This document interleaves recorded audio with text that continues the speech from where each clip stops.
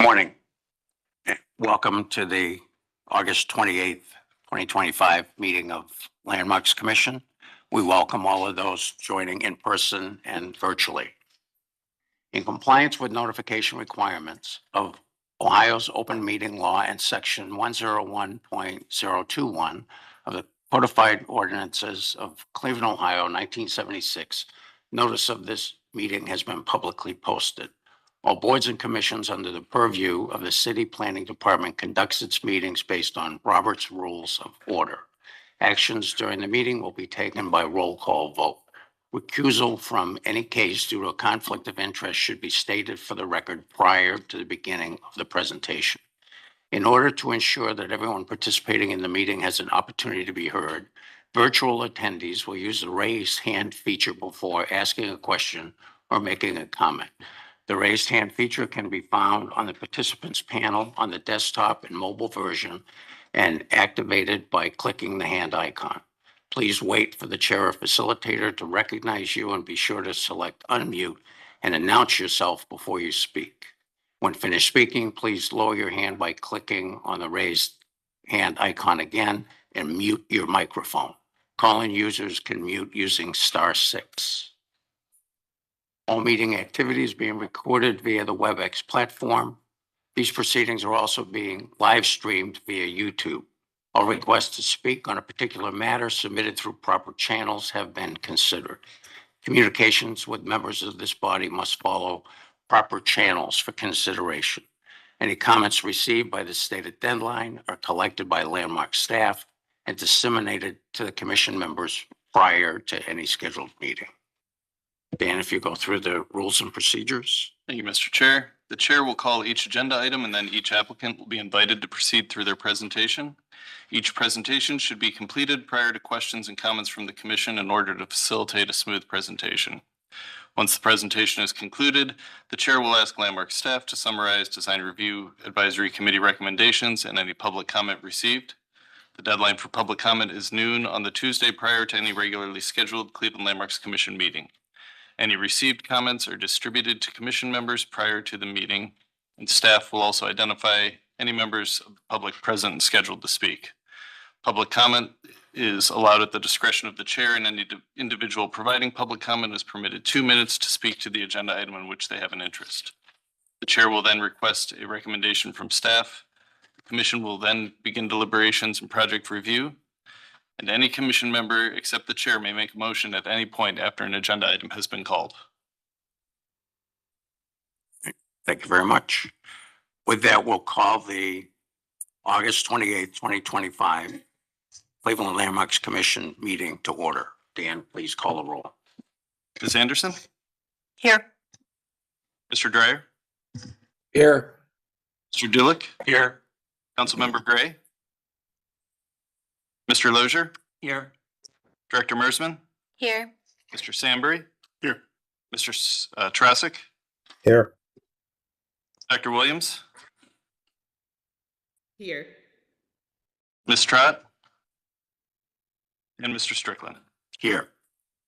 Mr. Chairman, we do have quorum. I'd also like to note that Jessica Beam, Carl Brunches, and myself are present from the Landmarks staff, and Sierra Lipscomb is with us from the law department. All right, very good. Referring to our agenda, we'll start with certificates of appropriateness. Case number 25064, Warehouse Historic District, Monster Steve mural at 1215 West 10th Street. Would the applicant please introduce yourself and tell us about your project? Hello, Steve. Nice to be here. So I'm a Northeast Ohio artist. I live in Canton, but I've been doing work in Cleveland since I was in my early 20s, and I actually painted on that specific wall a couple years ago. Um, so that's very rough layout of me. Um, the project is in conjunction with Graffiti Heart, and it's for the main mural project. Yeah. Um, so next slide. Um, I don't know how much you want to know about my background, but I'm a self-taught painter. I've been painting since I was, I guess, right out of high school. I started taking it very seriously, and I haven't stopped since. I painted murals all across the country, different cities, different towns, all kinds of different locations on all kinds of different mediums, or with all kinds of different mediums on all kinds of different surfaces, from aluminum to cinder block to anything you can think of, honestly. Um, and I do this full time. I've been doing this professionally since I was 26. Uh, and the mural that we are talking about is we're we're talking about adding on to an existing mural. We're talking about adding on to, if you see the photos, there's the already completed sections, which you can tell which ones are the completed ones. But we're trying to connect the old murals with new murals, but we're going to make them cohesive so that it looks like one large piece instead of individualized pieces. And I ended up speaking with Debbie yesterday. She's the other artist that would be next to me, and we are both very enthusiastic about painting together and connecting our pieces in a way that looks like, it looks like one piece, individual style, but one piece. And you can kind of see that in the rendering. So that's the proposed area for me, but Debbie would be to the left of me, and I would be connecting my old character to the new work. So it would look seamless. And that's the proposed area. And this was the original design that I sent over. And then after the first meeting, I took this design and I took some of the notes, and that one's not the one I re-edited. I don't know if that slide is on here or not. Um, this was the last presentation we received before the deadline, so if there Right. been updates since then, but if you can just talk us visually through. Yeah. Okay. And if I so- may, Steve, I have it on my screen. I don't know if I'm able to share. So if the committee would like to see the updated rendering, I can share screen, or Steve can talk through it. I'm Eileen. I'm Executive Director of Historic Warehouse District Development Corp. So go ahead, Steve, talk through it unless. Yeah, we don't have the capability for screen sharing. Okay. For Okay. attendees. Okay. So the rough idea in this design, I ended up doing black outlines because I was just trying to show clearly where things would be going. The actual design would not have the black outlines. It would look completely like the character on the right. That's just colorful and vibrant and fun and whimsical, all that stuff. Lots of movement, lots of like interesting textures, stuff like that. So my idea was to have kind of like a portal in the middle so that people, adults, kids, everybody could kind of hang out in this area, and you'd be able to take like selfies, stuff like that. Make it a little interactive. And it would just be an area where there's plants, and then maybe I was thinking about doing some eyeballs like coming out around the border so that the eyeballs would be looking at the person. So it kind of looks like if you look up, the eyes are looking down at you or to the side or whatever like that. And then the characters to the left, they would be connecting to Debbie's piece, and Debbie's piece would be kind of bubbling into my area. And since she works abstractly, and we both seem like we're on the same page as far as working together and understanding that, hey, you can go over parts of mine, you can also, and I don't mind if you go over parts of hers, and just make it. We've both worked with other muralists in the past. I've collaborated with a bunch of different mural painters over the years, and it's very easy to just, because we're experienced, we can be like, okay, this makes sense. Let's overlap here. Let's have some fun with that. Let's have like a little arm or a tentacle or something wrapping around one of your abstract shapes to make it, to give it some interaction. If that makes sense. I hope I'm being clear on that. The other thing that we talked about in the last meeting was we wanted to break, if you see that gray line, it's kind of a border on the top. We want to break that line some, so it's not going to be just framed in perfectly like that. We want to make it so that it looks like it's kind of growing, out of that section. So I was speaking about adding some elements of grass or some clouds or some bubbles. And since Debbie's doing, some bubbles in different shapes like that, we both agreed it'd be very easy to mix those things up together. So we talked about that. And then the vent, we also talked about possibly going to the site and checking the vent physically, but also the vent doesn't need to be painted. I can easily paint around it, and I can also paint on the borders of the vent so that it doesn't look like a hard edge. It looks like it's supposed to be that way. So those were the main points we went over, and in my meeting with Debbie and Eileen yesterday, we went over that stuff as well, and kind of we seemed like we're all on the same page with the notes from the last meeting. Right. Thank you very much. I think that we can understand that this Okay. version is not exactly what you're presenting, but understand the concept between tying the murals together. This go to design review. It did, Mr. Chairman. The Greater Downtown Historic Design Review Advisory Committee saw this project on August 20th, 2025.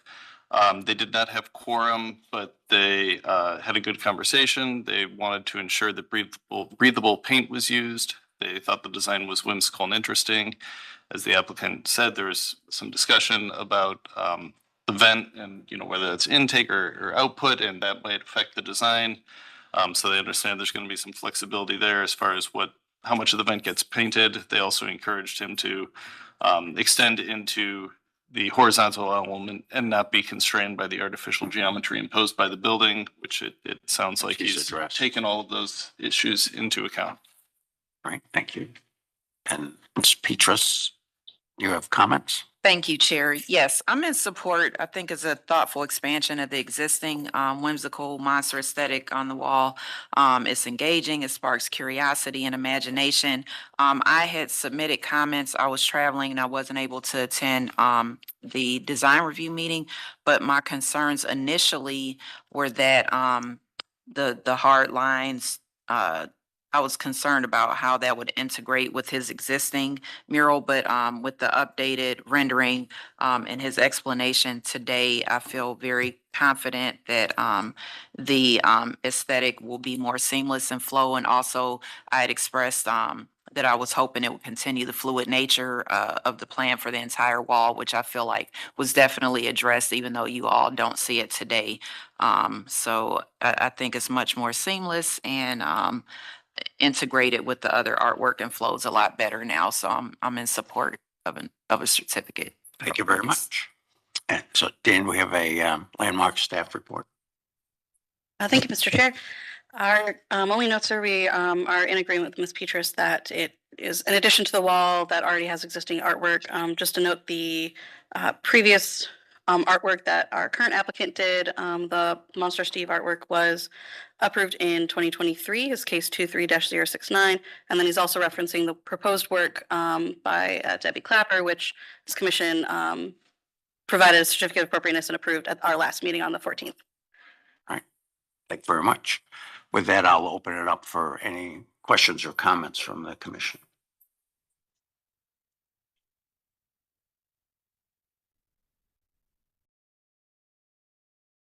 Okay, my comment would be, I think it's very appropriate. It's, adds to the activation of that wall. I think it's very considerate of integrating all of the murals appropriately. And so I very much support the continuation of adding murals on this wall at this location. With no further discussion, I would entertain a motion. Mr. Dooley.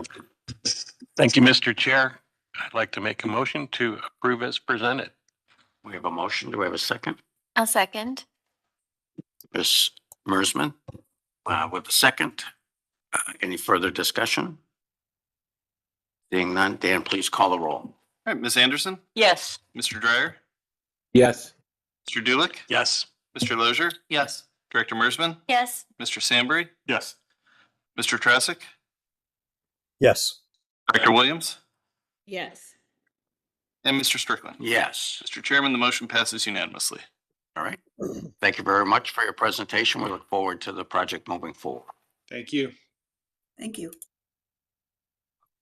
Move to our next case, 25065 Brooklyn Center Historic District. Julia Burgos mural at 2800 Archwood Avenue. Would the applicant please introduce yourself and tell us about your project?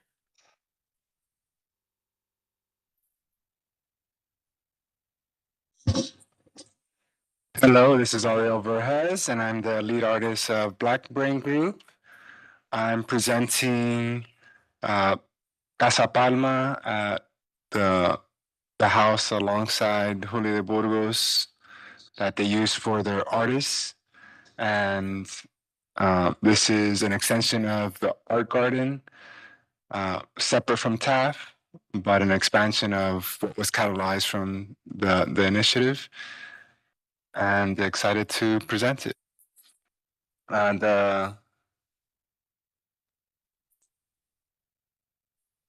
Clicker there, you can advance through this. yeah. So the house is alongside the cathedral, which is the main building, and it serves as artists in residence as well as a little gallery and community connection. Is it? Oh, okay. Skip all of this. This is the view going down Archwood towards 25th. And it's the white building behind that large tree. Here's the side as you come up the parking lot adjacent the brick structure. And here is the front of the house. The house currently, it's in a historic district. So we wanted to make sure we paid attention to the historic nature of the house, even though there's been a lot of additions or retrofitting that takes it out of like traditional historic conditions, but it's a historic district altogether. And the side is an aluminum siding, and the front is a mix of aluminum siding and then wood details for like the window kickouts and the porch triangle.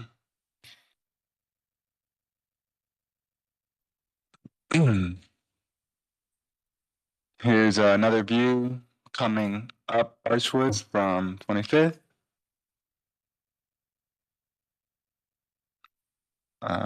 Seeing down the street.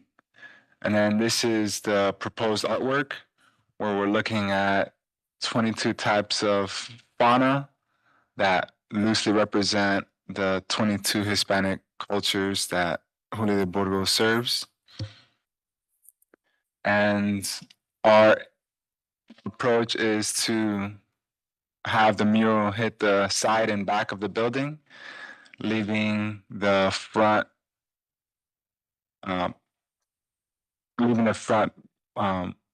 unmuralized by bringing in some of the colors from the mural. And here's a 3/4 where from the last review, it won't be the horizontal lines. Those are more just samples of how we've taken colors from the mural and muted them so that we can bring those into the architectural details of the triangles, the window kickouts, and the porch details and column details. So it's to show that we're going to bring in some of those muted colors to give it a traditional, more historic look at a 4-color palette for the front facade, with the mural wrapping through the back and peeking a little bit through the hallway between the house and the main building. But most of the image would be so that when they park and they come out of the main building, they're presented with the fauna.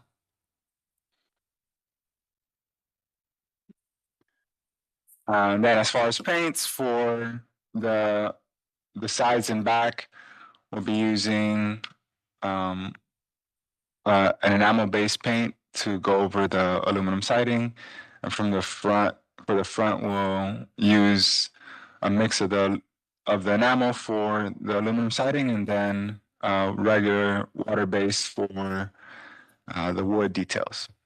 And then the mural itself would be mainly aerosol with bits of the water base for the big color blocks.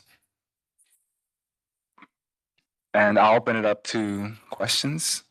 Thank you. Thank you for your presentation. I'd like to hear the design review report. Thank you, Mr. Chair. This project was reviewed by the Greater Cuyahoga Valley Historic Design Review Advisory Committee on the 19th. They discussed a lot on the front of the home and the work there, that the wood would be taken care of, sealed if needed, and the paint colors would depend on the paint surface.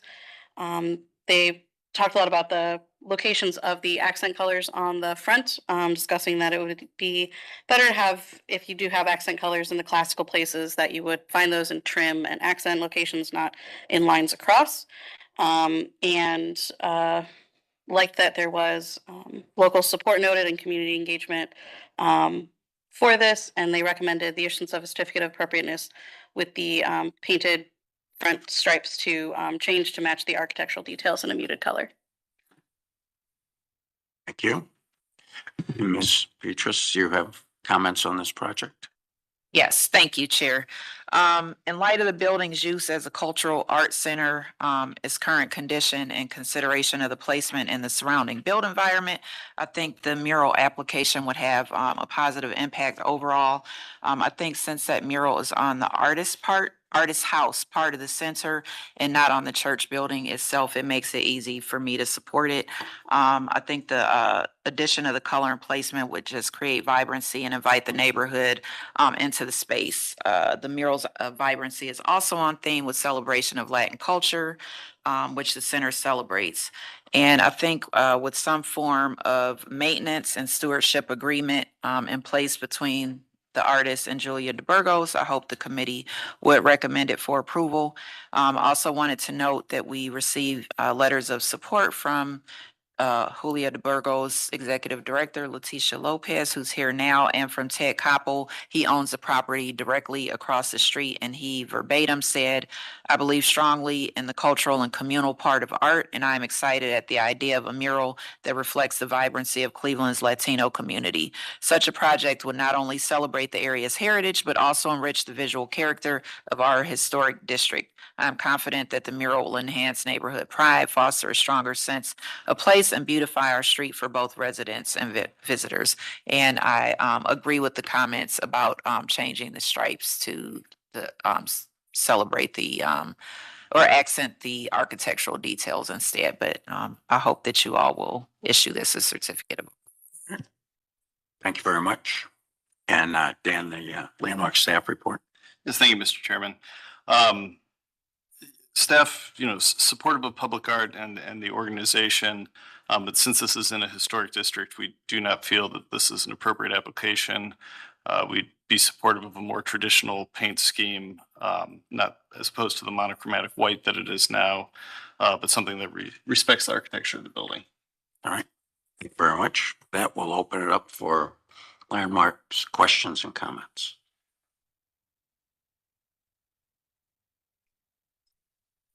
First, Mr. Sandberg. Personally, I think this is a really interesting art piece and what you're proposing. To me, the original siding's covered up. It's not there. You're painting a non-original surface. I would want to know what is the foundation? Is that a painted stone already, or The foundation is a stone. is it previously it's- painted or is it exposed? It's exposed or it's No, painted it's gray. gray. It's been painted gray, yeah. yes. If it's already painted, I'm okay with the new paint on that. If it was exposed, I would try to avoid that area. But since it's not the original siding, I'm okay with this artwork on the non-original material. And I think as far as the front, I would be okay with staff approving the location of the colors. Thank you very much. Ms. Anderson? Thank you, Mr. Chair. I'm aligned with staff. I think if we are going to go forward, I would do this with the consideration of the design review committee, where the exterior front would be painted in a more traditional manner, with the trim being accented and the colors more muted. I would try to keep the mural towards the back and maybe not bring it, at least on the more front portion of the house. I think that should maintain a more traditional look. It's been cited. I think a lot of the details have been obscured, but overall it's, an attractive house of that vintage. So I would kind of try to respect that. And again, if we do move forward with the mural, I think the muted colors would be just easier on the eye. So those are my comments. Thank you, Ms. Anderson. Director Mersman? Thank you. I am sort of weighing and thinking about the historic nature of culture and people in this space as well, and also our desire for neighborhoods, including those that are historic and in landmarks districts, to be vibrant and active and engaging. And so I think, respecting the historic appropriateness conversation and thoughts, I sort of tip toward wanting to embrace that vibrancy and vitality in the use of the space. That to me, on balance, feels more significant of an addition to the neighborhood than preserving the historic nature of the home, of which there are probably many other homes on the street that create and maintain that historic character. Thank you, Director. Well, Mr. Thank you, Mr. Chair. I'd like to echo Mr. Sandbury and Director Mersman's comments as well. Definitely respecting the kind of duality we have here. I think it's fascinating for a couple reasons.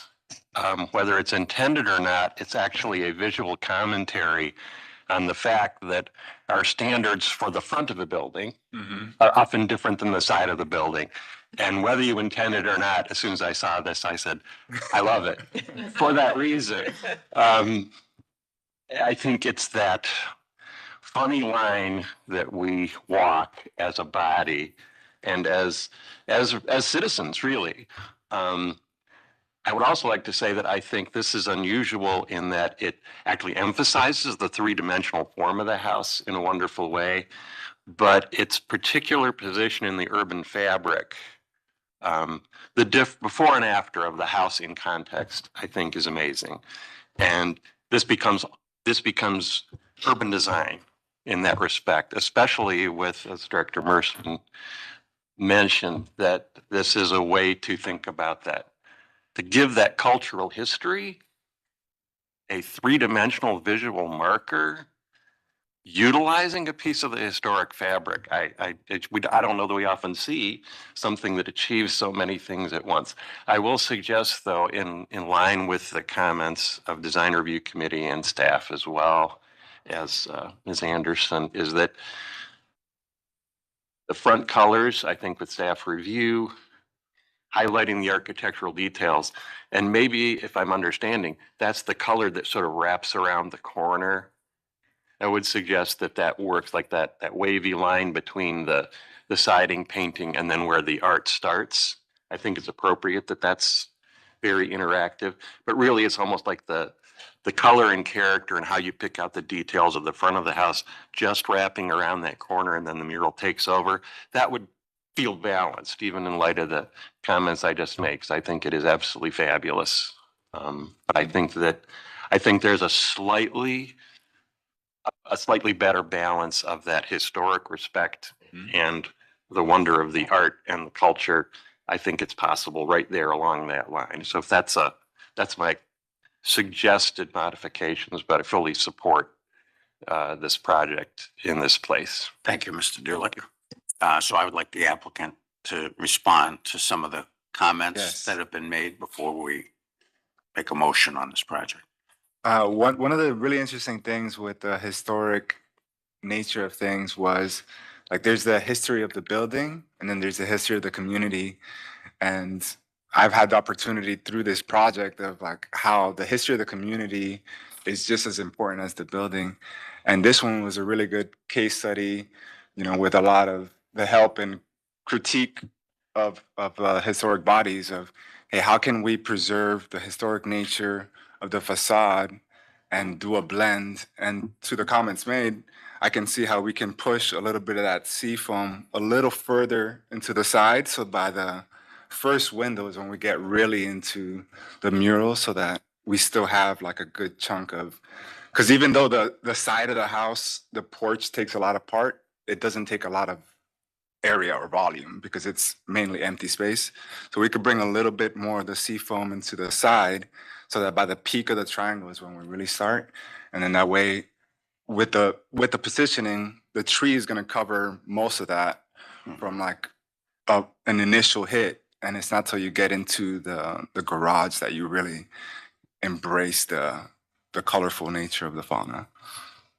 All right, thank you. Can we go back to the front facade vision for the building? What's being proposed? Mr. Chair, I just did want to add that staff is more than happy to work with the applicant on final color selections and locations of those colors. Okay. So I want to understand, is the way this is depicted here, that's. So this after our review, we had the same notes of making sure that those trim colors that we have there as samples are more on the trim and architectural details versus like horizontal lines. Oh. So it's like, hey, let's go through the trim and let's do like a 4-color palette that takes the muted version of colors that are in the mural, and that peach, that lime green, and that sage, and really kick out the window, kick out the porch horizontals, and then the column, and then the not the frame, the molding on the column, so that those have like the 2 accents, and then All right. So that's great. So as Dan suggested, I think it would be appropriate for you to work directly with Landmark staff in terms of finalizing the details, particularly on the front of the house. Yeah, Yeah, what we can do is that we can get the base color going and create concepts for the front so that that can get finalized more leisurely. All right, wonderful. So I think this is a fantastic project. I mean, it's very impactful. I mean, as soon as you see it, you know, it resonates, and I think it is very reflective of the dynamics of the community. So I think it's a fantastic project, working through those details that can also feature the historic nature, especially on the front facade of the house. Could I make a few comments? Sure. So I'm the executive director at Julia de Burgos Culture Arts Center. Our center has been around for over 35 years. And in 2018, we were connected to Archwood United Church of Christ through Metro West CDC. A few years later in 2022, they donated the building to us.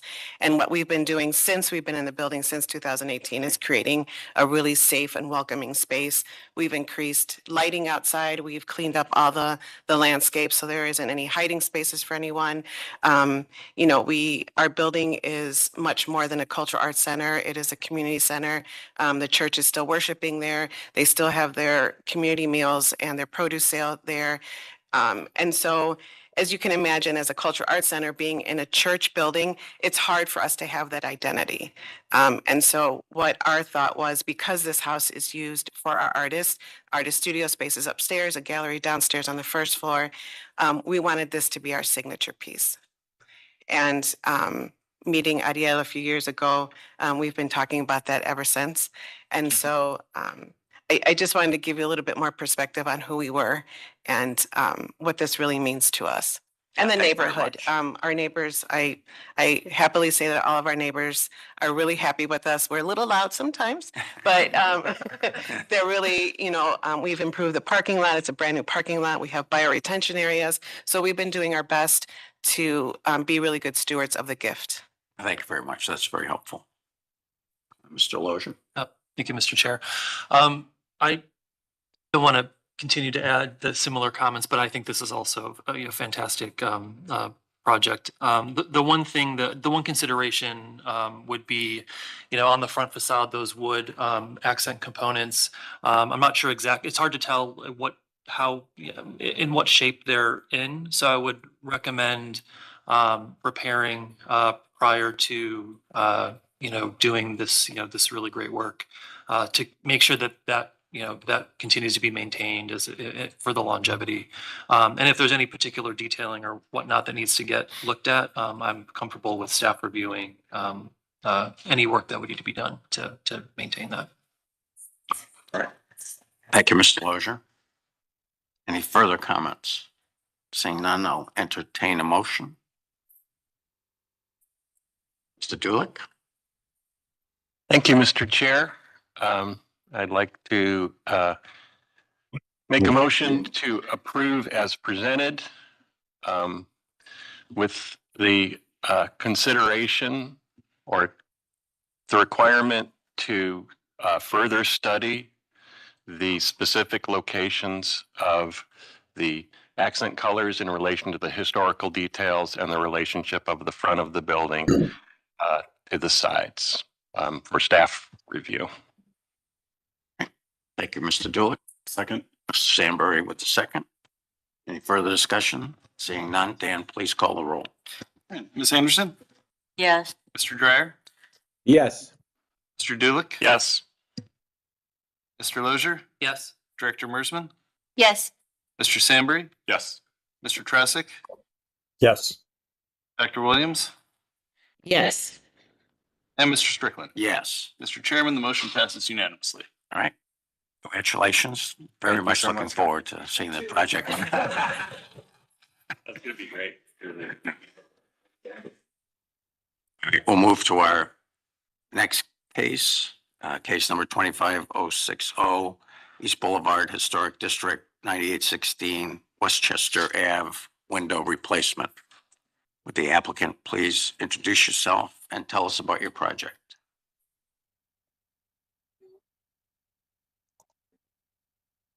Yes, this is for Window Nation. Just will advance the slides from here as you direct us. This for Window Nation. Hello. Yeah, we can hear you very intermittently. Okay, give me 1 second. That was more yes. clear. Okay, yeah. So the customer currently has wood windows. She has a partial replacement in the home vinyl. She's looking to replace the rest of the home with vinyl.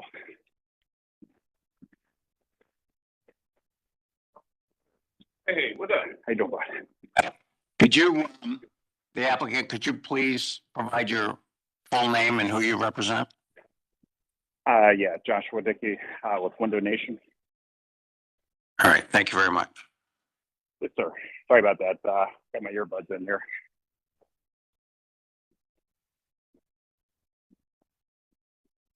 All right, you can proceed with your presentation.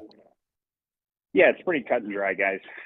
You know, it's standard window replacement, partial replacement. Everything will be like for like, other than the fact that it's not wood, it's vinyl.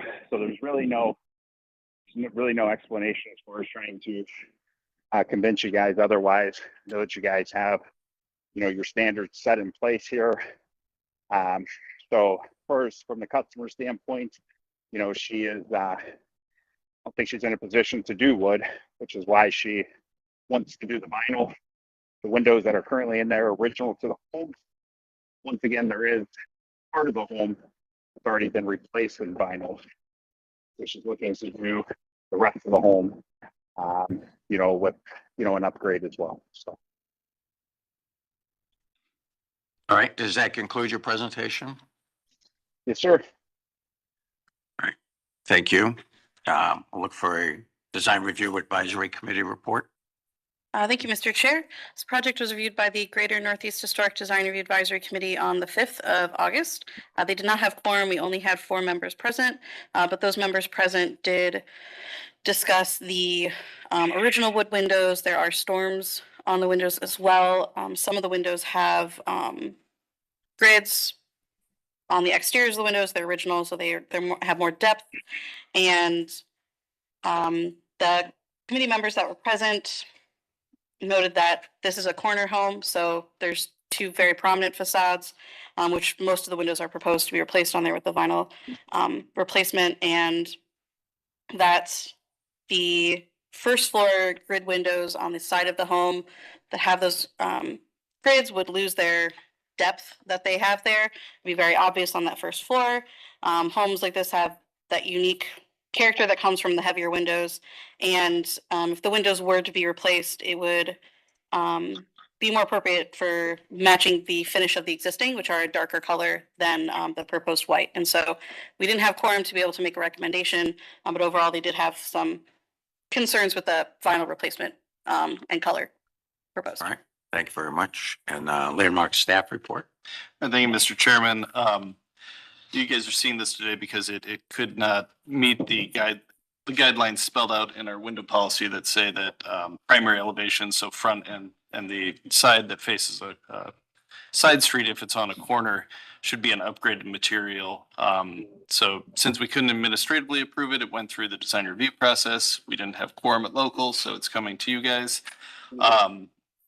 You know, with this one, most of the windows are 1/1, as we've talked about before. It's less about the material and more about the overall appearance of the window. As long as they can, the installer can match the configuration of any muntin or grid patterns that are existing in a, you know, SDL or simulated divided light, so an exterior expressed muntin. If they can use a color other than white, you know, brown or a tan, I think that would be appropriate, and you know, don't have objections to the use of the specific material. It's more about the overall appearance and color that has concerns about the white vinyl being proposed in this case. All right, thank you very much. With that, we'll open it up for questions and comments from the commission.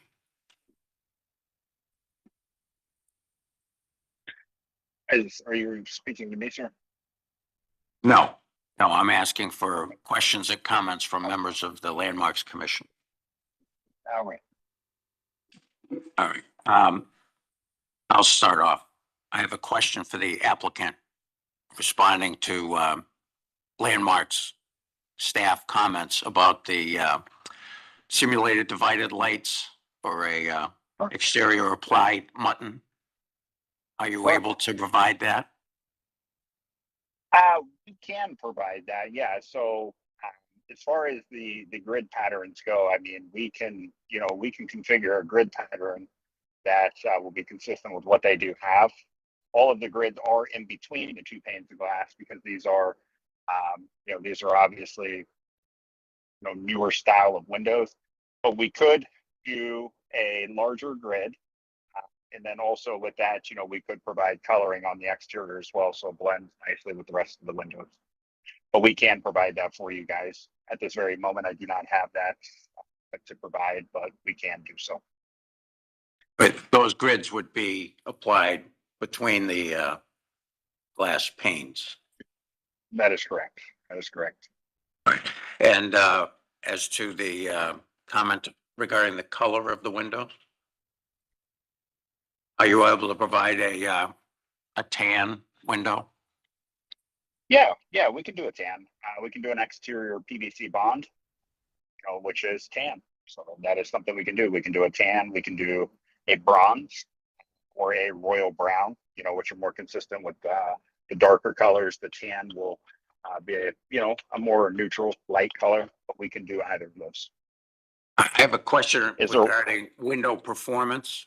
When you add a darker color to the exterior of a vinyl window, does it impact the performance of the window in terms of expansion and contraction?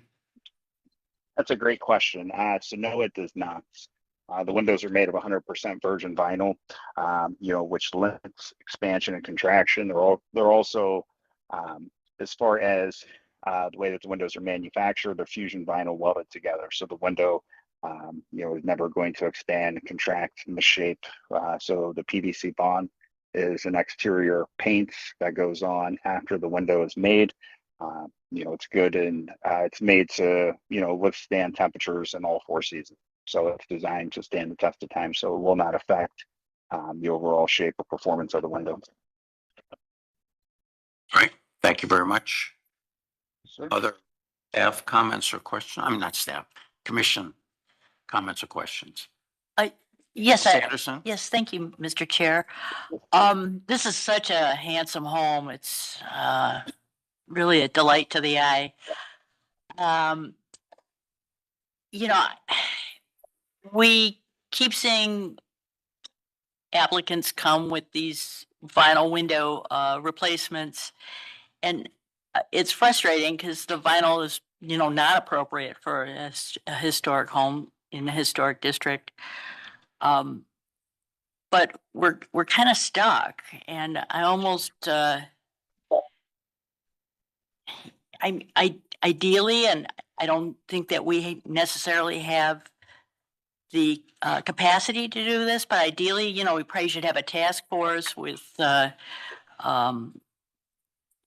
goal of trying to find manufacturers who can create affordable windows that aren't vinyl, but we don't have that. So here we are. This is probably at least once a month we get one of these, and it's just frustrating. I have to be adamant. The white would be totally inappropriate. So some sort of color should probably be applied. Those are my comments. Thank you. Thank you very much. Other questions or comments? Then, hearing that the applicant has the ability to address some of the recommendations of the Landmark staff, I would suggest with any motion that it be a requirement that the applicant, work with the homeowner and Landmark staff to pick out an appropriate color that is satisfactory to the owner, as well as something that Landmark staff feels is appropriate. And then the apparently do not have the ability to do an applied mutton. So Landmarks would have to determine whether it's sufficient just to have grids defined between the panes. Sandberry? Thank you, Mr. Chair.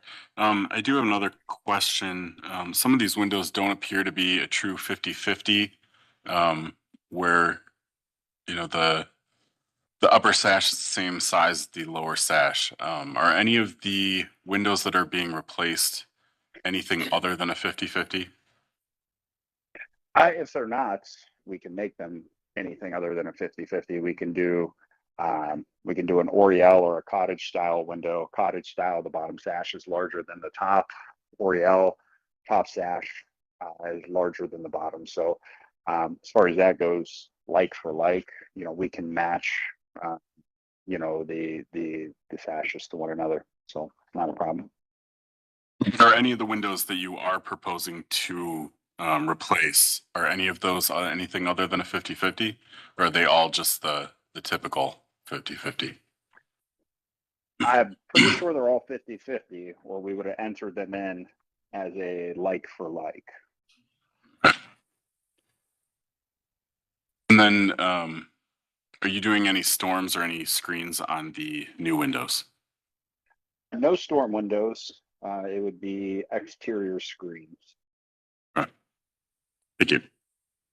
Through the chair, just wanted to clarify. Yeah, it does appear that, you know, you can see some of the cottage sash in this image. The only windows being replaced have the red checks on them, and they all appear to be 1/1. Of the, you know, multiple windows being proposed for replacement, only 5 of them have any kind of mutton pattern right now. It's the two small ones in the middle second floor of this image. And then the windows on the Oriel projecting bay there on the left, the labeled family room, also have a mutton pattern. But otherwise, they're simple 1/1. So 5 of the windows would have a grid pattern, 2 in the front and 2 on a prominent side. Correct. Yeah. And how many are being replaced total? Does the applicant have the count for the total number of replacements? Is it 10? 10, I believe. 10 Uh, windows. well, it looks like No, 11. There's 11. like some of these have multiple quantities next to Yeah, them. so you said it's 11 windows. Yeah. Okay. Yeah. Any other questions or comments from the commission? Seeing none, I would entertain a motion.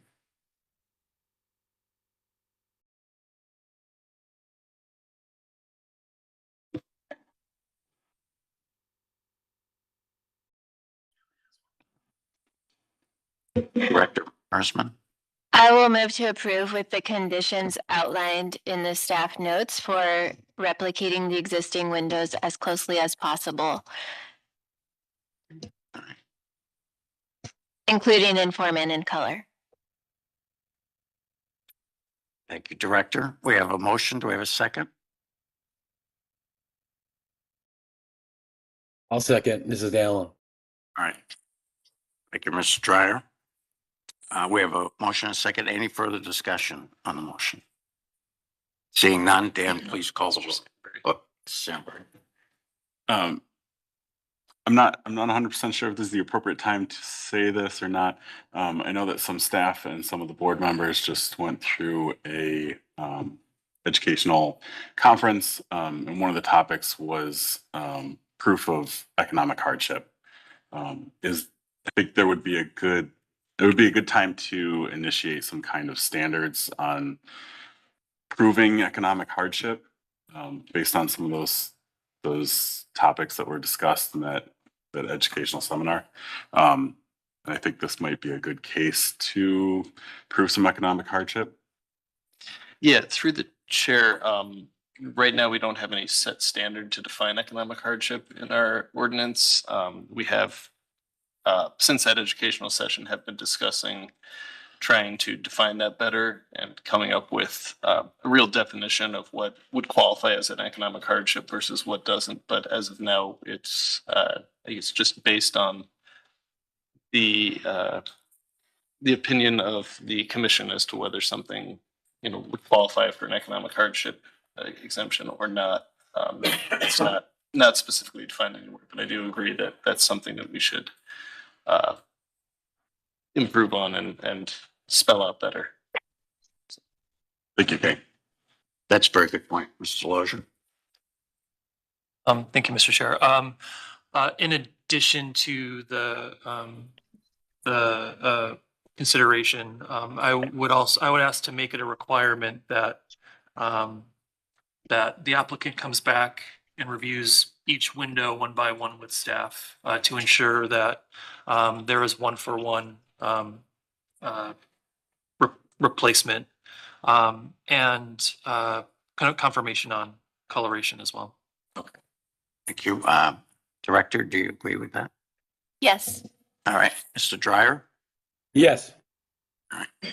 Thank you. So the motion is modified to request to make that requirement with staff review. Okay. Any further discussion? Dan, please call a roll.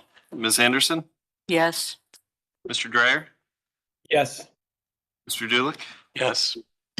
Councilmember Gray, Yes. Mr. Lozier, No. Director Mersman, Yes. Mr. Sambry, No. Mr. Tresick, Yes. Dr. Williams, Yes. and Mr. Strickland. Yes. Mr. Chairman, the motion passes by a vote of 8-2. All right. Thank you. So the applicant understands the requirements that have been set with regard to working with staff to confirm the final color and configuration of the replacement windows. Yes, so just to confirm here for clarification, is there a particular color that you guys would rather have in terms of a beige or a brown? Will that make any hindrance on your guys' final decision, or is that up to the discretion of the homeowner? I would say based on the motion that was passed, matching as closely as possible to the existing color of the actual sash, not the storms over them, is what the commission was aiming So for. it's the actual window. Okay. Yeah. And certainly And that, consideration of the color- owner's preference would be considered. okay. Yeah, Understood. we And can then talk, we as- can talk offline about the details. Do you have another question? Yes, now as far as the grid patterns go, not all windows have grids. You just want the windows that currently have grids to have, to be like for like. Correct. Yes. And they asked Okay, now would, that you walk through each window one by one with staff to ensure that, that it's a like for like match. okay, understood. Okay, All right. all right. Okay. All right, Looking forward to your project moving forward. Okay, so from this point on, do we resubmit with you guys or? Yes, staff will follow up this afternoon, tomorrow morning, and then we can work out the final details from there. Okay. Yeah, sounds arrange good. to set a time for you to come in and work with them to do the specific review. Okay, so I got to come in there personally. Yeah, we might be able to do it online, but we can work all that out. That's fine. That's fine, guys. Okay, I appreciate your time. Thank you so much. All right. Thank you very much. Yep, take care. Bye. All right. The next case, 25034, we had received a message that the applicant was, looks like the applicant's here. So that question has been answered. So we'll follow in order. We got it on table. Yeah, right. So case number 2534, Shaker Square Historic District, Colony Apartments at 2809 and 2935 Van Aken Boulevard. This project was tabled at the August 11th meeting, so we would need a motion to table the project. I'll make a motion to untable. Mr. Lozier, do we have a second? I'll second. Mr. Dulick? Dan, please call the roll. Ms. Anderson, Yes. Mr. Dryer, Yes. Dulick. Yes. Councilmember Gray, Yes. Mr. Lozier, Yes. Director Mersman, Yes. Mr. Sambry, Yes. Mr. Tresick, Yes. Dr. Williams, Yes. And Mr. Strickland. Yes. Mr. Chairman, the motion passes All unanimously. right, so the project is taken off the table. So we'll ask the applicant to introduce yourself and tell us about your project. All right. I'm Brandon Klein. I'm the marketing assistant at Smartland LLC. I know I presented this before, so I'm gonna go quickly. Basically, the summary is 3 new monument signs at Colony Apartments. A little bit about us is we own and manage a lot of different apartment buildings, houses around the Cleveland area. We do a lot of work on our properties, as you can see from the pictures, to invest and to make brand new units. We don't just come in and jack up rent. We renovate with a purpose to give people affordable, nice options for places to live. Those are some of our pictures from Colony. So this project doesn't just serve to update what we have so far. It serves many purposes in our minds.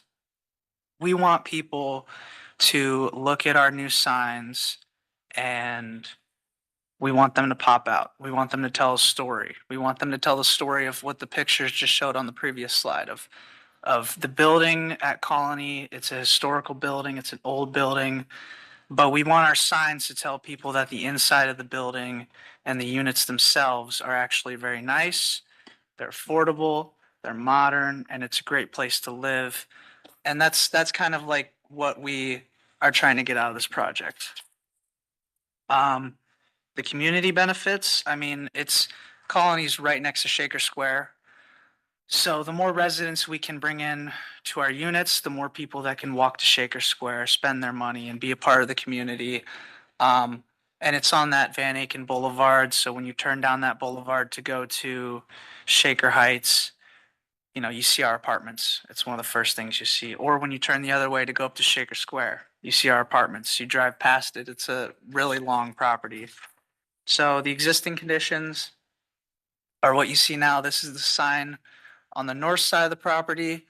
Obviously, it doesn't look nice at all right now. We have 3 signs actually. One is actually in Shaker Heights. It's the southernmost sign. So if we go to the next one, the 2 up top are the sign in the middle. The one at the bottom is the northmost sign. If we go to the next one.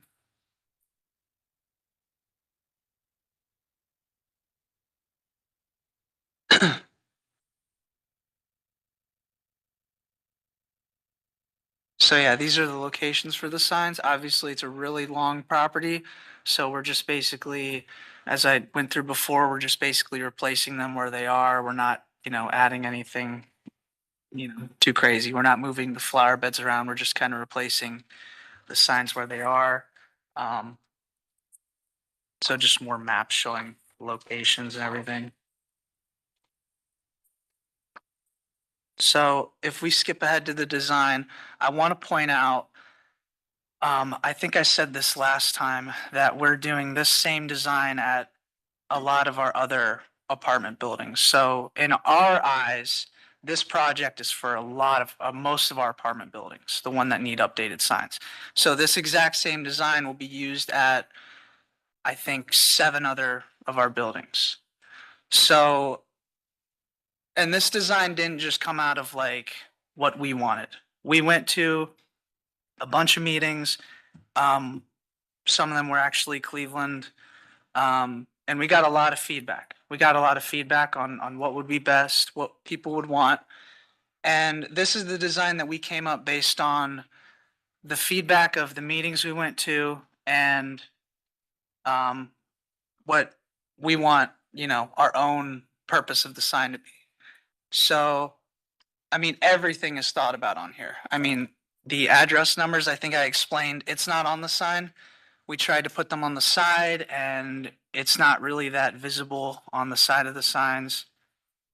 We try to put them on the front and it just looked too jumbled and too much. So this is just a nice, clean, modern design that we're going to use at every every one of our buildings. So if we could skip ahead.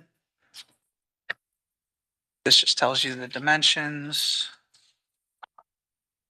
So these are real life examples. These aren't our buildings, but these are buildings in Shaker Heights, the Van Aken district. We thought we'd put this in for context because these are the same kind of similar buildings to what we have. They're old historical buildings that were taken and renovated. And as you can see, they have signs that look very similar to ours. And we thought to put it in because it, you know, if you look at it, it fits well with the building. You know, when you look at the building, you may think, oh, well, it's just an old historical building. But when you look at the sign too, you might think, oh, well, maybe it looks different on the inside. Maybe the units are really nice on the inside. So we thought we'd put that in there. I'm going to point out that with Shaker Heights, with this property, we're still in the process of getting this approved with them. Their schedule's a little different and their process is a little different. So we're still in the process of that. But what I can say is that we have another property in Cleveland, Maple Heights, Cleveland Heights, Columbus. They've all approved this for all of our buildings. And yeah, I know they hold themselves to very high standards like you guys, and they've given us a lot of good feedback. So I just wanted to add all of this in for context. If we move on to the site plans. I mean, like before, it's basically just where the old signs are going to be. You know, we're not moving flower beds. We're not, you know, moving anything really. It's just basically where the old signs are going to be. This is the one in Shaker Heights. We have a landscaping plan because Shaker Heights requires it for their sign, but this is going to be kind of the same landscaping plan for every one of the signs. We're going to have that the boxwood evergreen bushes behind it and kind of off to the side, so it just looks nice. And we don't really just want the sign just standing there by itself. We want, you know, some nice looking bushes around it to look nice. I will point out in this picture that tree in that flower bed is actually taken down. It was taken down like a few weeks ago or something. So it's going to look a little different. But yeah, these are our mock-ups. As you can see, this, if we go back to the sign in Shaker Heights, this one is 3 feet high, 6 feet wide, and the other two are the same size. They're both 9 feet wide and 4.5 feet tall. So the one in Shaker Heights is smaller just to fit their requirements for signage and square footage of face on the signage. And then if we move on, we'll basically see the installation instructions, and then we'll see the blueprints.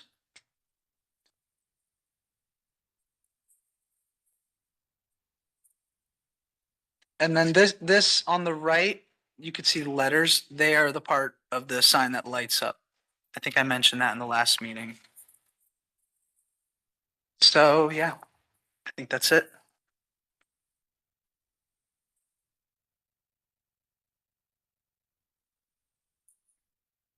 Presentation. We'll look for the Design Review Advisory Committee report. Yes, Mr. Chairman, since this was tabled last time at the Landmarks Commission meeting, it hasn't gone back to the local design review committee. But the local committee at their August or at the previous meeting did recommend the issuance of a certificate of appropriateness with the sizes of the signs being more consistent and detailed landscape information being provided, which has been done. So I can move into staff report if that's, yeah, it's, I mean, I think staff continues to have some questions about the installation and electrification. The sort of installation instructions aren't typically what we see for a monument sign installation as far as, you know, footers and the freeze thaw cycles we see here in Cleveland. I said that's really more of a building and housing issue for when they review and potentially approve these plans. So, you know, I guess I would just note this also does require variances for the size and parcel line. So if you guys do approve it, you know, I'd recommend including issuance of variances to the sign code unless, otherwise they'd have to go to Board of Zoning Appeals before they can pull a But permit. we could. You can vary that sign Authorize. code. Yes, correct.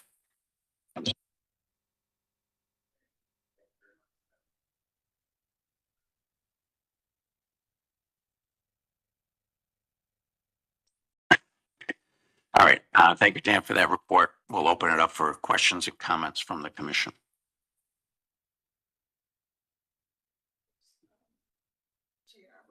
Councilwoman Gray? Yes, I am the councilwoman in the area of the Colony Department. You had stated that the sign will represent the beautification of the building per se, and it will reflect on what the current units will be looking like, will be looking like as modernization and not the other units that have not been upgraded. So will the signs be looking, so that sign will represent the modernization of the apartment units that you're remodeling and not the units that have not had nothing done to them. I'm just stressing that point because you made that point in your presentation. Yeah, I want to point out that with this property in particular, most of the units have been renovated. So I think there's only like a small percentage that are still not renovated. And that's really only because that the people that were living in them since we bought the property haven't moved out. So we're not just gonna kick them out to renovate their unit. So it's really just a small percentage that hasn't been renovated. I also want to point out that it's not just the units, it's the hallways and the staircases. So when you go into the building, everything looks modern. But I don't think it represents just specifically a renovated unit. I think it represents a modern apartment building, if that makes sense. So it's not just targeted towards a modern unit. It's a more broader story of a more modern, I guess you could say, community or living space, if that makes sense. Okay.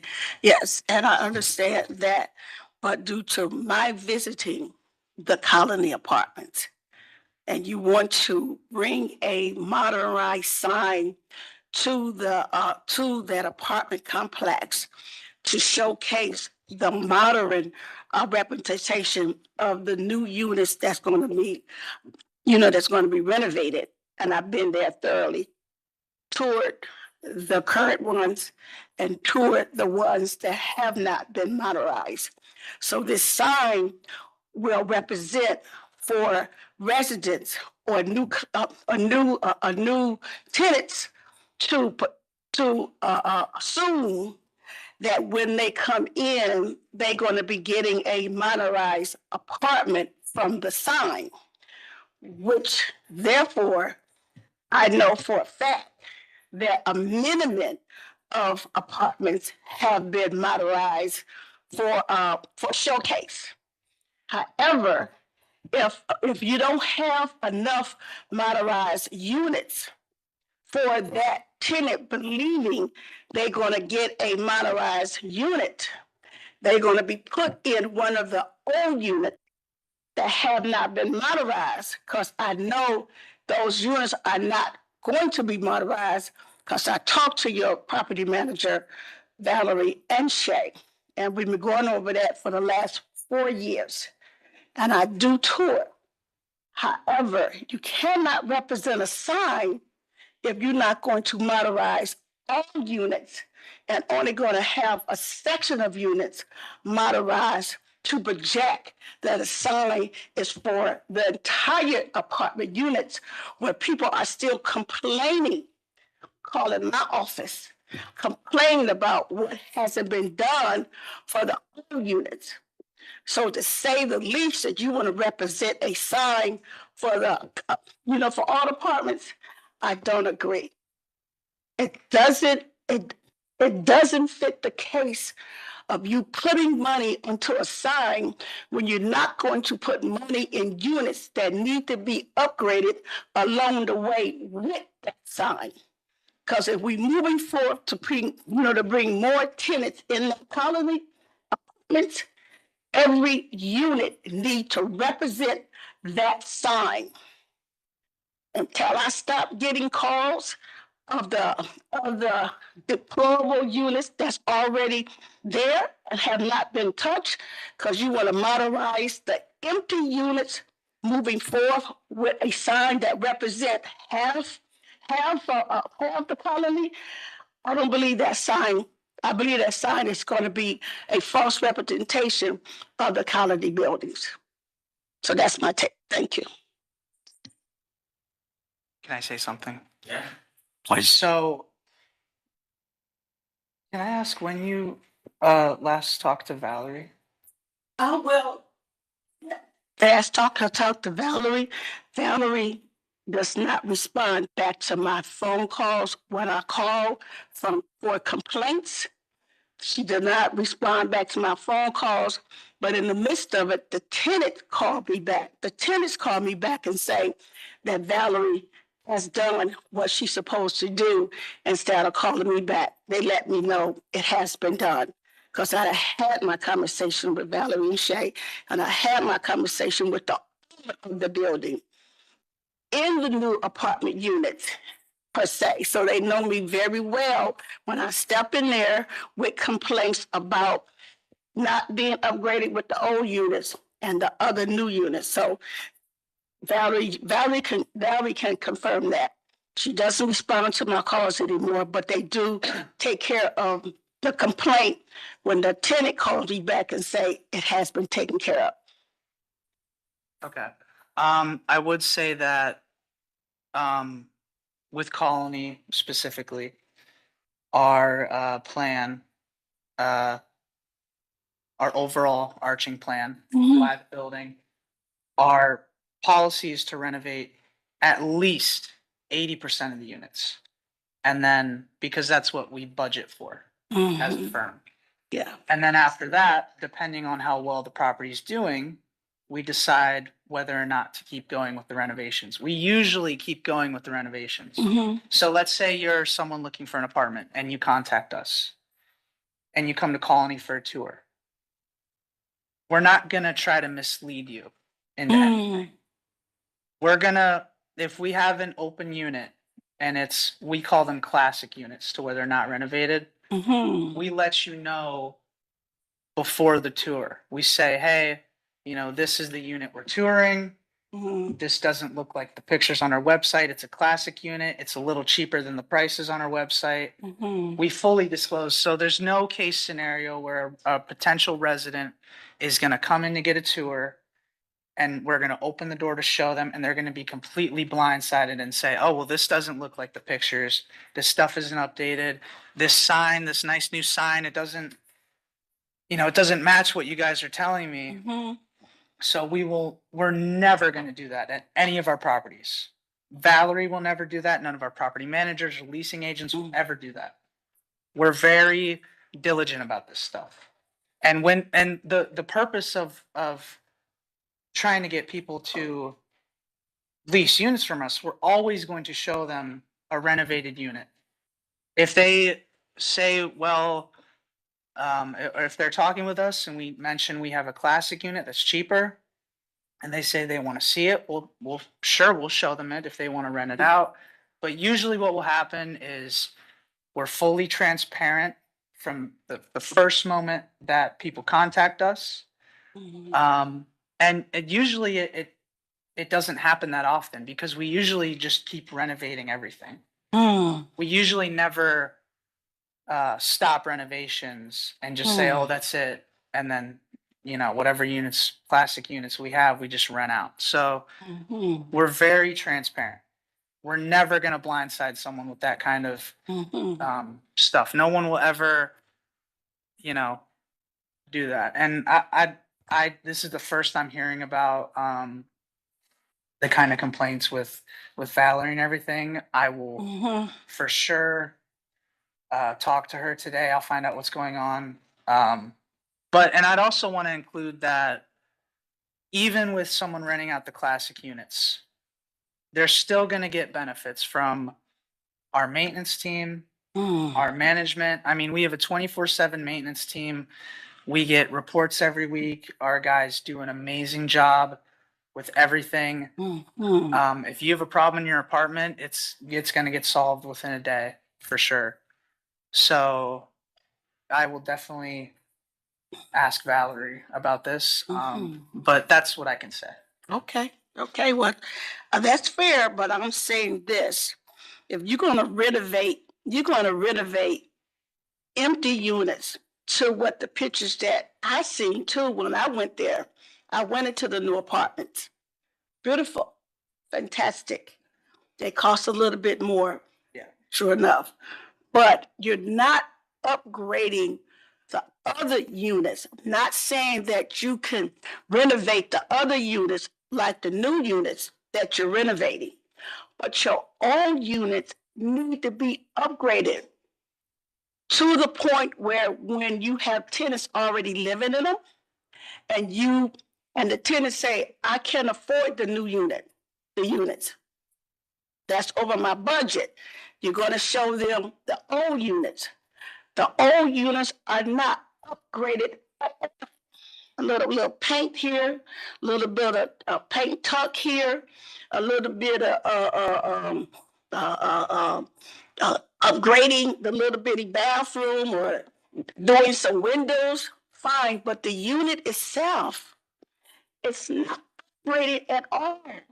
So if you're going to put the money into the new units, put some money in the old units where the tenants who are paying rent, who can't afford the upgraded units to live comfortably too. But you want to put a sign in front of the county building to project that all your units are beautified and renovated, and they're not. So I'm simply saying this. Don't put a sign that you want to put money in front of this building and say, hey, come move into this beautiful new units. But the other units have not been touched. I've seen them. I go into the buildings. I do, as of this year.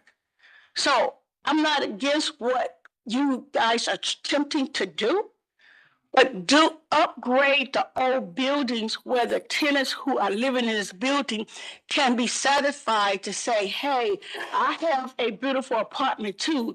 It may not be upgraded 100% like the new units, but if you come in there and you want to rent, people don't want to live in a unit that's not healthy, that's not safe, and have a lot of problems that need to be upgraded, and you have not touched those apartment units. Majority of those apartment units are empty. You have a beautiful landscape, but you're not doing anything for the old apartment buildings that the tenant's been there 20, 30, 40 years. You just want to showcase your new modernized apartments so more people can move in. And that's not fair to the tenants who've been there for a long time, who want the satisfaction of having a beautified apartment too.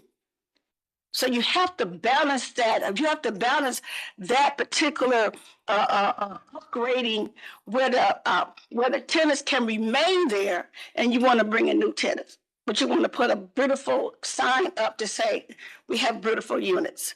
That's not fair to the tenants. So that's what I'm saying. what I'll say is that, like I said, we originally planned to renovate at least 80% of the units. On top of that, it depends how successful the property is. The more people we get to lease units, because ideally we want to renovate all of them. Ideally, you should. Ideally, we want to, but there are instances where we can't. We don't have, sometimes the property's not performing Can well you enough. provide a timeline on just achieving the 80% renovation level? This particular building was, I believe, a 5-year timeline. Starting when? I think it started in 2020. So So it's we're, been 5 years. yeah, we're up Been to 5 that years already. 80%. But What I can say is that on top of that 80%, it depends how successful the property is. It depends, because it also depends, like you said, there's people living there for 30, 40 years. They choose not to move out of their unit. We're not gonna kick them out to renovate their unit. You can renovate around them. You can still renovate that unit that they be living in that has not been touched in all those many years, but you're renovating the empty units. So why have you not taken the time to renovate the Mr. units while they're in there? I'm Maybe sorry. you can address some of the councilwoman's concerns by making sure that the property manager responds to her phone calls Okay. and, or provide an alternate contact for her if she Okay. doesn't feel like she's getting the appropriate response. Okay, I want to email you. I want to get your contact information. All right. So I'll be sure to talk to Valerie. So, All right. Thank you. So we have the landmark staff recommendation. Is there any further questions or comments? I have a question about the variance. How much of a variance is, do you have specific, oftentimes you say, you know, how many feet are allowed and Jessica has that info. Thank you, Mr. Chair. So the freestanding signage for these buildings, they're located in an E2 residential zoning district. And so there's a parcel line variance because signage for residential zoning districts have to be 20 feet from the parcel line. This is much closer due to the wide sidewalks and tree lawns there. And so the variance from the parcel line varies depending on the signs since they're at different locations in their beds. And then the overall size variance for the signs is a 15 square foot variance overall, since the height fits, but just the overall size of the sign. 15 square feet? Yeah, for either of the two signs in Cleveland. Thank you very much. Ms. Anderson? Thank you, Mr. Chair. This was tabled the last time you brought it to us, and the reason it was tabled is because this isn't a historic district. We have different standards than they probably do in your signs that are located in Maple Heights, or even the building that you have at, I think it's Payne and East 55th. You probably wouldn't allow the treatment that you have there. I think the sign is painted sideways along this part of the building. So just as we would not allow you to, let's say, paint the brick gray or remove some of the trim and that kind of things, the sign must be consistent with the exterior of the building and the historic character of the neighborhood. That's what needed to be addressed, and that's the reason we tabled the last time you presented this sign. This, I think, was the exact same sign to us, is that it does not relate to the style of the building, the historic character of the building, the color, even the font is a very contemporary font. It needs to be more consistent with the building. So, I couldn't support it last time. I can't support it this time. I understand what you're saying regarding the interior of the units, but the statement must be consistent with the exterior of the building. When people go to rent your units, more often than not, they're probably on your website. They're probably familiar with what the interior is going to look like. So I think it's kind of redundant. You don't need to say that in the sign. The people are going to see the photos. I know I'm in real estate. I show property. People look at what's online before we set foot into the property. So I cannot support this. This is the reason we tabled it last time, and this is the concern that still exists.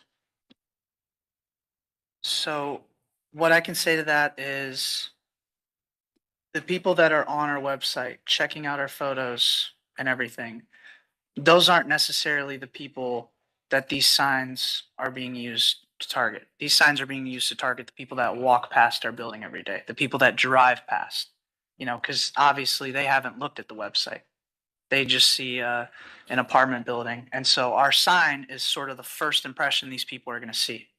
So when they look and see a sign that is matches the building and is looks more like the historical character of the building, it doesn't pop out to them. It just blends in with the background, and they drive past it, they walk past it. We want a sign that pops out to people, a sign that tells the story of the building, right? We want, this design wasn't just made to reflect the inside of the building, but also the outside. You know, we wanted a design that has a balance of both.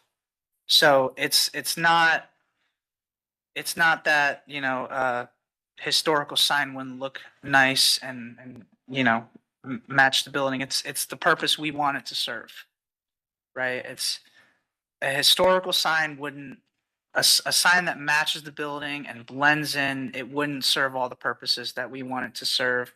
It wouldn't be worth the investment of the amount of money we want to spend on it. And we want these to pop out and be a very good first impression for people that have never seen our building before or never been on our website before. May I respond to that? Sure. Okay. This is still a historic district. The reason you are sitting in this room is because we are looking at the aesthetics of the historic district. So the primary objective is not for us to market your units the way, you know, you want people to perceive them. It is to maintain the historic character of the district. I think an attractive sign can be created. Just having a new sign that's well-maintained and well-maintained area gives people the understanding that this is a well cared for building, and this building also respects the character of the neighborhood. I think being that oppositional and that distinctive is kind of why we're here. Why this exists is to prevent that kind of character diminishment by advertising that states the purpose of the owner as opposed to the continuity of the area. So those are my comments. All right. Thank you, Ms. Anderson. So this applicant has expressed why, you know, they have chosen this sign design. And so it's incumbent upon each of the commission members to weigh the consideration of the applicant and the design that they're presenting as opposed to whether it encroaches or infringes on the historic character of the exterior of the building. So I understand the philosophy behind the development, the sign design, and what it's meant to project. And then it's up to us individually based on these considerations to vote whether we approve of this sign in this context for this building. I personally don't have a problem with it. The existing signs are horrendous. And this is, personally, I think this is going to be a vast improvement. So again, personal opinion is I don't have a problem with it in this particular case because of what it's replacing. So those are my comments. So with that, if there's no further discussion, I would entertain a motion.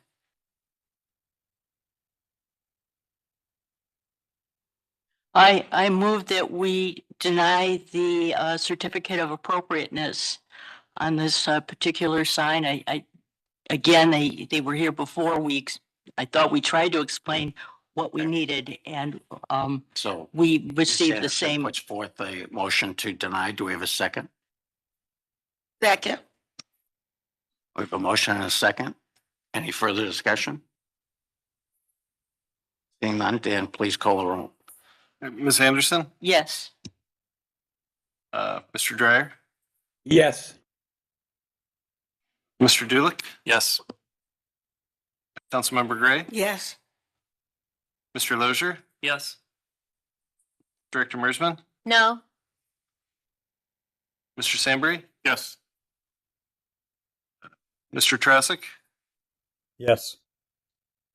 and Dr. Williams, Yes. and Mr. Strickland. No. Mr. Chairman, the motion passes by a vote of 8-2. Project's been denied, All right. so you would have to reapply with a, I appreciate your sign guys' time. configuration. Thank you very Yeah. much. Thank you. All right, we'll move on to our fifth case, case number 25066, Global Machine and Stamping Company, Showway Tower at 1200 West 76th Street, rooftop signage. Would the applicant please introduce yourselves and tell us about your project? Sure. Good morning. Appreciate everyone being here this morning. My name is Adam Comer. I'm with J-Rock Development. We were here some time ago for the buildings kind of approval process for the certificate of appropriateness. We are now here just to talk about the rooftop signage. I have Bill Naberka with our architecture team here as well, but I'll just give you a quick kind of update on where we're at and sort of a reminder about the project. And then I'll let Bill kind of dive into the details of the signage that we're talking about today. So just kind of as a refresher, the Shoreway Tower project is sort of a 13-story addition to our existing Shoreway building, which is 45 units. That was a historic rehab that we used historic tax credits to complete back in 2014. J-Rock has owned and operated the project since then, and really been virtually fully occupied for that entire time period. Again, this is in the Battery Park neighborhood, just west of downtown, and just sits just south of Edgewater Park. And the intent with the project was, again, to add units in a unique area while kind of keeping with the general kind of industrial aesthetic of the neighborhood. And I think we sort of took a similar approach with the signage as well. So from there, I'll hand it over to Bill to talk you through the details. All right, thank you. Good morning, everybody. Hopefully this will be pretty quick. If we could you introduce yourself, identify yourself, please? Sorry, I'm Bill Naberka with the Architecture Office. We are the architects on the project. Thank you. Absolutely. Good morning. If we could advance a couple slides, I think the first slides are just orientation to the location. You all have seen this project a couple times for design review. Okay, so the project it uses frame expression pretty prominently for the facade. Kind of in keeping with, we went through several iterations, but in keeping with the very utilitarian industrial nature of the district. We wanted to carry that into the rooftop signage. So at the northeast corner of the project, where it kind of descends down to the amenity deck along the shoreway and becomes more three-dimensional, at that corner, we decided we'd look at again, a frame structure for the signage, basically during the daytime hours, more emulating a rooftop structure, an industrial rooftop structure, than necessarily a sign per se. So it's a four-sided cube. It's 12 by 12 by 12 feet, and it's about 15 inches above the parapet line of the building. If we go to the next slide. The frame structure would be a painted steel structure assembled from simple steel shapes. It would be painted graphite gray, dark graphite gray that will match the metal panels of the building. And the signage itself, the building, the project will be known as Naya Noir. So it was kind of taking the two ends and assimilating that into this more industrial, simple rooftop structure and creating a graphic element. So during the day, it will appear to be just a very utilitarian structure.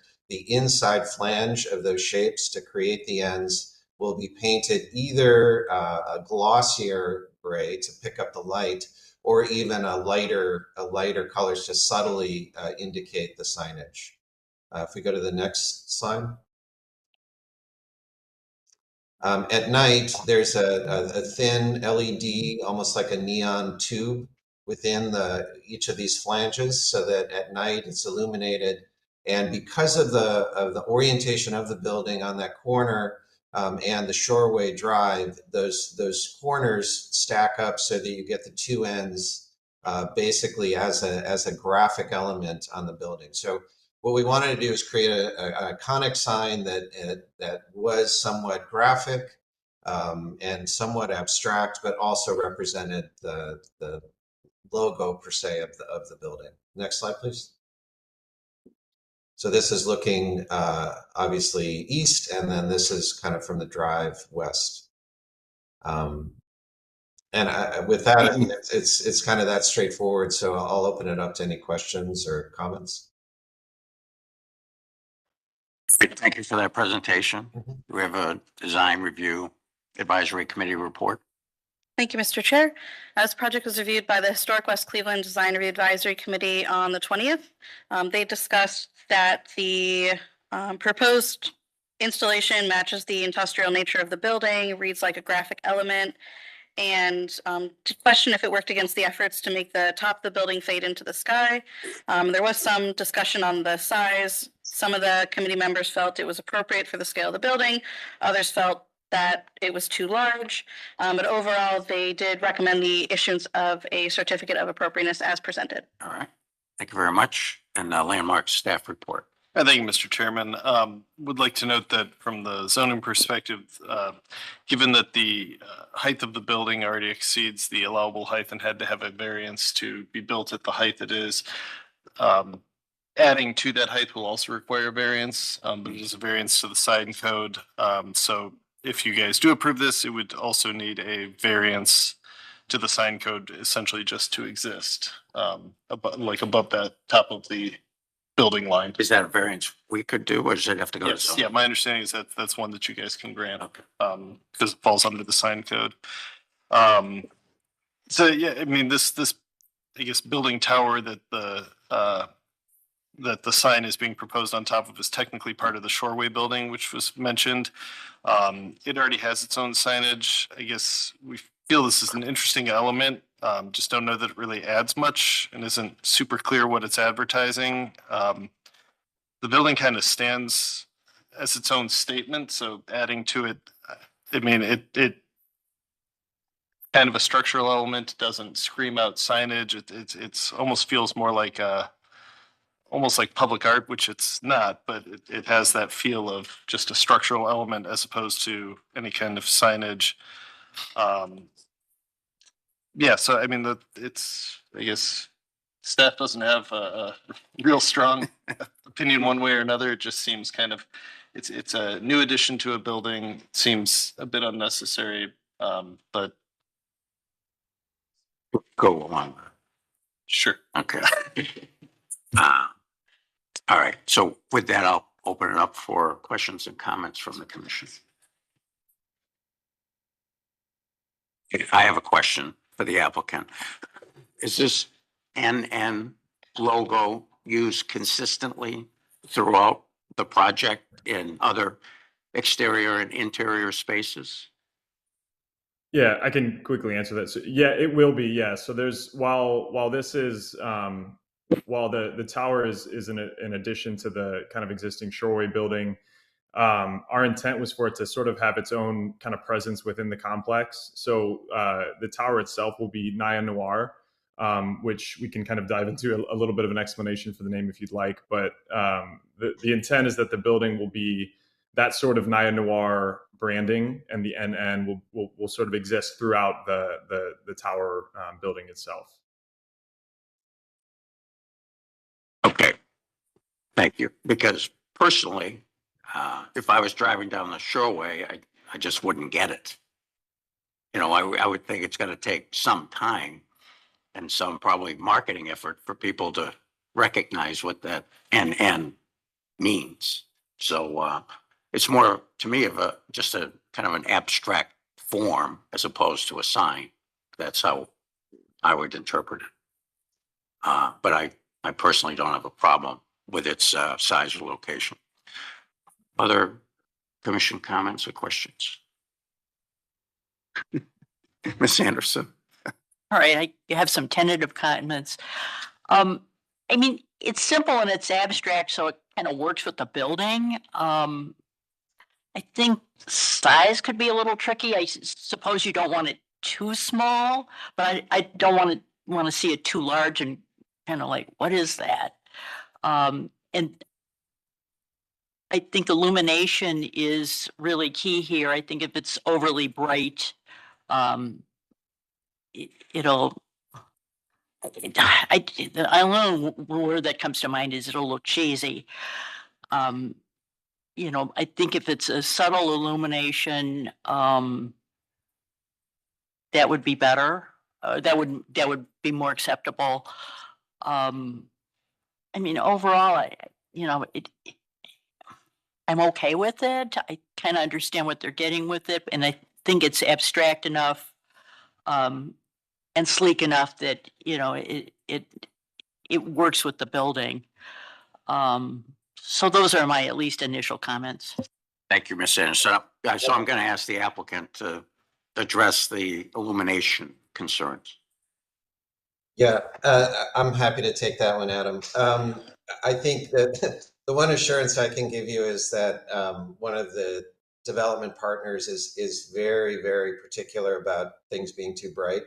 And I think I absolutely understand what you're talking about, which is that we live in a world now where LEDs can be just bright as blazes, and it's a very alarming. I think what we're looking for is a more subtle, sort of old world, warmer light, and kind of to that point of the abstraction. I think this is kind of working on those old principles of piquing curiosity as much as over explaining. So that kind of that line of that abstract, potentially sort of more of an art piece, but just something that catches your eye, I think was really the intent of this signage. I don't know exactly how to define it, except that we will be using something probably warmer even than 3000 K for the light, for a warmer light. And just to describe that we do not want it to be, something that you see from, the airplane on approach. It needs to be something a little more subtle than that, just because it could be disturbing potentially for residents if it's too bright. All right. Thank you for that clarification. Mr. Dooley?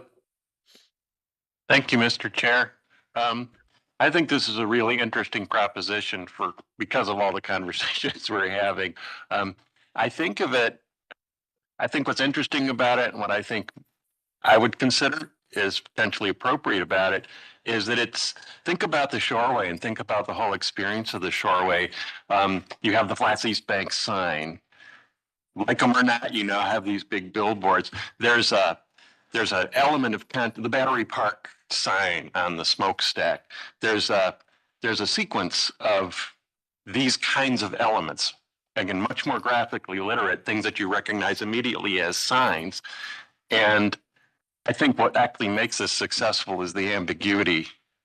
And I like the idea of piquing curiosity. So it's part of this family, to me, of these pretty bright graphic things that you experience. The Westinghouse building, who knows what's that? And I think the signs are neat. I think they're part of our history and character. So I'm in support of this. I think it's nice. I definitely agree that getting the intensity of that light exactly right, directly in line with that ambiguity and subtlety. I don't think it wants to be as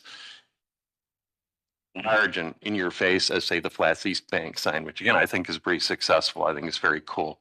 So yeah, I'm in support of this. I think it's neat, but that getting that light exactly right and demonstrating to landmark staff that it's right would be That was going to be my next point is oftentimes we request that the applicant submit, final design details to staff.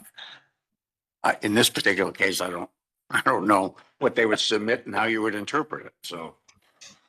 But we know what we're after. You think that we'd benefit from, Yeah, I mean, I think staff could look over the final details. I know, there's certainly different intensity levels of LEDs. And, I think understanding that range well enough, I think staff could provide feedback on the final number that you guys settle in on. want to see a sample light? I don't know that that would be helpful since we don't really have it up on top of a building. Like the distance is gonna play into this one a lot too. So I think, I'm comfortable enough providing feedback just based on. Yeah, you'll have to direct the applicant in terms of the form and format. Yes, yeah. Where we they can- provide that additional information. Yes, yeah, we can work that out. Mr. Lozier? Thank you, Mr. Chair. I think one way to maybe help navigate this is choosing a fixture that could be tunable, white, and dimmable. So then there's at least the opportunity to adjust, in the field and be able to really sort of, fine tune that as necessary. So that, I think would be a way to help sort of navigate the question around color temperature and brightness. And I don't know if that was the thinking of the applicant already, but that could be a consideration. Yeah, I would say that, again, much of the mandate for lighting has been everything is dimmable. It's usually very warm. The light temperature is usually very warm of anything we're selecting on the project. So I think that's a great idea because so many of these, it's like seasoning the soup, right? It's like getting it just right. I think will be very important to everybody involved with the project. Other than that, I think this is a really interesting and unique opportunity for signage and branding. And I think Mr. Julik had made some really, great comments regarding that too. So I think this is really interesting and All right. pretty cool. We always appreciate it when the applicant suggests that some of our recommendations are a good idea. So we applaud that. All right. Any other questions or Yes, comments? Chair, Councilwoman Gray? what does the abbreviation means? Is that a M and an N, or, what's the name of the building? Is that the abbreviation of the name of the building, Chair? It is, yeah. Yes. I can answer that. So it's the name of the building will be Naya Noir, and the term Naya actually has some tie to sort of water and elements of water, and this being sort of a lakefront project here, there's some play there, and Noir sort of tells a little bit of this, sort of creates, I guess, the energy around the building and tells a little bit of the story, and I think that like intentional ambiguity and sort of piquing curiosity. The name sort of plays into all of those elements as well. So the NN is an abbreviation for the Naya Noir building name. Thank you very much. Any further questions or comments? Seeing none, I would entertain a motion. Mr. Chair. Yes, Mr. Lozier. I will make a motion to approve as presented with the consideration of using a tunable white dimmable light fixture so that all of those elements can be fine-tuned as needed in the Be field. submitted To be submitted to staff. Right. Thank you, Mr. Lozier. We have a motion. Do we have a second? I will second. Mr. Dulick for the second. Any further discussion? Seeing none, Dan, please call the roll. Just Director, a point of sorry. order, do we need to include the variance language? Yes. Before we yes, vote? yes. Yes, and Thank you very much. to approve the variance for this particular sign. Height and. I concur. All right. Thank you, Mr. Dulick. All right. Seeing no more discussion on the motion, Dan, please call the roll. Ms. Anderson, Yes. Mr. Dryer, Yes. Mr. Dulick. Yes. Councilmember Gray, Yes. Mr. Lozier, Yes. Director Mersman, Yes. Mr. Sandberg, Yes. Mr. Tresick, Yes. Dr. Williams, Yes. and Mr. Strickland. Yes. Mr. Chairman, the motion passes unanimously. All right. Looking forward to continuing the ambiguity in the future. Thank you all. Thank you. Appreciate it. Thanks. We will move on to our sixth case, 2507, Ohio 1768 West 38th Street, Main Junction. The applicant, tell us about the project. Good morning. Disco. Got it. Got it. Thank you. Good morning. My name is Michael McGetrick. I'm the architect for the project at West 38th, 1768. And I have part of the ownership here with me. Hi, my name is Amy Shao, and I'm one of the homeowners along with my husband, Adam. Good morning. Good morning. So we are proposing to build a 2,100 square foot, two-story home on a vacant lot located at 1768 West 38th Street.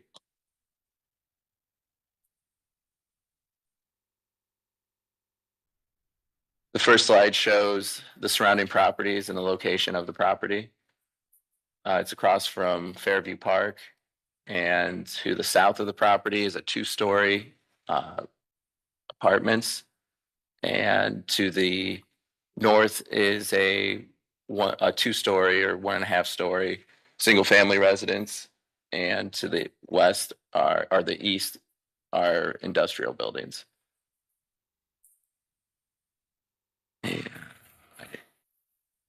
So the house itself, the front facade will, the whole home will be cladded in James Hardy board and batten siding, painted historic cottage green, and the trim will be a monochromatic scheme, so it'll also be painted that color. The roof will be a brown. The front entry will be a covered porch with a viewing deck above off of a bonus room or yoga room, as we call it in the project, and it'll have wood railing posts and railing, and the porch foundation will be stone veneer, and the windows on the front facade will all be fiberglass with SDL grills. The rest of the windows will be vinyl to match the color of those east facade windows. And the front door, which is a very unique element, is a radius top 8-foot door, and the porch columns will have decorative brackets that will complement that entry door. And the garage will be cladded in vinyl board and batten siding and will match the historic cottage green. These are just some of the elements. Materials. And this is a 3D perspective of the house on the lot. You can see the two-story masonry apartment to the south, and then the north two-story home. Oh, and I wanted to add too, it'll have additional architectural elements, window boxes, and the gable end will actually have decorative brackets painted the same color as the siding. So with that, I'll open it up to the committee. Thank you for the presentation. Do we have a design review advisory committee report? Thank you, Mr. Chair. This project was reviewed by the Historical Ohio City Design Review Advisory Committee. They went on August 7th for schematic review, and so no action was taken, but there's a lot of discussion about the Gothic Revival design and kind of leaning more into that design, and wanting the SDLs, which the architect has noted, and talk about kind of smaller elements like porch details, accent colors, and like doors and windows appearance. When it returned back on August 21st to the Historical Ohio City Design Review Advisory Committee, they did not have quorum. There were only 2 members present. By that time, it was a very, very long meeting. But discussion at that point went over kind of the changes that were made from the schematic review with the STL grills on the windows. A slider door was replaced with a swing door, which they were appreciative of. Hardy cladding. And they did request that time, like the fiberglass windows on the front, which has been addressed by the applicant, and discussion on the board and batten siding that was presented that came up at the final review, not the schematic review level. And they, appreciative of the use of the hardy siding, and the two members present at the time just had that preference for lap siding instead of the board and batten. And pretty much staff report. All right, thank you, Mr. Chairman. Yes, this did go to the local committee for schematic and then final review. At the first schematic meeting, there were 8 members present, and at the final one, when we needed to vote, we only had 2. So it was a bit of different opinions coming out, I would say. The main, I think the committee was appreciative of everything, all the changes that were made, because they kind of responded to everything that came up in the schematic. The board and batten issue had not come up during the schematic review when we had 8 members present, but it did come up during the final review. So I think that was the biggest sticking point for at least the 2 members that were there. Since this is new construction, staff doesn't feel that strongly about it. I think that, the building fits into the neighborhood in scale, materials, and form. It reads as new, but it has elements of old. There's some Gothic revival vibes going on, but it doesn't lean too heavily into it. I think it's a nice balance for new construction in historic districts. So staff would recommend approval. Excellent. Thank you very much, Sam. With that, I'll open it up for questions and comments from the commission. Mr. Lozier. Thank you, Mr. Chair. I think this is a really, handsome addition to this area of the neighborhood. I appreciate, as staff had mentioned, the style and the massing fitting in very nicely. It harkens to some other historic homes within this part of the neighborhood, which I personally find really interesting. I don't have an issue with the board and batten. I actually kind of think it makes it feel a bit more unique than some of the other properties that are being that exist in the neighborhood. And I really appreciate the hardy material and respect the vinyl on the garage. Overall, I think that this is a very nicely detailed and very, a good addition to the neighborhood today. Yeah. Thank you, Mr. Lozier. Any other comments, Mr. Dulick?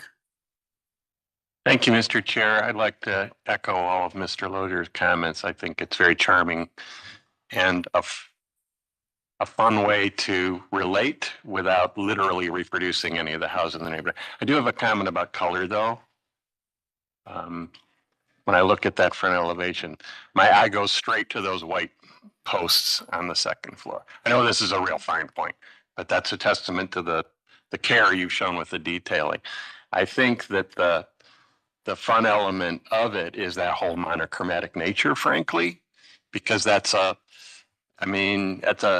modern way to think about a house, and yet you've used form, and I like the board and batten. I think it's kind of cool in this instance.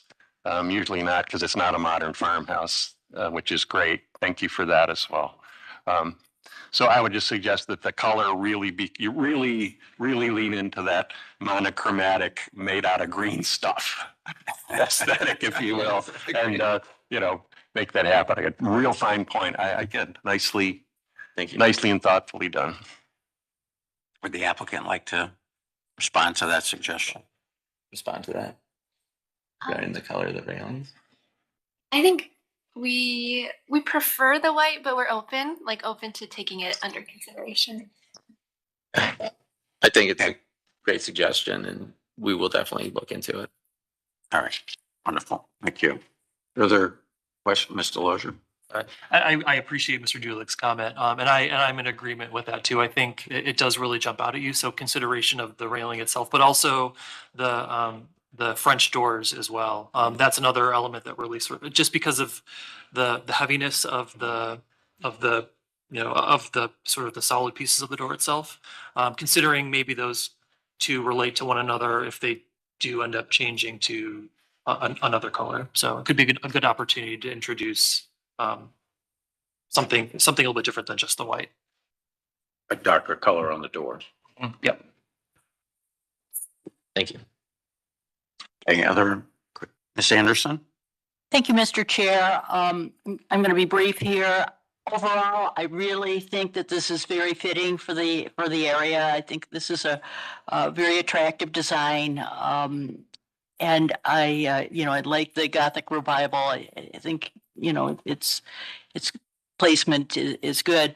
I'm going to disagree with my fellow commissioners on two things. I think we've seen too much board and batten, considering that was not an element that was widely used in this area. I mean, occasionally, but I think we've seen too much already. So I would prefer a lap siding, and I really appreciate that you are doing the hardy in the front. Also, I was around when they instituted these historic districts in a lot of these neighborhoods. And one of the things that we were combating was monochrome treatments of these houses. And usually back then it was white. Now I am really delighted to see that you have chosen green and not gray, black, or white.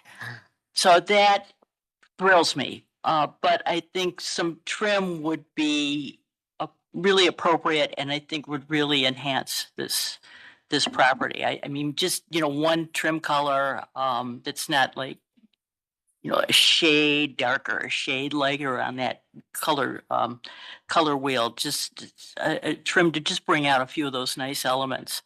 So those are my comments. Thank you. Thank you, Ms. Anderson. Any other questions or comments? I'll add mine. I think it's a very handsome house, and I could go either way with regard to whether it's monochromatic in its coloration, or whether maybe it could be enhanced with just not white trim, but some variation of that green color to enhance the trim, at least in some areas. But that's, personally, I wouldn't make that a requirement, just a suggestion for consideration, that if you do decide to change anything, you just review it with staff. Understood.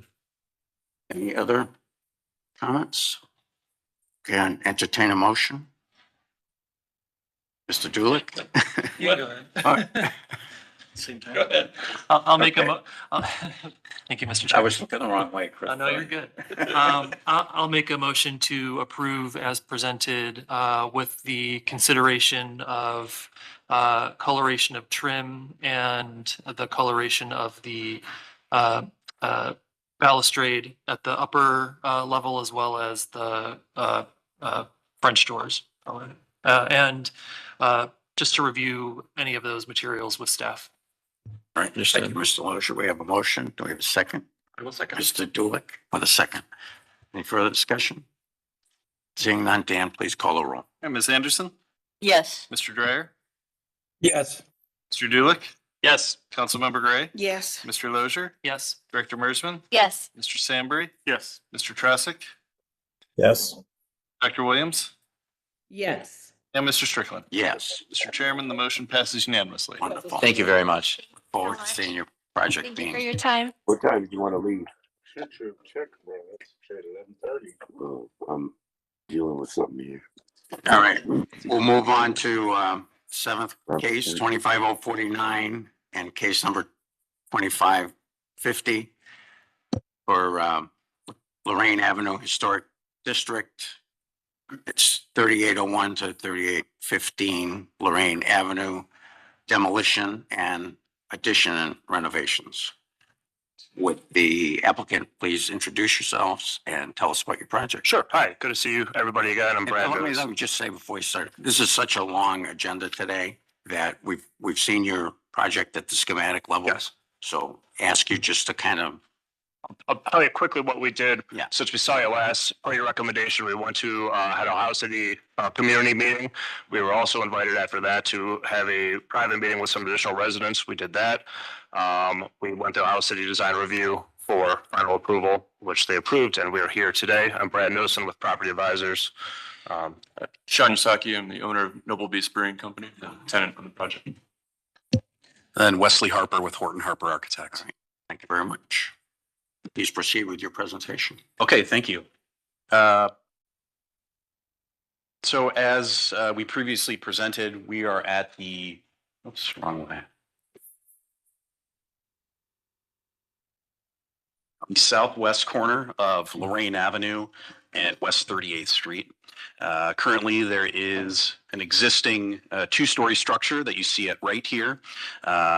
East of that, to the left, is a former service station building because this was a gas station site for the better part of a handful of decades. Obviously, then the remainder of the site is vacant. The existing two-story structure currently has two apartments on the second floor, which are fully leased out currently. Here's a better view of that service station building, which will be mostly taken down in this effort. Views of the rear at the left, and then the west facade at right. Noble Beast, I think as everybody knows, is an existing brewery on the kind of east side of downtown on Lakeside Avenue. Been there for many years now. Kind of the character of the interior space is this skylight with hanging vegetation. And that's going to be something that we're going to be dragging into the project that we'll be presenting to you today. Here's the existing site plan. You can see the two-story building at the top of the page, the existing service station, and then what's essentially a vacant lot currently. West 38th Street is at the bottom, and then Lorraine heading west to the top and east to the bottom of the page. In the rear of the western property, there's an existing garage that would remain. There is a driveway to West 38th Street, but for a lot of the deliveries, we're proposing to have everything come off of Lorraine Avenue to keep as much traffic off of West 38th Street as possible. Here's kind of a general layout of the new configuration. To the east of the existing two-story building, we have a new one-story addition that contains the kitchen at the rear, the main bar in the middle, and then restrooms to the north. At the corner of 38th and Lorraine, we have an open-air beer garden, which would be filled with seating and landscaping. The ground surface would be a crushed gravel, similar to beer gardens that you'd see in Europe. To the east of the addition, we have a one-story greenhouse, which would be clad in translucent material. At the south end of that, we would have an opaque material to block light from spilling to the neighborhood to the south. As Brad mentioned, we had a community meeting, and that's something that is important to their experience of the site. You can also see that we'll get into better detail of this, but there is additional landscaping at that southeast corner of the greenhouse. We're also looking to work with the city to get possibly some bike parking into the tree lawn at the northern edge of West 38th Street. Here is a site plan that also has the ground level floor plan. Quickly, I'll go through this. At the top right, we have what is the main dining room, which would be within that storefront of the existing structure. The entire storefront would be rebuilt. We met with the storefront renovation folks last week, got a lot of good feedback from them.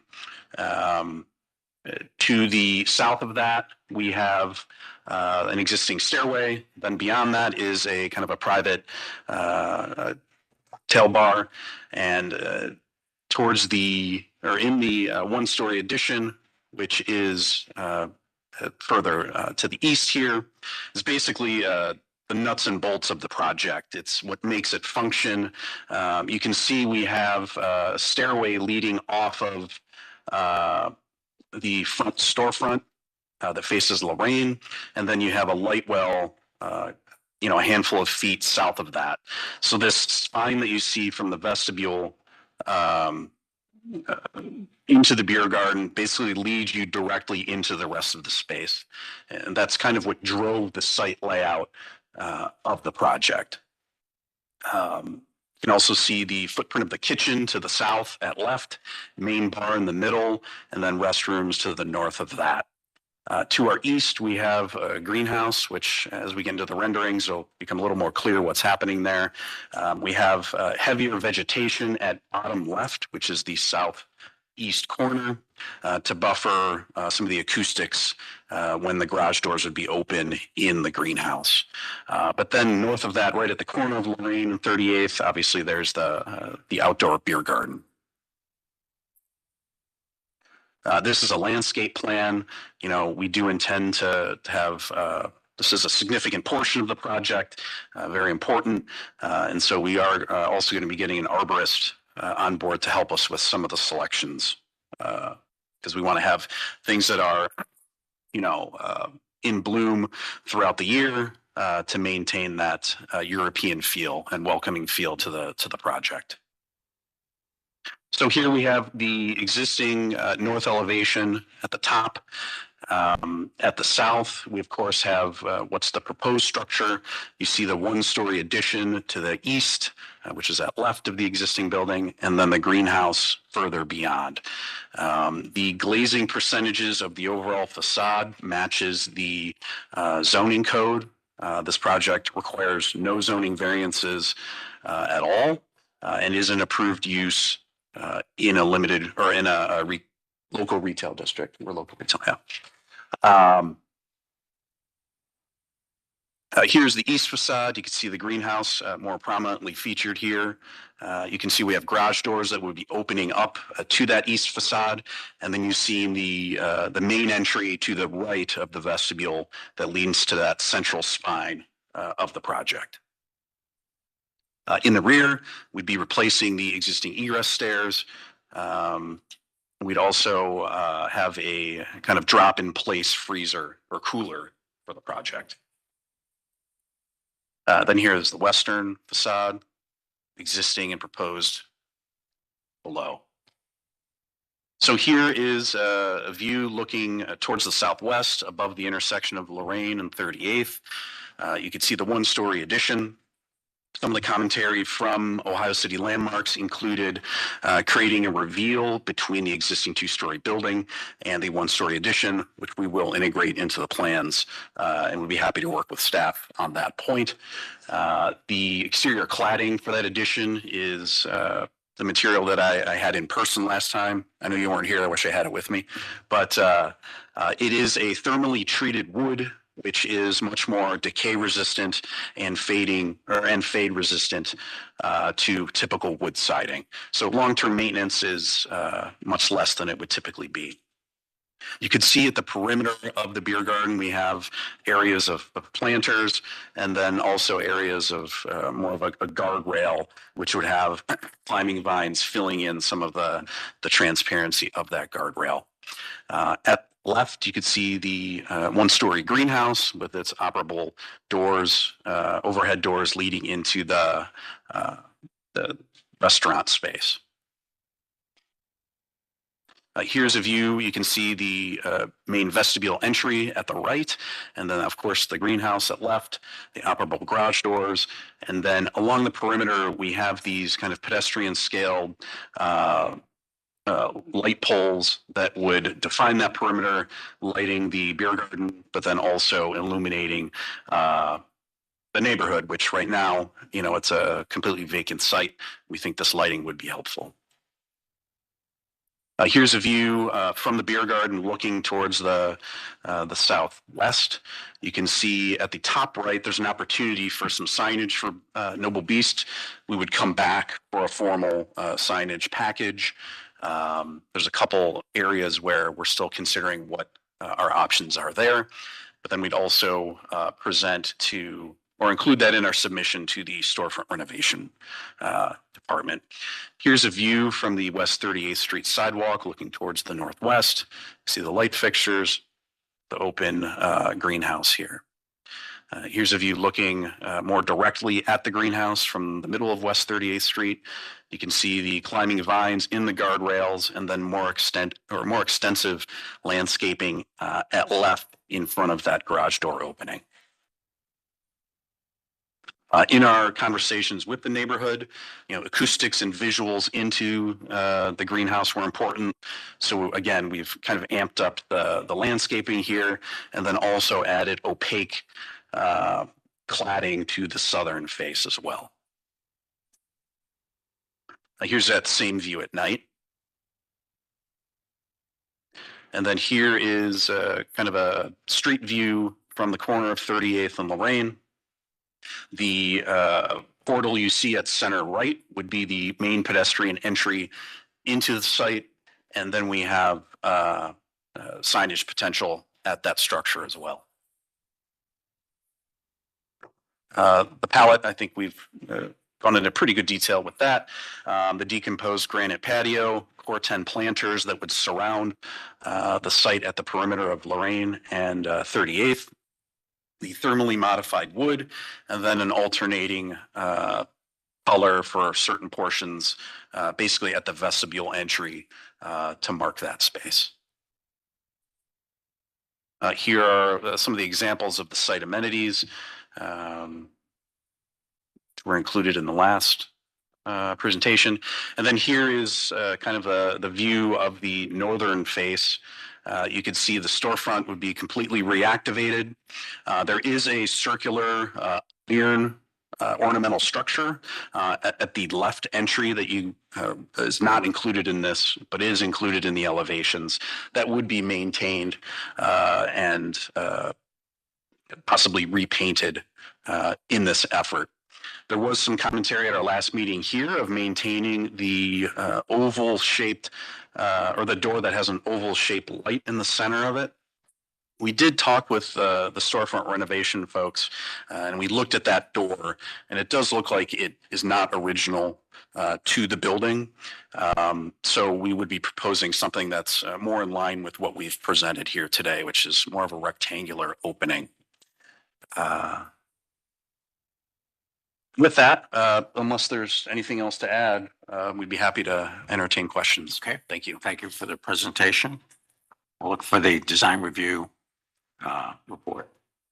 Thank you, Mr. Chair. This project was reviewed by the Historic Ohio City Design Review Advisory Committee.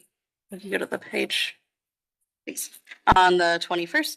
And the committee at that time did have questions on the treatment of the historic building, wanting to see the masonry cleaning that's proposed very clearly spelled out in the final construction drawings.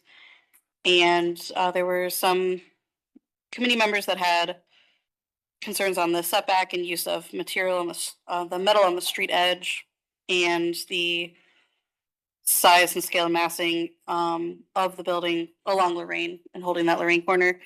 Overall, majority of the committee members at the time were in favor, and so the recommendation for the issuance of certificate of appropriateness with incorporating the comments about the existing masonry with the appropriate preservation and cleaning treatment was granted in a 4-1 vote by the committee. Thank you. Staff report. Oh, yeah, public comment. Yes, so we did receive public comment for this project. We received 20 letters emailed regarding this case since July 8th, which was the deadline from the last time this was seen conceptually.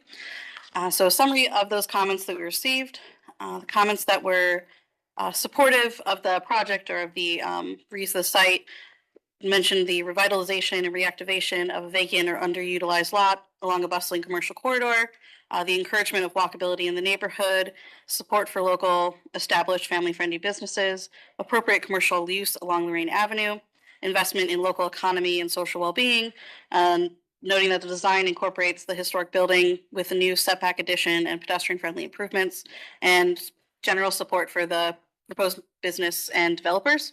Comments that were in opposition or had concerns about this development noted that this would contribute to the shortage of parking in the area and encourage parking throughout the night in front of the residences. Site maintenance concerns with pests. There are traffic concerns for pedestrians, cyclists, and vehicles.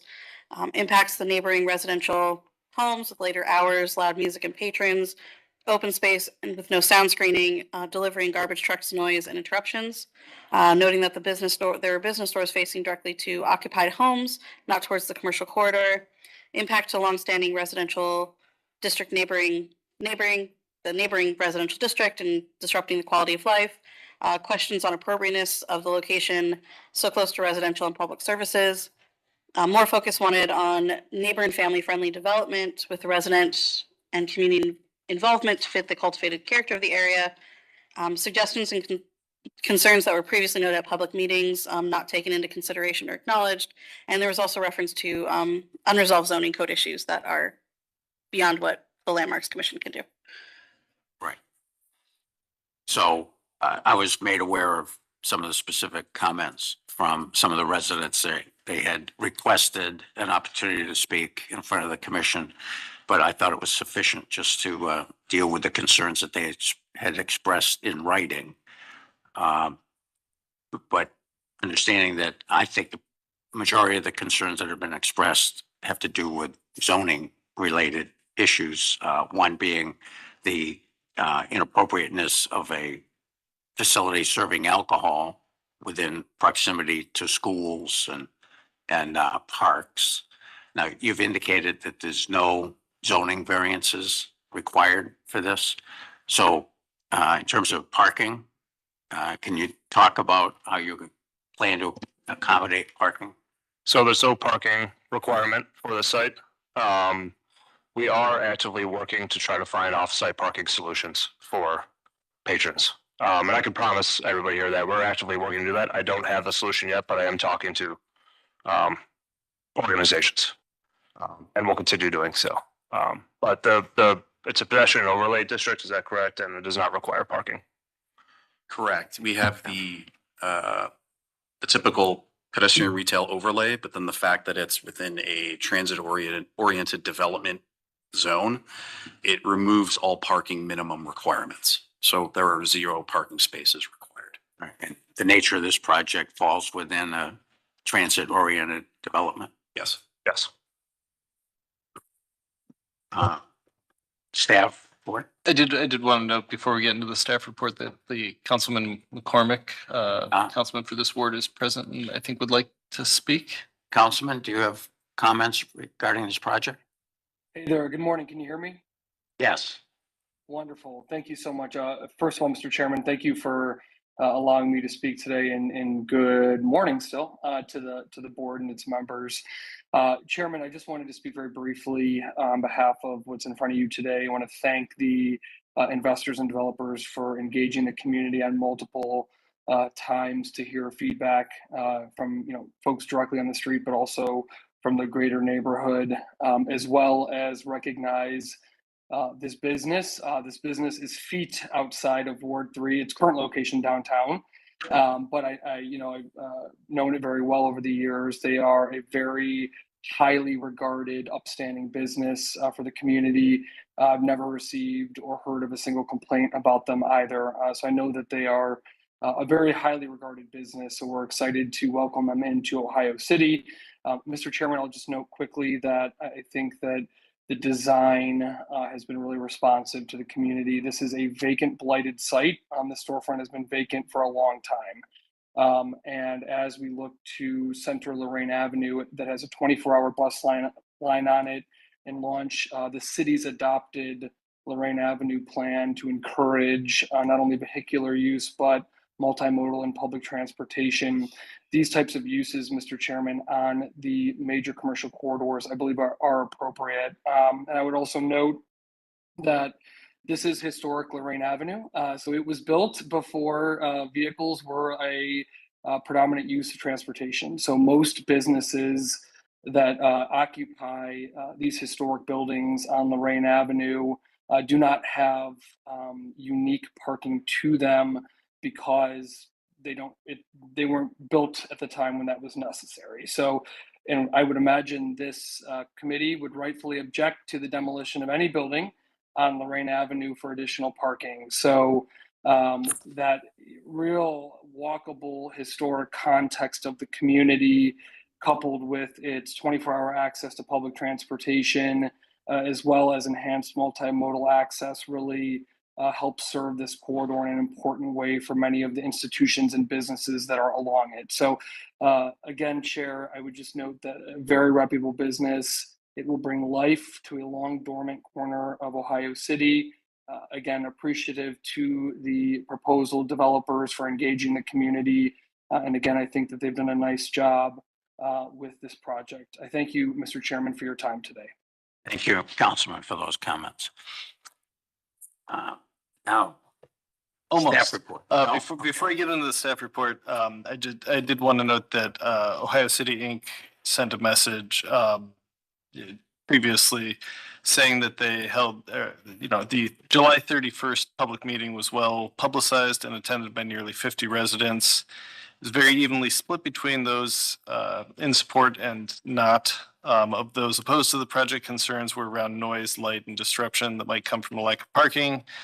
They encouraged the developers to continue working with the neighbors to try and come up with practical solutions to those concerns. So I guess with that, moving into the staff report, we're supportive of the idea and the use. I think it'll end up being a nice addition to the neighborhood and the historic district. So we talked about last time, the Secretary of the Interior standards in historic districts, particularly commercial district like Lorraine, we tend to think of buildings right up to the street. This has been a gas station for the last 100 years, so its specific context is a little different. So I think that's just something to take into account. We did have some concerns about some of the materials, specifically just the Core 10 planter at the corner there of Lorraine and 38th, for the planter wall. I think that some sort of masonry would be more appropriate, less modern and industrial feeling to kind of fit into the historic district. But overall, I think it's a nice project. Thank you. So before we get into commission questions and comments, I'd like you to address that last point with regard to, it looked from the renderings like the fence along West 38th was more of a, not chain link, but an open format fence with landscaping, and then you transition into the Core 10. Correct. The let's say more solid elevated planters are along the majority. Well, I'd say about 2/3 of the Lorraine property line. But then as it gets closer to the existing building, we wanted that to lighten up a bit to not compete with the existing heft of that structure. So that becomes a more porous metal guardrail. And the idea again is to instigate climbing vines to make their way and kind of take it over. And then that same idea, you can kind of see it halfway down the West 38th Street property line. That would be the same configuration for relative to fence and planter.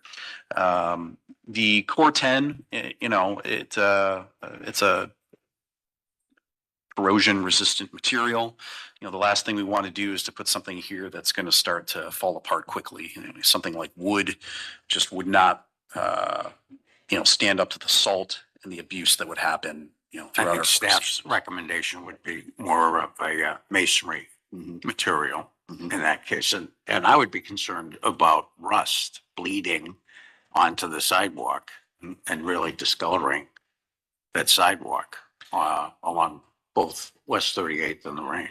There are ways this would be something we have to coordinate with the builder, but you can pre-weather it so that when you do put it up, it's a much less impactful staining to the sidewalk. Right. I think that staining still could be an issue, no matter how much it's pre-treated. I mean, that's my experience with Core 10 previously. Okay, so I'll open it up for questions and comments from the commission.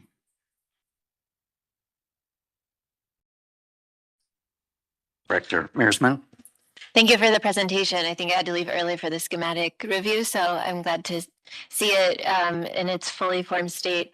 I'm curious about the use of the second floor of the existing building. Do you have a plan for that space? The space is currently rented. We have two apartments, two-bedroom apartments, which are rented by an individual on one and two individuals on the other. Okay, so residential second Gonna floor. keep it. Yep. Okay, great. Thank you. Next Mr. director. Chair. I have. Councilmember Gray. Yes. I have your name.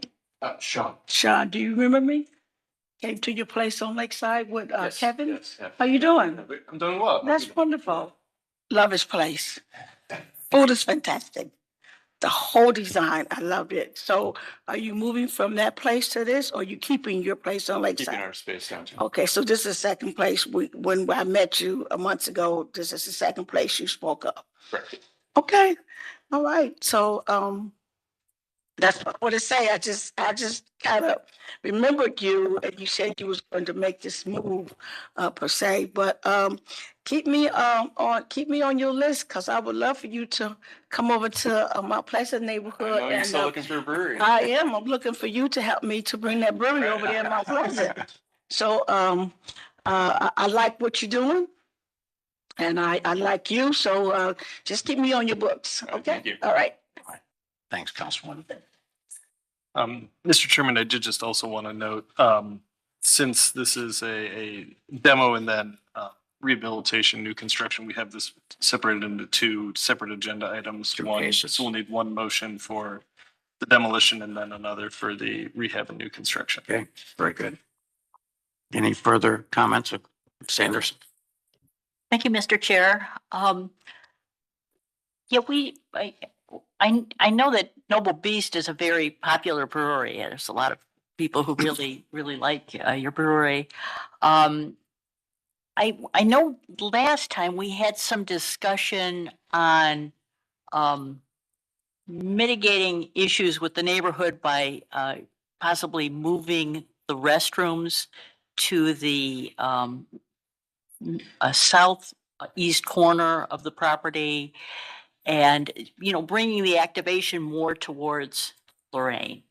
So I'm wondering where that went. Yeah, I mean, really, in regards to the functional part of this project, maintaining the configuration as it is and having that center corridor essentially that connects all almost four of the spaces. That wasn't something that functionally would have worked for Noble Beast. The plan as is something that we're very committed to. And, we've listened to the neighborhood and some of the other ideas to lay it out in a different way. And this is the plan that we wanted to bring forward. Yeah. And I think that spine, there's one connection point between, it's the only spot you can connect those buildings. And it dictates the operational flow for Noble Beast. Okay, where the connection is between the existing building and the new section, correct? Correct. Yeah. Yeah, I understand that. I can see that, but the restrooms are to the north of that connection, and that is the part that I'm discussing as far as the idea of moving them to the rear on the eastern end, and then transferring that enclosed, slightly enclosed area farther to the north of the property, so that it would be on that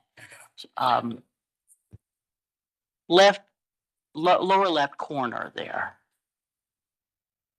So you're saying flipping the addition in its entirety, No, or the not at spaces all. within it? Okay. So Taking the restroom area, that little block, and putting I think there's a kitchen in the back there. correct. That one, yeah, and putting it below that. Where the greenhouse is in the Where, bottom left. yes, So exactly. we did explore this. We explored this prior to the submissions by other architects who had comments on this project. Yeah. Two results are that it leads to, A, it just doesn't functionally work for Noble Beast. That's a simple thing, and they're the tenant that we need to design a plan that works for them. If we had a plan, you know, we could take a look at it, but we don't have it up here. But from what I remember, it does not functionally work for Noble Beast's operation. So that's number one. Two, it's also an increase in costs when we're adding that and then building an additional frontage, because you also need to hit our storefront. We need to hit the Lorraine Avenue storefront. What is the word I'm looking for? Setback. The setback, correct. We need to hit the Lorraine Avenue storefront setback there as well. So we're achieving that by putting the restrooms up front. And in doing so, we either had to build another addition up front to meet that Lorraine Avenue storefront, or we then have to go and get a variance. If I'm building more, we're tapped out on our costs on this project. So the only way for me to build more is to pass those costs along to the tenant to the point that it would become untenable for the tenant to pay, right? So we are within a market rent here. And so if we can't do that, then we don't have a project, right? Okay, so the area where the restrooms are currently shown on this, this drawing, that is an area, there either is nothing there now, or you're going to tear down the existing gas station, which might extend to that area, correct? There's nothing there in that spot now. There's actually maybe a touch of a flange of the existing gas station. Okay. So you have maybe the central section of the gas station, or the garage part of the gas station will remain. And then we had to expand to the front of that, basically. Yeah, so And on the back. I guess what I'm saying is, I'm not saying to build more square footage in order to accommodate this. I'm saying to reconfigure that block where the restrooms are and reconfigure it towards the bottom left-hand corner. Correct. And what I was responding to that with is we've explored that. It does not work from a operational standpoint for the tenant. So that's one issue. And then the second issue is that by doing that, we do not meet the setback off Lorraine Avenue, which is required by zoning, the 15-foot or less setback off Lorraine Avenue for any new construction. Okay, you would have more than 15 feet setback. We have to get close. Is that right? Within 15 Okay, feet. you need to get So that then 15 feet. so we're designing to the code right now. I would also mention that the greenhouse is a different construction type than the addition. I'm sure everybody understands that. But putting the bathrooms in that space, if we did want to build it out of conventional construction, would essentially move the greenhouse further north, minimizing the outdoor space. And then there was an idea to flip the kitchen and the bathrooms, but that would throw off the direct connection that's required from the kitchen to the greenhouse and that main bar. And from that, if we wanted to flip the addition and the greenhouse in its entirety, it puts the outdoor beer garden front and center with the neighborhood, which again is something that we didn't want to do that either. So we try to push the true outdoor space as close to Lorraine as possible. The enclosable space, the greenhouse, closer to the neighborhood, because that does close in the winter. Those will be closed, right? And push that towards the neighborhood. It does, it serves a function as a enclosable space. We're working with old buildings. We're trying to connect two old buildings that have one entry point. It's an extremely difficult sort of reuse and connection of these two buildings. It's not as simple. If we could just build two brand new buildings here, we would, but we're trying to reuse these old buildings. I shouldn't say we would, but we're trying to reuse these old buildings because it's great, but there's great challenges. So we're trying to come up with the most creative way to connect them while also providing for the tenant's needs. Okay, so I see one old building and the other's new. You still have the connection point from the there's only one connection point you can make, and we are keeping effectively the center of that. See where the bar is? That is the existing part of the lodge, basically on the old building. And so your only connection point you have is right there. That's the only portion, because you have stairs on the north side, and then you have some stairs which walk up to the south side of the first floor of 3815 on the westerly side. So you only have one connection point. So we had to figure out the best way to connect these two spaces while working around the existing architecture. Does that make sense? One of the issues with the bathrooms relocating it farther Yeah. away is that those bathrooms also service the cocktail bar in the rear of the Right. existing building. So to put them farther away where you need to travel through kind of a separate business through like the busy entryways in the bar, logistically just, isn't ideal for customers as well. So we're trying to keep those bathrooms as centrally to all the different spaces. It would also cause an overlap with bathroom users and the kitchen itself. So this, we think, mitigates that as much as possible. I think that's been well explained, that functionally it just doesn't work for the tenant.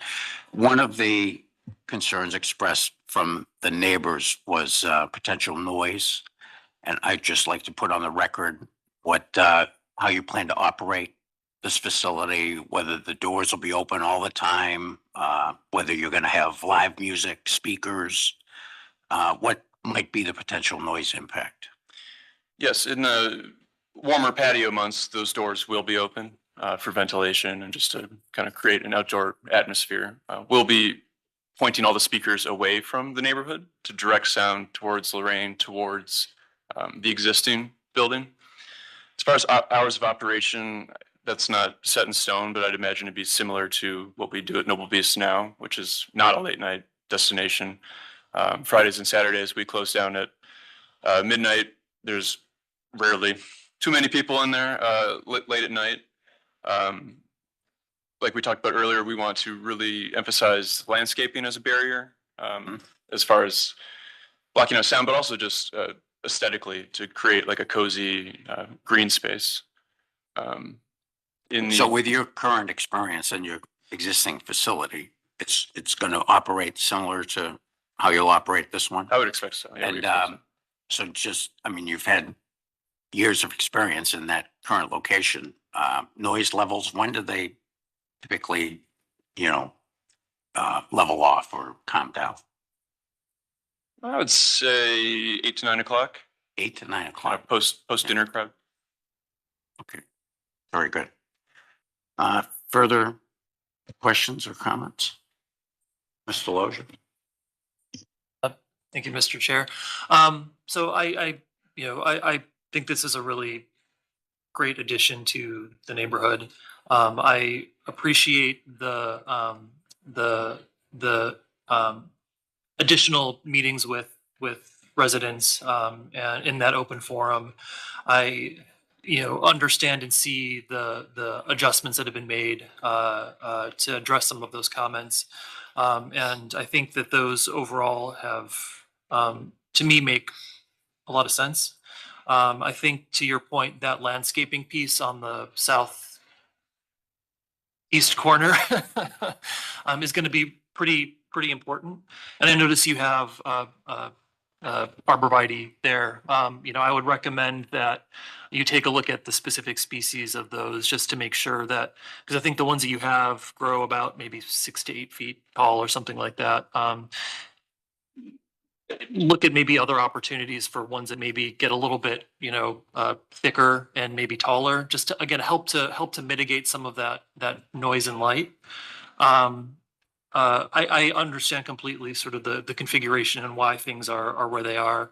And I think pushing the truly outdoor space to the Lorraine corner really helps to help mitigate that noise and light and sound bleed to the residences.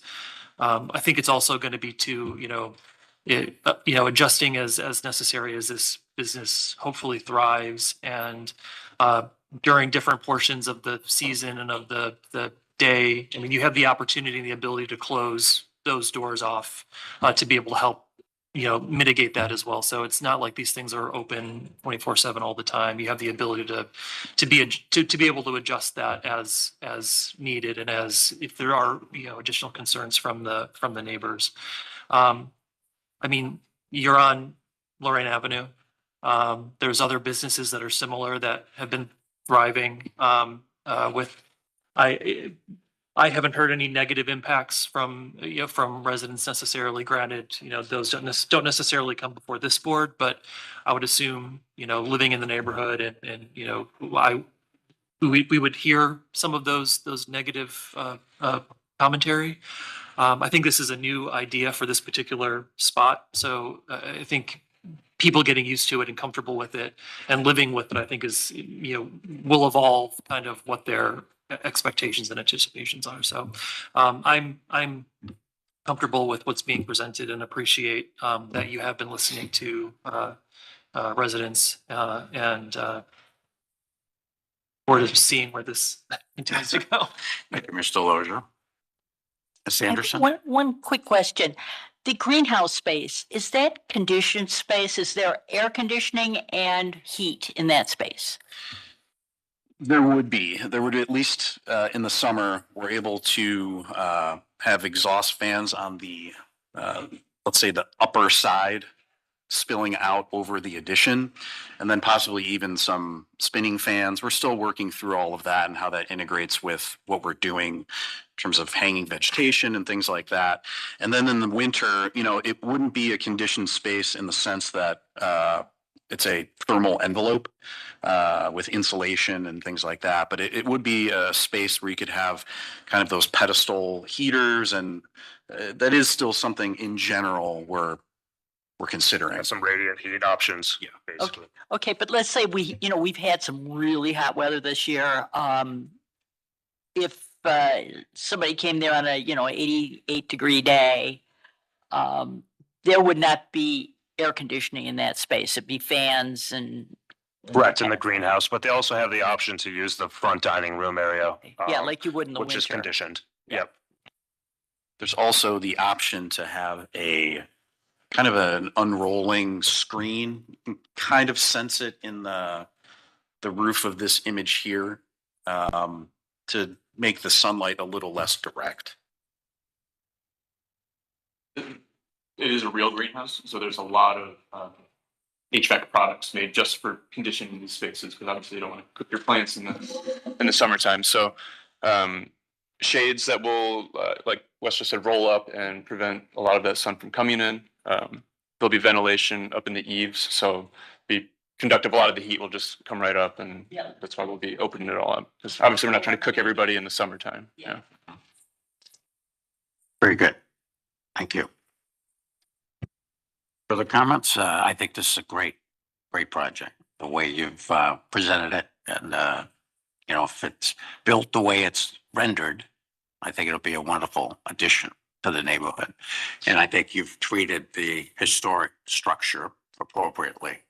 And I'm glad that you're retaining that circular element above the doorway to the apartments. I mean, it's a small feature, but it, Yes, it's cool. Yeah. It recognizes, one of the historic elements that was included in the property. So, all right, any other comments or questions? If not, I'll entertain a motion.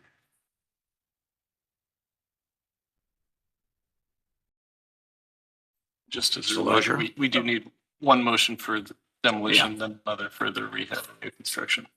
I'll make a first motion to approve the demolition as presented.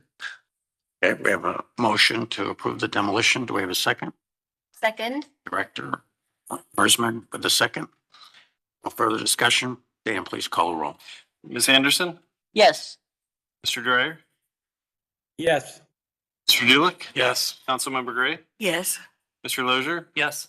Director Mersman? Yes. Mr. Sambry? Yes. Mr. Trasick? Yes. Dr. Williams? Yes.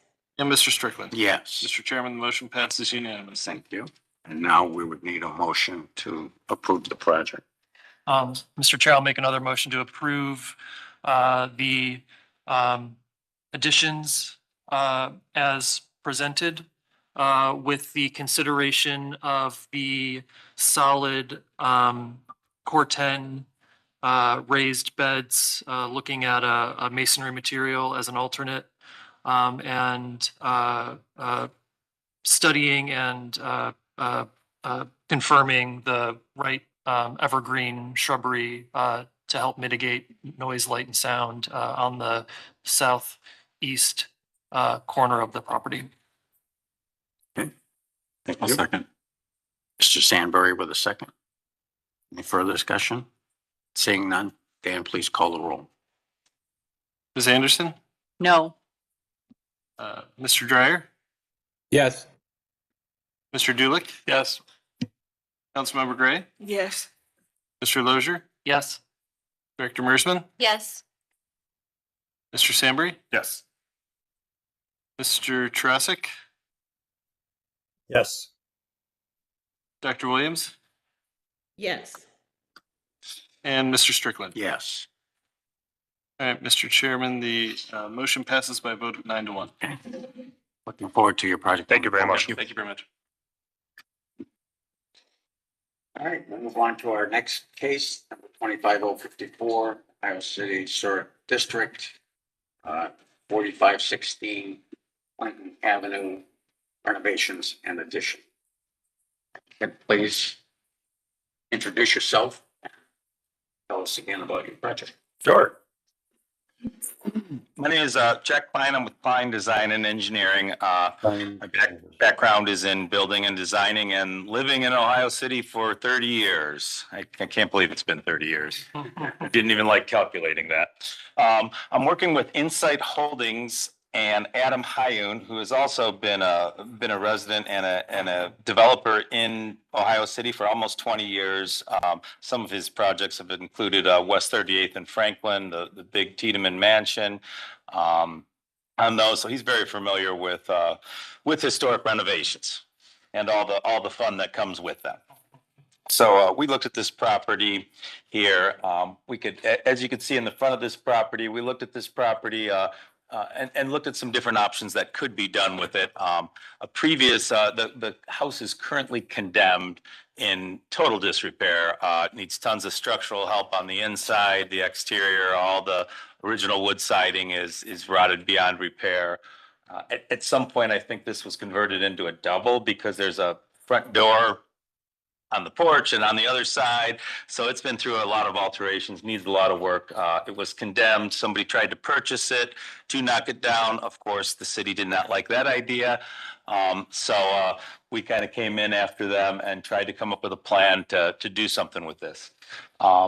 First take was looking at the property and noticing that the house is set to the right. One of the things that was very nice about this property was that it did back up to an alley, which gives us other opportunities to have garages and possibly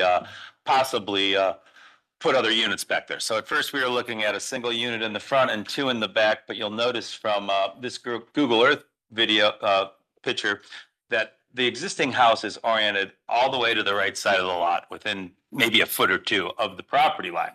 The house on the left of us has a driveway on the right side of it, and this has a driveway on the left side of it. And none of us like a whole bunch of driveway aprons, and if we do have to have them, we certainly don't like them next to each other. Also created a space in between these that was almost like a missing pumpkin tooth. Like, you know, the large space between those two buildings was a little bit cumbersome also. So when we looked at putting multiple units on the back, we would have almost had to retain the front apron, which we didn't want to do. So we steered towards the more interesting and appealing version of making it a single family. So, and that's where we are now. And with this plan, you could see the existing house is on the front. We created a covered patio on the one side to kind of help buffer that large space, which used to be the driveway apron. Made a connecting walkway to a garage in the rear with a room above it that can be could very well be the master bedroom, or it could be a home office, kind of a flex space above that. We've been through multiple iterations on different designs and different colors, and we'll wade into that. You could probably go to the next slide and I'll quickly go through the floor plans, which, well, there's a good picture. Go back one, please. There's a good picture of the back house, just showing how chopped up and this place really is. It also gives you a good look into how close we are to the neighboring properties, which is, I think, 6 or 7 units that are packed in there pretty tightly. You can go down, just the general floor plans. The existing house in the front will house 3 bedrooms upstairs, an open concept floor plan. And then it'll have a connecting enclosed walkway to the garage with a courtyard in between. We were really excited about the covered side porch. Saw a couple other examples on Clinton, Mr. Fedor's. Beautiful place, had a side porch, and what we enjoyed about the side porch is front porches are great, but they kind of put you almost too front and center where you're forced to talk to everybody who walks by on the sidewalk, where the side porch gives you a little buffer, but also lets you communicate with the people in the front and the back on the sidewalk and the street. That's about it. You can go to the next slide. This gets into some elevations, which we can come back to, but it kind of depicts another thing that we did do on this. We'll keep going by the elevations and we'll come back. Go to the next elevation, please. We also made, from the suggestion of Design Review Advisory Committee, somebody suggested, and we liked the idea and had kind of previously thought about it, was putting a patio on the back to help soften the mass of this back building and also give an opportunity for the people, whether it's a master suite back there or an office or an in-law suite, to have kind of their own private patio. So there's kind of 3 patios. There's a patio up there, there's a courtyard, and a side patio. Go to the next one. That's just kind of a cross section showing how the new and old connect on different levels. Probably go to the next slide. This gets into some color options. We're on our 4th or 5th iteration in a very short time. But we had a much more contemporary style. It was black and white. We certainly liked it better, but we also understood the historic preservation and value of this old house, even though it's lost most of it over the years. Still has bones. So we are leaning towards the left version now. We've gotten rid of the black and white version. We've gotten rid of, originally those windows were pulled together. We've kept the windows in the original position. And the left version is our favorite right now. The right version is our least favorite, and the middle version is not as we favor the first version at this point. We also looked at the wood beams that we have under the porches. We considered them in color and we've considered them in wood. We are definitely leaning towards wood. After talking to the Design Review Advisory Committee, they weren't crazy about the slightly more craftsman-ish wood poles. So we've looked at a couple other options for tapered poles and a more simple square pole.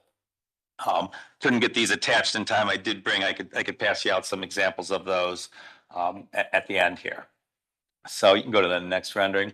It's just kind of an aerial view of the entire site. Another big change we made is we had standing seam metal roof on this whole structure. We've since changed it to all asphalt shingles. They did say that they didn't mind if the back was standing seam. The standing seam is a little bit more cost, and I don't know if we're going to do that. The only place we may consider using standing seam is you'll see there's a small porch roof that kind of goes out around the courtyard, around that way. And it gives us a little more protection from the rain, but it also just helps break up the upper and lower portions of this back structure. So we are still considering doing that in standing seam, but we're not opposed to doing it in shingles. I think it could be kind of a neat feature of standing seam. Side view kind of shows you the wood porch poles. We are looking at, and it's always very difficult to render a wood, but we are looking at a darker version of that wood, and I'll share that darker version with you too, with some other porch details here in a minute. Go to the next rendering, please. Probably kind of the best view of the structure, kind of highlighting all that. Another change that we picked up on from the Design Review Committee, and also the rendering didn't quite get the right scale of it. The size of the first floor windows were supposed to be 36 by 72. I believe they're 36 by 60 in this rendering. Our first floor height is 9 feet, so we can't afford to go to a 6-foot window, and I think it would be much more fitting for the scale of the house. That'll leave us a 2-foot sill and still leave us a foot from the ceiling. On the second floor, on the front, we likely, not the best picture, but they're there. On the second floor, oh, yep, there's the old white one that we do like, but it's gone. On the second floor, we will probably stick with the 60 inches because there are only 8-foot ceilings. Once we go a foot off the floor, 5 feet up, we have about a foot from the ceiling. We are retaining the same window openings. The upper window is actually fixed now. I think it has always been fixed. So in that rendering, it was shown as a double hung. That part of the attic is inaccessible, so it's going to be a fixed window, even though in this rendering, or in one of these renderings, it will show as a double hung. All the windows on the front side, the porch side, and even on the right side, there is a picture somewhere in the existing pictures, I believe. Maybe, slide 27 will show there's a little bay, and on the right side, on the tight side to that neighboring property, there is a bay that shows and another window. All of these windows will be wood aluminum clad windows. On the side that is right next to that whole row of buildings, we plan to switch to more of a lot of those are transom windows just to create privacy and just to get light in bathrooms and stuff like that. We plan to switch to a more economical version of window, probably a Fibrex or something, but it won't be on the right side. The little bay bumps out and there's another window that's visible by the street. All those windows will be wood aluminum clad windows. Let's see, what else? We kind of went through the gable windows, lower windows, porch pole redesign, roofing, windows. I think that's the meat of what I wanted to get into, and I see how busy you guys are here, so I don't want to take up too much of your time. I will just pass out a couple of these as examples. This just kind of goes through the existing wood. This is an example of another one of my projects that dark wood really fits in, but we may try to get closer to that wood. Here's 3 of those you could pass around. Kind of gives us and shows a couple examples of other options for porch poles. The tapered column. Yeah, I'm leaning towards the tapered or a simpler version of the more craftsman bottom, just with a band at the top and the bottom. You know, our goal here is to certainly get feedback from you guys and help us hone in and make these final decisions. Some of the final decisions are exactly what we're doing on the front door. The exact shingle colors. We have a number of shingle colors, but until we nail down our actual color on the outside, of course, it'll be an architectural shingle.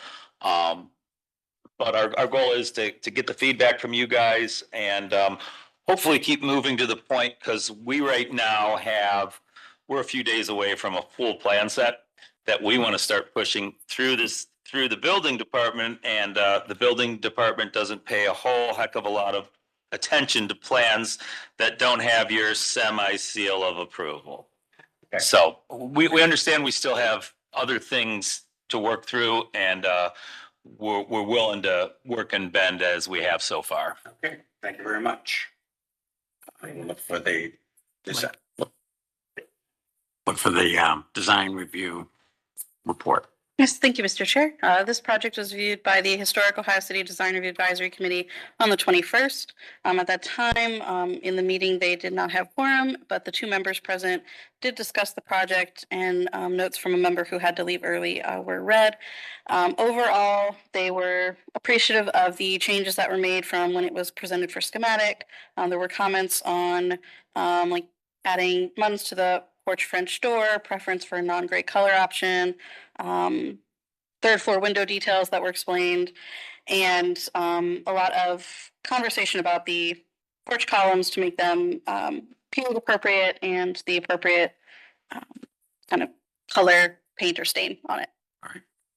You? And the staff report?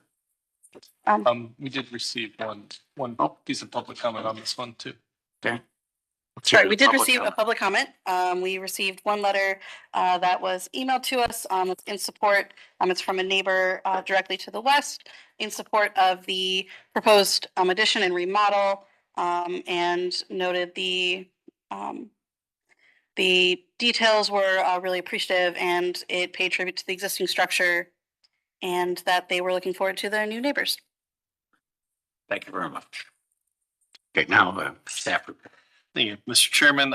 Yeah, staff is just very happy to see this house having some attention paid to it. As you recall, we saw this for demo last year. It was the certificate of appropriateness was denied, so it's great to see it back for rehab. And yeah, I think we agree with a lot of the comments that came out of the local committee meeting about the window height and the porch details. And staff is happy to work out those final details as well as colors and shingle type and all that with the applicant. It pleases the commission. Okay, thank you very much. We'll open it up for questions and comments from the commission.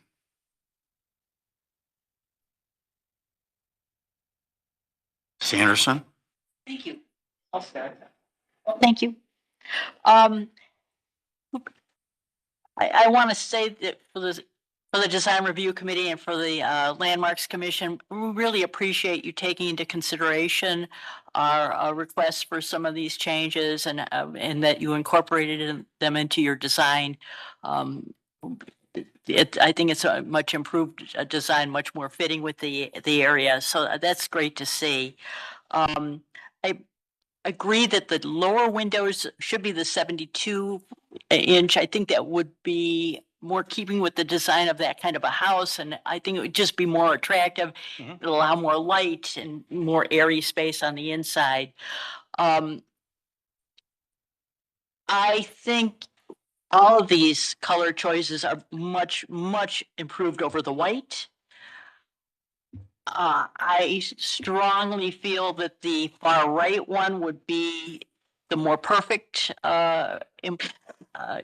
installation of that color. And part of the issue with that street is there is a lot of gray and a lot of, well, like the house next door looks like charcoal. Yeah, and I think it would make it a little more distinctive. It would set itself apart from the neighbors if you had a true color there as opposed to the grayscale.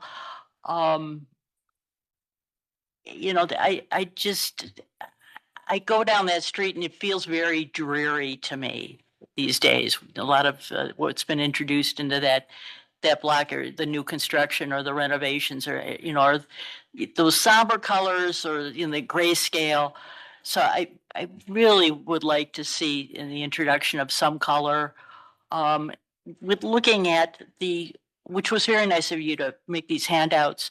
I think I'm leaning towards the tapered columns. I'm fine with the wood. I'm leaning towards the tapered columns. I think my last comment concerned the roof. I'm really happy to see using the asphalt fiberglass instead of the standing seam. I'm fine with the use over that porch area. I think a lighter color would probably be more ecologically sound. There's a lot of roof area. I think if you have like a black roof or a really dark color, the color is absorbed the heat from the sun is absorbed into that black and then radiated out. So, we have heat islands. I'm sure this is a very urban area. So just from an ecological standpoint, I mean, it doesn't have to be a light gray or a white, but just something that's, not black or charcoal or in that realm. So those are my comments. Again, I'm really pleased to see the way this is going. I think it's going in the right direction. Thank you. Thank you. Yeah, Thank you, Ms. I'm Anderson. excited about it. Thank you, Ms. Anderson. Yeah, Mr. Oh, McCormick has his hand up. Councilman McCormick, you have your hand up. Thank you so much. Can you hear me? Yes. You're stuck with me today. Maybe one of the last times. Hey, Right. anyways, We're gonna miss you.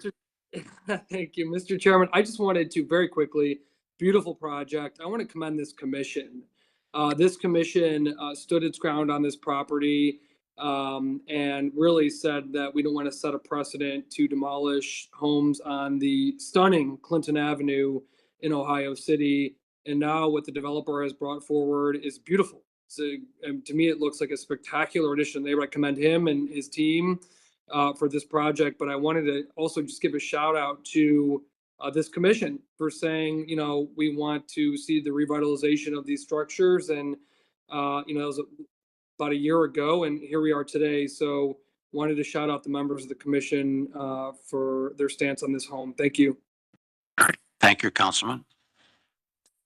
Other comments and questions? I have a question.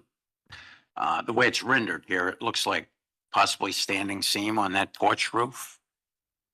No, the porch roof is, well, I call it flat. It still has a slight slope. So Is that a rubber membrane or? yeah, it's gonna be a flat roof, and the only place you'd be able to see it is if you got height. Anywhere from ground level, it will not be seen. I still always struggle with flat roofs because I did some condos on Vine Court here. I can't get off of Vine Court. Live on Vine Court. And the white TPO is probably the best material I've found for weathering it, but it's so bright and white. And then the EPDM is at least gray. I just wish there was a better solution for even when you're in the second floor looking down. But we're going to try to be creative with that. Maybe do an EPDM. But the whole point of that is it will not be seen unless you're on the second story looking down. Okay. And that has about a 1/4 inch of slope, a foot. So. And then for the front elevation, I heard your whole discussion about the window sizes. Yes. But I wanted to ask specifically about the rough openings for the existing windows. Did I hear you say those will be maintained? Because then you said you were gonna. Well, it's a little bit hard to tell because the doorways punched through one. Right. And gutted out the other one, but those are approximately 34 by 66, 65. So they're kind of right in between our lower windows, which we have at 36 by 72. Is that the size of the existing opening? It's about 34. Height wise. Height is about a little over 60, yeah, 65, 66. Inches. Yes. And you're going to 72. Correct. Is there a problem matching the existing? We not so much a problem, no. We could go to 66 or, you know, it's closer to 66. It's just that if you go back to that rendering, or go to the flat rendering, there you go. Back to, or that one, the rendering's a little more insightful. There you go. Yeah. I just feel that the space in between the upper and lower windows and Design Review Advisory Committee brought that up and said, they were saying, oh, that sill height should go down on the first floor, which it's actually about where it needs to be. And that's where the whole idea came in to just help out the scale of the front, whereas the top windows being a little bit smaller is a given that they have to be. We just feel that. I also think that this rendering, I would have to check. Whenever you render something, it never turns out like it is a little bit skewed in some way, shape, or form also. So that's looking at this, it looks like the upper windows are slightly taller than the lower ones to my eye. That's my other. But like I said, maybe go to the elevation. The elevation is probably closer in reality. Those look to be the same, and they're. So that's, and it's a, you know, we still have a lot of material on the front of that house that's just siding. We had explored taking the gable and trying to do something fancier in there, but sometimes that just gets too busy, something to break it up. And we think a little bit more extra room on those windows will help out the scale.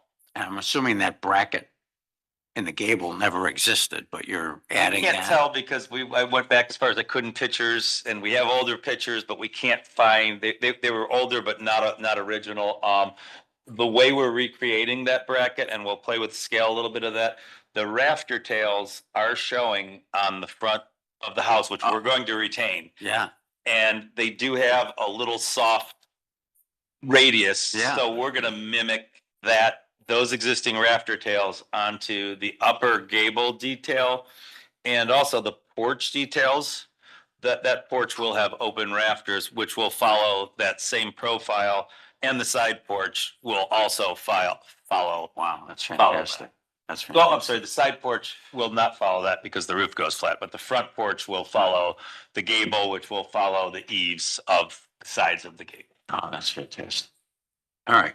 So, I mean, it's just a point of consideration. I think that matching the existing window sizes might be appropriate just to represent what the house originally was. All right. Any other, Mr. Dulick? Thank you, Mr. Chair. Just want to echo all the collective gratitude for saving this house once again. This is a wonderful project.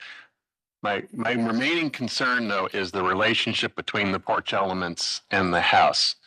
And I think it's all good that it's all clearly new from both a design and material perspective, but the way the corner of the house and the bay and the flat porch roof and the slope porch roof all comes together, I'd really like to see those elements at least have some breathing room between them. Because the side porch is clearly new. It can be its different thing. It's not on the street. I think it's great. But I guess I'd like to suggest that not to literally reproduce what you see, that a lot of houses like this in Ohio City with the little side porch, often that roof is hipped. That's one way to go. But that's what most of the ones, at least I'm familiar with, are like that. But I think pulling those apart, letting the side porch be that little side entry porch that you see that is typically the farthest it goes is towards the corner of where the house widens, right? So you enter kind of in the middle of the house. Okay. And then the relationship between the side porch and the bay, even if both of those came off of, if the one came off the corner of the house setback and the one came off the corner of the bay, and however you trim that out and let that little inflected corner read, I think it really starts to come together. So that's I don't know if I can make that, or would make that a requirement, but anyway, strongly suggest that is how you think about that. But, otherwise, comment on that. Work with staff. Yeah, go ahead. Yeah, we've fought with that same exact interaction, and we were very sensitive to it because like, man, do we love the side porch, man, all this stuff, and it fills the gap. It's the perfect solution to other things. And originally we had, right now it has a flat porch. Who knows who made that thing? But when we had two flat porches on there, and it really. I'm like, it's touching, but it should be separate, but where do I put it? And that's the first thing we did was change the front smaller porch roof to a gable. And that helped immensely. And to be honest, the aerial view that you were pointing out that really kind of shows you're like, this box it's touching, but does it need to be? We fought with that when we made the gable, but if you look from this view, it's not near as evident, but we will try to do something, even if it's tough because I want an overhang. I want the porch poles on the side where they are, and I want that overhang to highlight the rafter details. Yeah, that's neat. But that also pushes us up there. But maybe it would be nice. We've also thought about playing, even if we could play a little bit with elevation of those two. Like if one's even slightly lower or above, then they wouldn't be so impacting each other. So we'll do our best to make sure that it looks good for the birds too. Great, yeah. Through the chair to the applicant, this is the classic example of a extremely good project that I think can be made even better with working directly with staff. They're good not only with the colors but with the specifics of those details. I would just suggest again that keeping them adjacent but separated and properly proportioned and functional is what I would suggest. So thank you. Thank you. Thank you, Mr. Dulick. Mr. Lozier? Thank you, Mr. Chair. Echoing all of the previous comments, this is a fantastic project. Super excited by and really appreciative of all the feedback that you've taken in and really made this. Every time that we see it, it's incrementally better, and it's getting like we're right there at this point now. So thank you so much. I do also want to talk about the porch. I think, and I'm in agreement with Mr. Dulick. I think it feels proportionally too wide for the front of the house, and I think if it was made a little bit more narrow, it would feel proportionally a little bit better than. And you're talking about the side or the front? The front porch. The front porch. The side porch, I think I think that looks great, and appreciate that as a thing. That could address. Yeah, if the shed shed roof portion of the porch was made narrower, pulled it away from the flat roof porch, I think that would help proportionally with the front facade, and also be able to separate those elements a little bit better than and make it feel a little bit more cohesive. So when it comes to the columns themselves, I think painted really kind of makes more sense to me, especially with the context of these homes. You don't really see a lot of exposed wood or stained wood historically. There's examples on the street where wood has been used, but that's a much different sort of capacity. So I think as the coloration of the house comes together with all the different elements, I think treating that as a painted elements versus wood, I think feels more correct in this as part of this sort of this fabric. I think something simpler, I think also does make sense too, whether it's a very slight taper or just sort of square in section, and nothing. Again, it wants to feel proportional, right? So nothing too heavy. At least when I'm talking about the front porch, let's say. If the language of that feels much more cohesive with the front of the house, with the coloration and whatnot, and the scale of those elements, the side porch I think could potentially be a little bit different. But I still think from an aesthetic perspective, it wants to be painted as well, not be wood. So those are my comments on that. I really appreciate the color study. It really is helpful to see it in different iterations. I too kind of really like the far right. There's something that and again, it makes it feel different and unique along this street. And it has a warmth to it that you see in other, there's similar, coloration in other homes in the neighborhood too, that makes it feel a little bit different and a little bit more special than something that's a little bit more typical of what we see.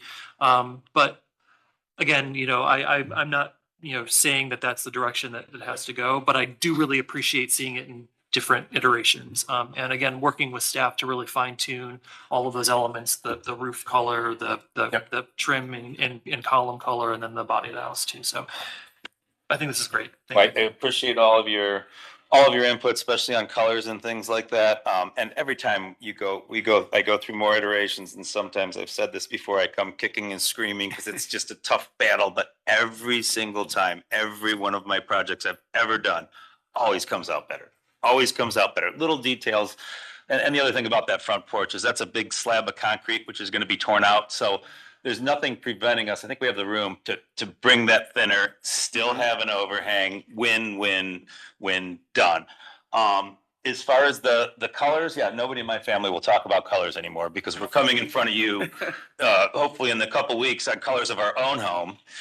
Colors on these homes. I'm like, no, everybody's like, I don't want to see any more colors. So I like when people tell me what they like because nobody in my house will listen anymore. But my partner on this, Adam Hyone with Inside Holdings, he feels pretty strongly about wanting the wood and the warmth. We have renderings of these three with white trim, with white poles. It looks interesting. It looks good. But he's really, and I do like the warmth of the wood. The other thing that we really want to do, and I feel should have commonality, is this porch, the side porch, and the upper rear porch. I want the columns to be as identical as they can. And so we're also trying to work all of those. And when we switched to some colors on the front and then we slapped it on the back, we're like, well, it doesn't look as good back there, but it looks good on the front. So we're sensitive to the wood poles, and we're battling that ourselves right now too. But we're certainly leaning towards the wood, but we're open to ideas and open to input. And if we do go with the wood, we're open to trying and coming back, and maybe not coming back in front of the board, but going and talking to somebody within Landmarks and Design Review about these different options. Okay, thank you very much. Must be a green day today because every prior house on West 38, we like the green colors. Now we're tending towards green here because I happen to like the green. And I don't have any problem with the natural wood tones on the I think, columns. do you guys think it needs to be darker like the when I hand it out, or is that a close hue in the rendering? Or I think a lighter, this seems to be portrayed as a lighter tone, I think. right, you that's more like the lighter appropriate. tone better? Yeah, I personally do. But again, all of us are so appreciative of you rescuing this house. And I didn't think it was going to happen. I think it was Miss Anderson and I quite a while ago now, and Miss Barbone back there went through this house, and I didn't think there was any way it was going to be saved. It was really in bad shape. So I really commend you for this project. Any other questions or comments? So I don't have any notes here. But I think there's going to be some recommendations, at least in terms of coloration and things to be brought back to staff. So I'll entertain a motion. Mr. Lozier. I will make a motion to approve as presented, and I'll try to get all of the recommendations. First, recommendation is to reduce the width of the front porch, which we've already talked about. The second recommendation is to consider maintaining the existing window opening heights on the lower front windows, but with the understanding that they'll still want to be taller than the second floor. Third recommendation is reviewing paint colors, roof colors, and column colors and materials with staff. Is there anything else that we talked about? I think that's got it. And that's it. I think you've got it covered. We have a motion. Do we have a second? I will second. Okay, Mr. Dulick. Further discussion? Seeing none, Dan, please call the roll. All right, Ms. Anderson? Yes. Mr. Dryer? Yes. Mr. Dulick? Yes. Mr. Lozier? Yes. Director Mersman? Yes. Mr. Sandberry? Yes. And Mr. Strickland? Yes. All right. Mr. Chairman, the motion passes unanimously. All right. Great. Thank you guys so Okay, much. looking Really forward appreciate to it. this going forward. Thank Yeah. you. Move to our next case. The director will be presenting with Ms. Perbone. In there. Case number 25061, Ohio City Historic District, West 29th, open street on West 29th Street. Streetscape and site improvements. There's a delay. Thank you to the commission. Good afternoon. I'm Callie Mersman, Director of City Planning, joined here by Brittany Pavan, the neighborhood planner for the Near West Side. We're here to talk today about West 29th Open Street Project. This is a pedestrianization initiative that fits in Mayor Bibb's overall push for us to make more places for people to be in our neighborhoods. And this project has a little bit of a history. It is funded through a $100,000 grant from the Project for Public Spaces. And over the last year and a half, we have conducted community engagement as well as a short-term pop-up of this space on West 29th Street between Church Avenue and Clinton Avenue. So we're just sort of around the corner from this beautiful new house that will be constructed soon. And in the interest of time, I'll move relatively quickly through the slides, but I'm happy to talk about anything in more detail during the discussion period.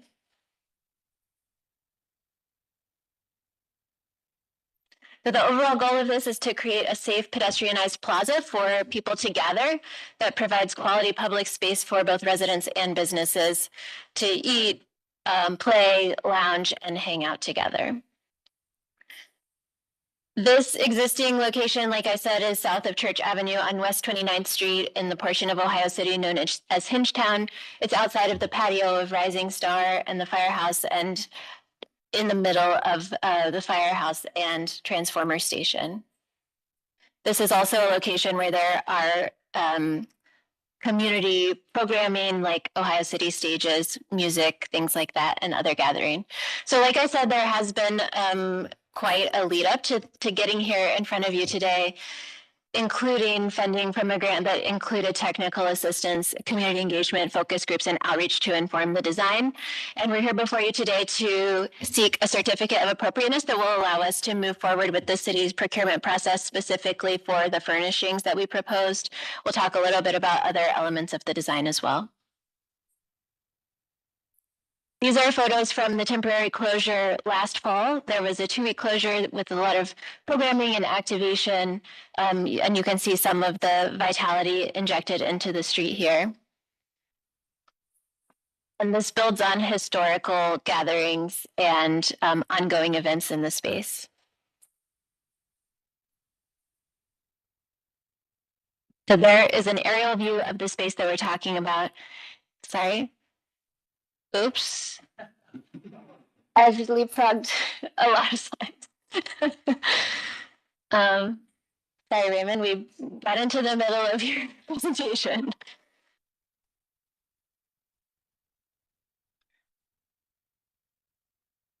I'll stop.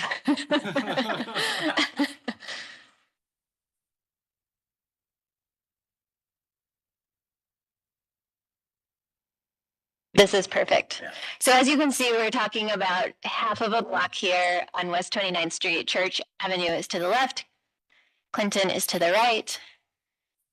And the design that we have developed in conjunction with Project for Public Spaces and community feedback is shown here. This is sort of a quick build installation, so we are budget limited with the grant that we have, but the hope is that it establishes the space, creates use and vibrancy in this area that can then leverage into longer term capital investment in the future. So what you see here in the current on-street parking lanes with the diagonal lines are proposed tree pits to increase tree canopy and shade and establish sort of bookends of the space.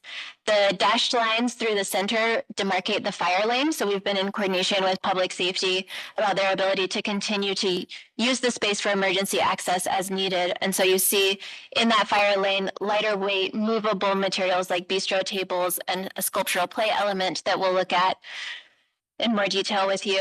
Up to the side are heavier weight picnic tables and benches that would be immovable and are outside of that fire lane. The proposed ground cover here is a Synlon material. We have had recent conversations with businesses about, and the design review committee had some feedback about the potential for painted asphalt instead. And so we're very open to that as we hear feedback from the commission and continue to navigate forward on that. Would be very comfortable with consideration for coordination with staff on the final ground cover treatment. What our priority is to provide a smooth surface for programming. So there are spin cycling businesses, yoga businesses in the area that might like to use this for outdoor programming. And what we've heard from them is the current potholed street that's there now is not sufficient for that. There was also some discussion in design review about the ability to go down to the historic brick. And as we've investigated that, that's very difficult to do in a way that has a good quality brick surface to the end of that as a culmination of that. And so what we're talking about here is either the Sinlon surface resurfacing with some artistic mural application or a combination of the two within this plaza area. The barriers shown on either side here, and we'll get to this on the next slide, are Thomas barriers that are approved through the fire department. They are crash rated and provide that pedestrian safety while having the immediate movability in case of need of an emergency response.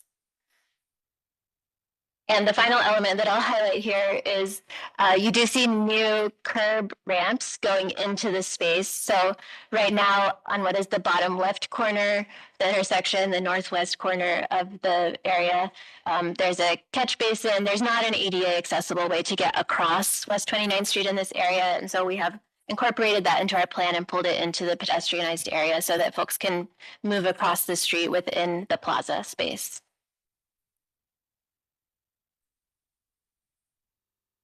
Here are some details of landscaping and tree pits.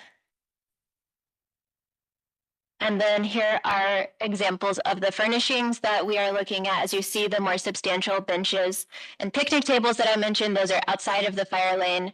And then the more movable aspects are the bistro tables, the Adirondack chairs, and the sculptural boa sort of play elements that can be seating or play for people who would like to use the space in that way. The Thomas barriers are pictured in the bottom right, and we will be sort of customizing them with public art for the space to enliven them. This is a picture as exists right now outside of the Guardian Stadium.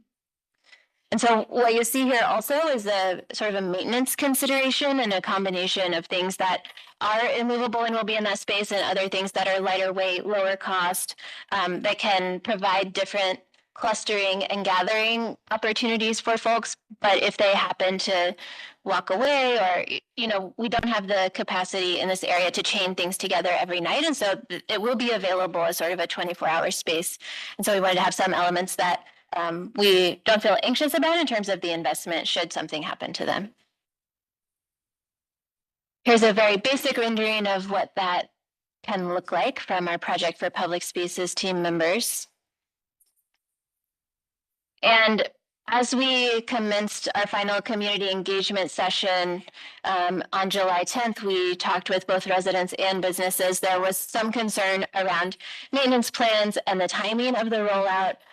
We met again with businesses on August 21st to talk about those considerations and have also worked with our grant funder to allow us to make some initial investments in procurement this fall and then do a full-scale rollout in the spring, which meets a lot of what the business community was concerned about. So we are continuing to coordinate closely with businesses as well as residents in the immediate area, and we'll have regular steering committee meetings moving from this point into implementation in the spring.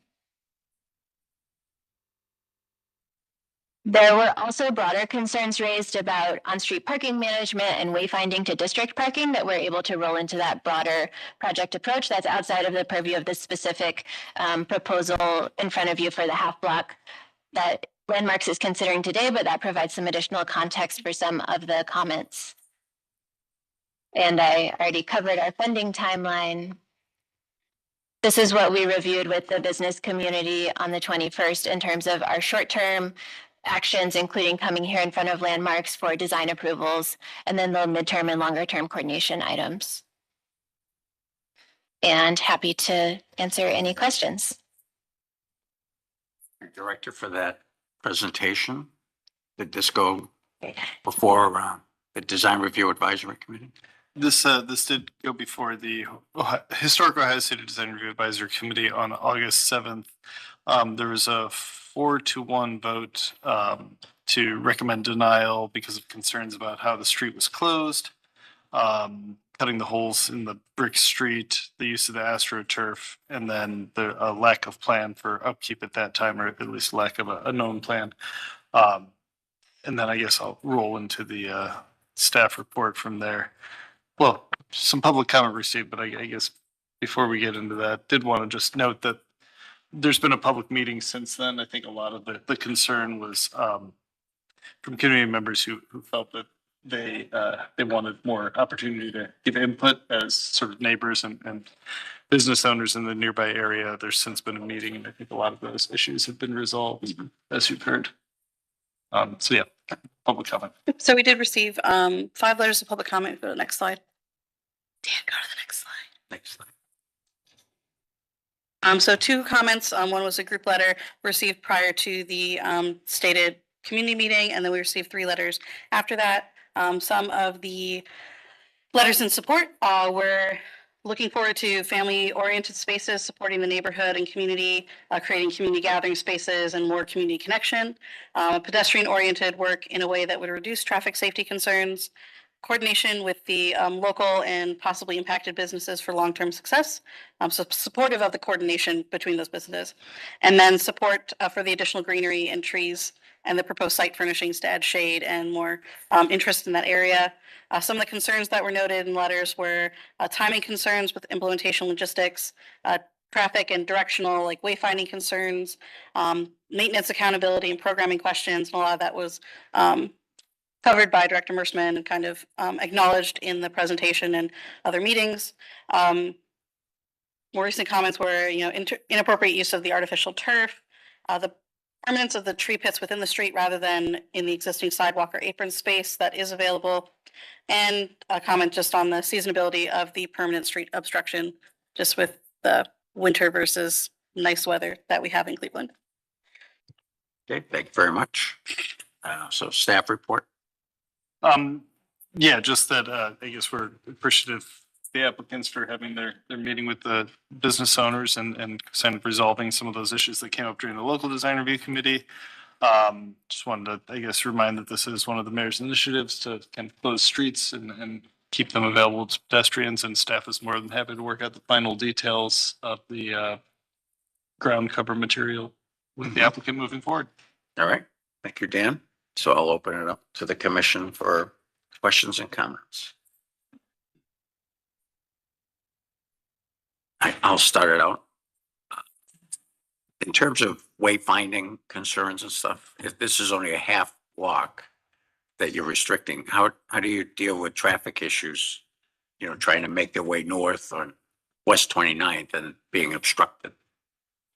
So the southern half of the block would be signed as no outlet, local access only. For the piece that's closed, there are a couple of driveways to the south of the closure that would still need access, but that would be signed very clearly as not a through street. There is a very healthy community street grid in the area, and so part of the concern that we've been talking with businesses about in terms of wayfinding is just for folks coming into the area, how to find a place that they know that they can park. And so there are a couple of district parking lots here that we'll be coordinating with Ohio City Incorporated around wayfinding too. Beyond that, West 28th Street and West 32nd Street are just to either side of this. So there is a good grid for people to navigate. And is there a mechanism for GPS to be updated to indicate the street closure? How does that work? Yes, we have coordinated with online APIs in the past to put in information about transportation changes. Yep. Councilman McCormick, I see your hands up. Thank you so much. I didn't realize I was going to have such a busy day today. So anyways, I just wanted to chime in. I really appreciate planning's and continued engagement with the businesses, Ohio City and other folks, and really taking the feedback. And I think you're seeing, both the pushing into the spring, allowing for more time to have these discussions is really important. And the businesses around this area are very forward thinking and are really, I think, intrigued and interested in this project. The feedback I've heard from them is they want to make sure it's done right. So appreciate that continued engagement. And, the flag I would just put on this is making sure, and this will, to be clear, this is going to be the next council person's project, but ensuring that we are thoughtful on maintenance funds, and specifically who's going to ensure that maintenance happens. So we want to make sure that this project is done well so that it's not seen, kind of as something that we tried and it didn't work. So just thinking through in those working groups, and again, thanks to the director for making sure she's committed to those working groups, that we are working through the not fun or not exciting aspects of these types of projects, which again would be who's doing the maintenance, activation, who's paying for it, all those critical details. Thank you, Mr. Chair. All right. Thank you, Councilman McCormick. Any other comments or questions? I have a question about the surface on the street. It's a AstroTurf or some artificial lawn product? Yes, the original proposal was for a Sin Lawn, which is a brand of AstroTurf, synthetic turf material. It installs on top of sort of a base substrate, and so that we had originally thought we might need to resurface the street in order to overlay the Sin Lawn on top of it, but learned through conversations with Project for Public Spaces and the vendor that they do a base substrate to even it out. So that's the proposal. Like I said, because of the concerns raised by the Design Review Committee and sort of open to what Landmarks Commission members have to say, we're very comfortable switching to an asphalt surface that can then be activated with murals or paint. Yeah, I think it's much more practical to consider, a more hard, durable surface, as long as you could properly prepare the street so that it satisfies the functional needs of the people that might be using the space, but being more easily maintained. I would be concerned about, dogs, using the space for other than as it's intended, and how that's maintained. And so will the Ohio City ambassadors be charged with like cleanup? And if the bistro tables, get spilled on, who cleans that up? So we're working with the owners of the firehouse to incorporate this into their routine maintenance for the other properties that they own and operate, including Church and State. So this will just be some additional duties looped into their maintenance, their routine maintenance for their properties. Great. So obviously the maintenance issues then have been considered. Okay. Other comments or questions? Mr. Lozier? Thank you, Mr. Chair. Yeah, I think, as going back to the maintenance and long-term, short-term and long-term sort of outlook of this asset for the neighborhood is going to be important. And I think that in addition to whatever recommendation we make as this body, I think submitting a short-term and long-term plan, I think, is going to be really key to the success of this project. I think that is a big concern of the surrounding businesses in the community, just making sure that this continues to be a really great space for people to enjoy. So I would recommend that gets added to whatever we decide here. I think this is a really interesting and really great opportunity for the neighborhood. I live near all of this, so I get to experience this every day. And the highest and best use of this seems to not necessarily be a potholed street. And having this be an activated public space, I think it has some real opportunity here. My concern is that it feels a little bit rushed, and I think that may have something to do with sort of the funding mechanism. I think there's so much opportunity here, and I think that there's a lot that I think still needs to be resolved in terms of criteria, making this feel like an intentional space. I think that the Sin Lawn is not the right choice. Again, it feels like it's a more temporary thing. I like the idea of it being sort of an opportunity for public art as a sort of a painted surface, but I also think that ground plane to make it feel like a space and not just a street that's been closed. I think a lot more thought needs to go into it to really make it feel like an intentional space. That may mean, you know, instead of it all just being asphalt, maybe there's areas that, that are, you know, thinking about different material, crushed stone or something that breaks up that surface that makes it feel like intentional uses of space. The planting plan is also something I think is, making sure that that feels like a cohesive space, I think is important. I, the Thompson barriers or whatever we call them these days, while serve an important purpose from a safety perspective, they also create roadblocks visually and functionally, right? So it doesn't feel necessarily like a inviting space to come to. So thinking about, an idea of removable bollards that allow this space to sort of bleed into the neighborhood versus being sort of bookended by these really heavy, not so inviting elements.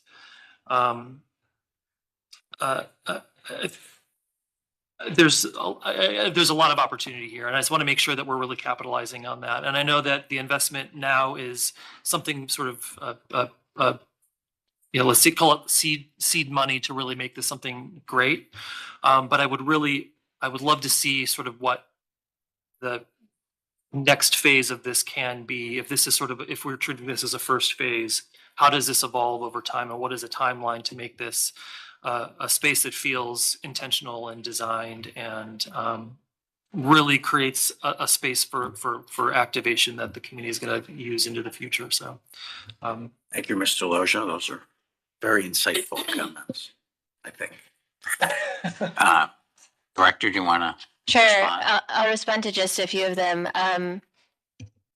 In general agreement, from the city perspective, it feels important to make incremental improvements and progress when we can. And this is an opportunity to do that and build momentum for future phases.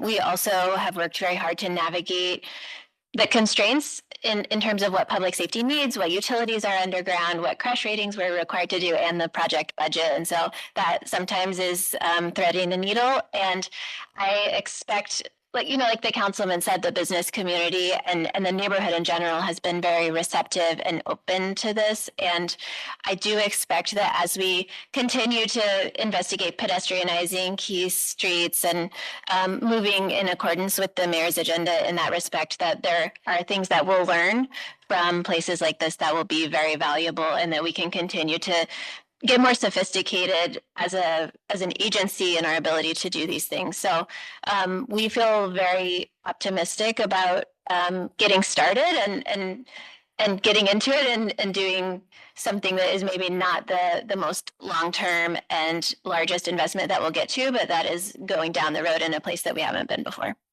So this could be considered the initial phase of this initiative, create a pedestrian space in this area. Yes. Right. Ms. Anderson? Oh, okay. Mr. Sandberg. Thank you, Mr. Chair. I have to be honest with you. I know. Sounds like the intent is to be a permanent application to the street, but everything about it seems very temporal. It seems very plastic and very just a moment. And I understand you're looking to add some of those ramps to make it a little more handicap accessible, and maybe just elevating that entire street so it's at the level of the sidewalk, removing the need for a ramp, and you can ramp the two sides for emergency access. Might make it a little more permanent, make it feel like the street's not coming back. This is going to be a pedestrian space for foreseeable future. Everything about it that's presented today seems very plastic and temporary. I think it would go a long way to change some of the material to something that seems a little more permanent. Movable bollards, I think, is a great idea, and that would give visual fluidity through the space while still allowing access. So to respond to those points, there are challenges with changing the elevation of the street in terms of the drainage that we still need to function there. So that would be part of a larger capital project, an investment in sort of changing the nature of the street itself. There are folks that are in communication with us and helping to shape this project that want to see the proof of concept borne out before fully committing to never opening the street again. And so again, we're sort of walking the line in creating the space, bearing out the proof of concept before making irreversible changes here. And I did want to point out some of the materials. The color red and the natural wood materials were really what the group drew inspiration from. And so the benches and picnic tables are those more permanent aspects that we are investing more in. And then, of course, the establishment of the tree pits in the street and the landscaping there are features that will remain in those locations, as we continue to iterate on the space and provide some of that permanence with what we have to work with right now. Again, thank you, Director. Sanderson? I'll try to make it quick. Thank you. I'm not real comfortable with changing the street patterns in a historic district. Just, it makes me innately uncomfortable. But most important to me is this area. I mean, there was kind of nothing, well, there was not nothing going on, but very little going on here not that long ago.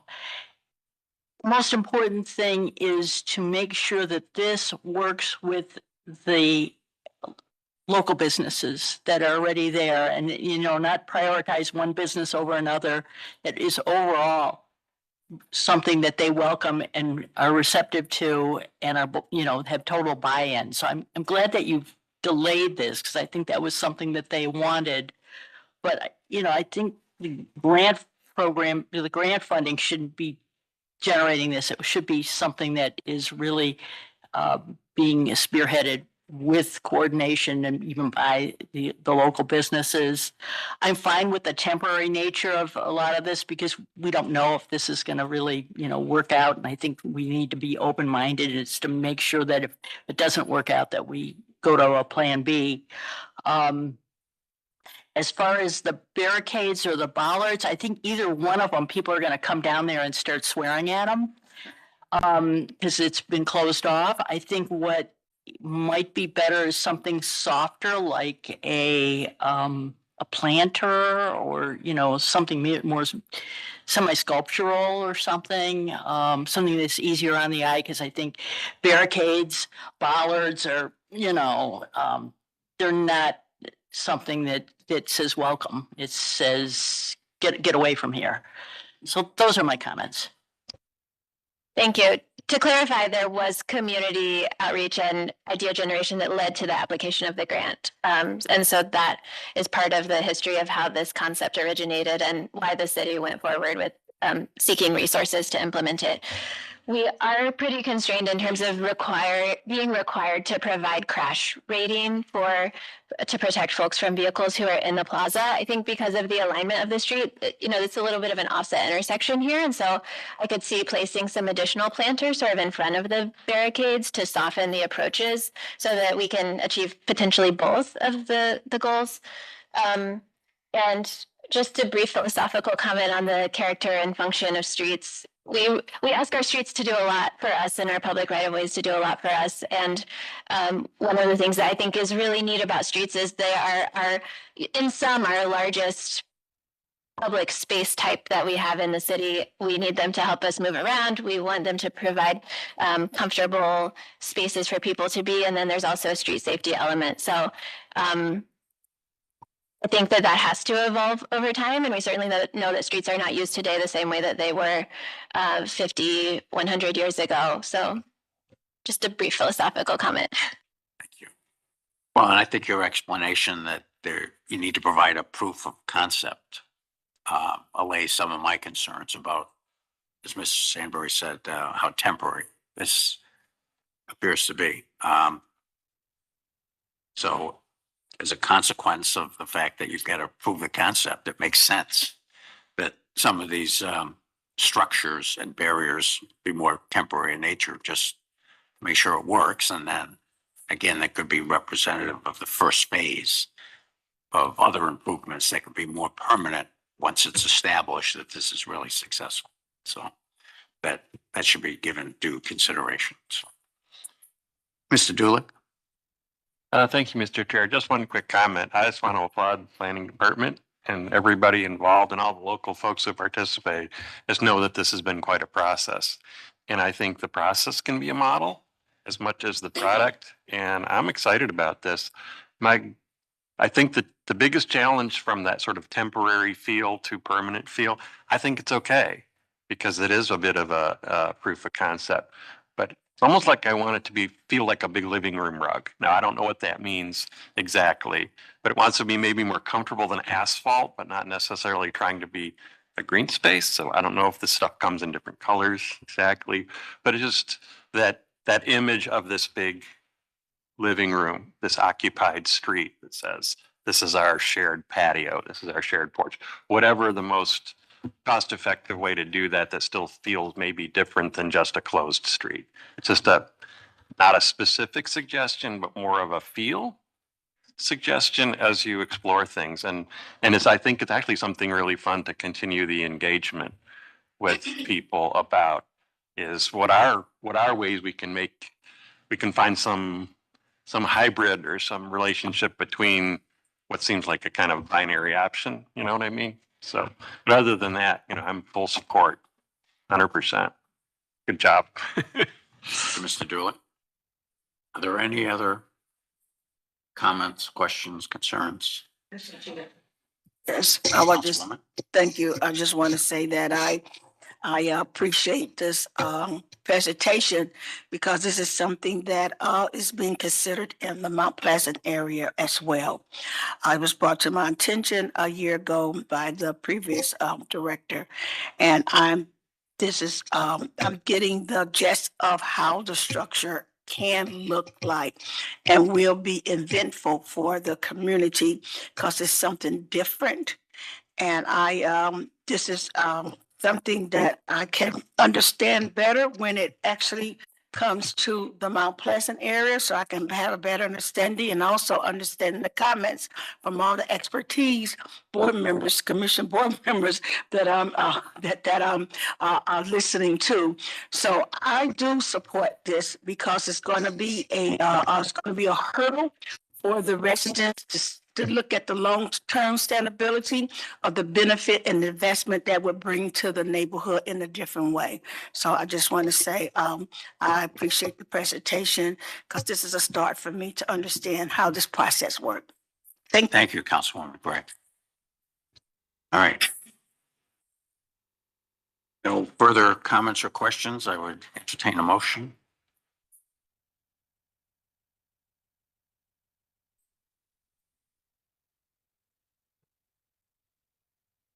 Chair can't make a motion. I think it's Mrs. Sandberry's turn. Can I make a motion? I never made one before, but could you help me along? It's certainly time. I support this presentation, but who can help me with more? A motion to approve as presented? As presented, yeah, with consideration of changing the material surface on the street, studying other solutions. Okay, changing the material on the street of different solutions. Yeah. Okay. Mr. Chair? Yeah. If I may, we want to say something about the maintenance because I know that's. Yes, that Mr. Lozier made that point to develop and submit a maintenance plan along with as a condition of the approval for staff to review. Do I need to add more? Because this is my first time. Just say. So moved. So moved. All right, so we have a motion with conditions. Do we have a second? Mr. Dulick. All right. Thank you, Mr. Dulick. Motion and a second. Any further? Yes. Mr. Lozier. Can we put in here that, we will visit this in the future to make sure that it is working for the area businesses? Yes. I don't know, that's our purview.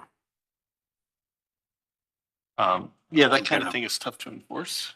You know what I mean? Unless they make future changes, then they'd have to come back to you for a certificate of appropriateness. But if And it's gonna We- be we the only primary see responsibility of the environmental changes. planning department to gauge the success of the proof of concept.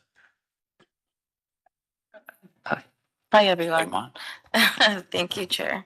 Through the chair, thank you for having me. I'm the neighborhood planner of this area, and I've worked for most of the entirety of this project. So it's been hurdles and successes, and it's been great to meet the community in a different way. This is certainly different. I wanted to add towards this comment, there's also a consideration of a steering committee happening, and that includes businesses and residents so that they can coordinate events and projects, and the maintenance will be absorbed by the fire station as well for other comments that were mentioned, that we're happy to include ourselves in seeing the success of this project happen. So I guess towards that comment. Ms. Anderson, does that address your concern? I guess she answered my question, so. Okay. Mr. Lozier? I'm in agreement with the motion so far, but I would like to make the submission of a maintenance plan approval contingent on having that maintenance plan in place. I think it's just something that's like so important that just want to make sure that we get it right. And that would be my ask of the this motion. So I take that as kind of a timing issue because we've already included language in the motion that a maintenance plan will be submitted. Correct, but I think, yeah. You're making a condition. Prior to the issuance of a certificate of appropriateness, we need a maintenance plan That would submitted. be Is that my- what you're? Yeah. I don't- Want to I don't- include that in your motion? Oh.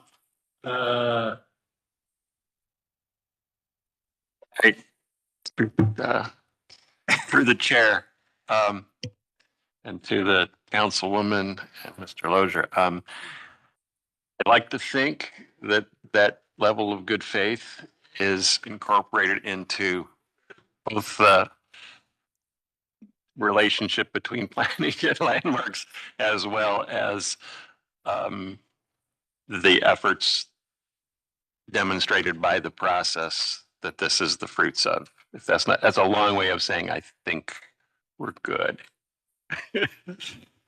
Pavon, you indicated that the fire department, the firehouse is going to provide maintenance of the area.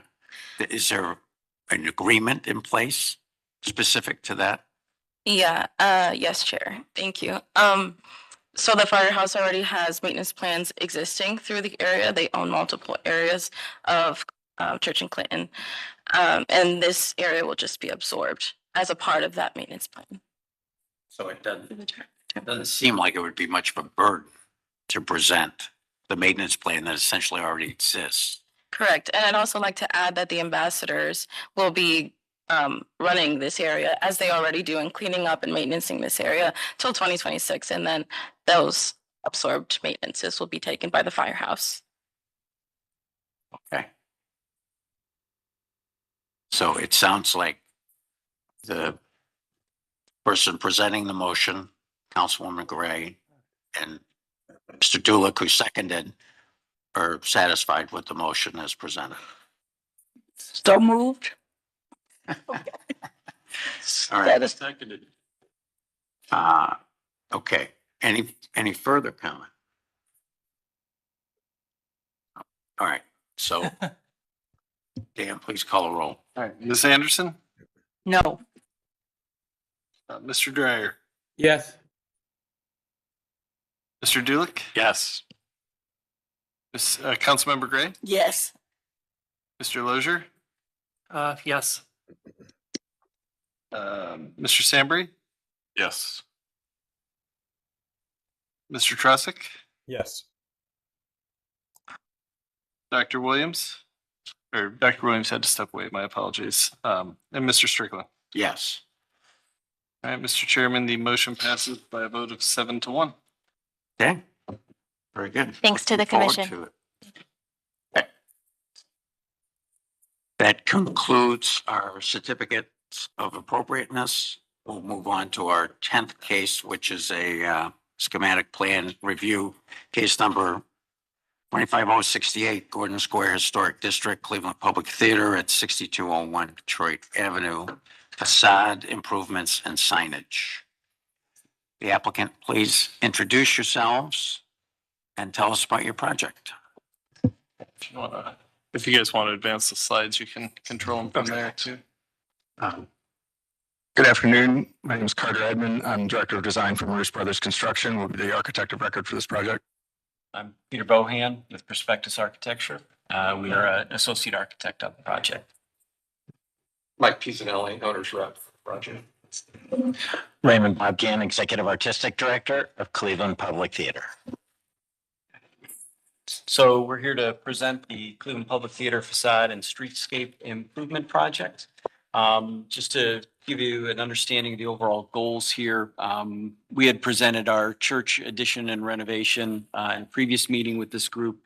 We'll now be focusing on the Gordon Square Theater and James Levin Theater buildings here with the goals of visually unifying the overall campus, restoring the visibility of the main buildings of the project, and clarifying and enhancing the main entrance. So we've got some preliminary design intent drawings to review with you today. Where do I need to point this? There we go. Okay. Site location, so Cleveland Public Theater location here on Detroit. We'll zoom in to the campus itself. So in the upper right-hand corner of the highlighted area was the church that we looked at last time we were here. So in the upper left side there, we'll be focusing again on the main elevations of Gordon Square and Levin Theaters along Detroit. These are some existing photos. So on the left, you can see the Gordon Square Theater with the existing marquee signage, and then the Levin Theater on the right with the existing trees that are obscuring the visibility of the building. Just a couple other views here, one straight on the left side showing both buildings. And then on the right side, sort of a view a little bit from an easterly position. Got a couple historic photos of the complex. So on the left actually is a photo of the building when it used to have a blade sign on the building, giving it a little more prominence. And then on the right side, you can see the building before Cleveland Public Theater took over the first floor and prior to the installation of the street trees at that location. This is a site plan of the overall campus illustrating the components of the project. Right now on the face of the Levin Theater, there's sort of a script neon sign of the Cleveland Public Theater in an old logo script.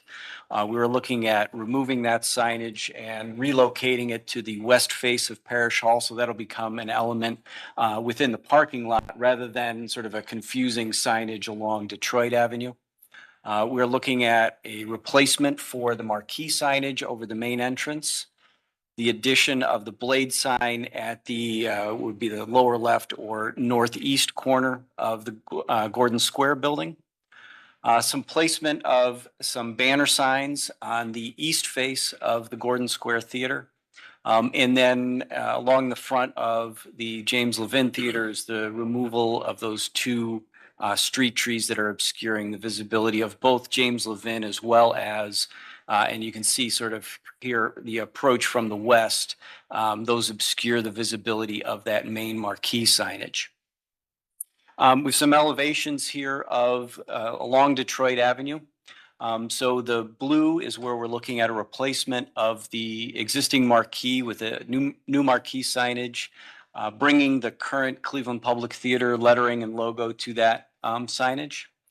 The red dashed line across the elevation, and we've got some renderings later that illustrate this a little more clearly, but an LED strip that unifies both of the building elevations and connects the blade sign with the marquee signage. And then the orange highlighted storefront windows, we're looking at an application of a clear LED film that allows them to animate that elevation, but maintain visibility into those interior spaces. This is the east elevation of the Gordon Square Theater, so you can see the profile of the blade sign. The blue again illustrating the replacement of the main marquee. And then in those first three bays, looking at placement of large banner signs and some lighting to enhance the visibility of those signs. Here's our first rendering. This is a view from the west, sort of heading east. So you can see the removal of the two trees to, again, bring the visibility back to the overall elevation. We are suggesting some low plantings going back in those planter beds to maintain that. You want about the trees a little bit? Okay. So I want to just add a little context to the streetscape here. As a public theater and a piece of historic architecture, the visibility of the campus has been an issue with the street trees. The physical visibility, although the images across the street, you can see the facade pretty well. If you're familiar with driving up and down Detroit, the existing trees, which are actually invasive Redwood pear trees, effectively completely obscure the presence of the theater on the street. And this is a particularly sensitive issue for a theater that's dedicated to centering the voices of people who have not historically been visible. So for the success of this facade design, as well as the identity and findability of the theater, we feel that restoring the historic visibility of that facade is very important to the success of this project. I also want to mention, you may recall from the last time we were here, this is part of an overall campus plan. We are adding 4 additional trees on the church project along the property line.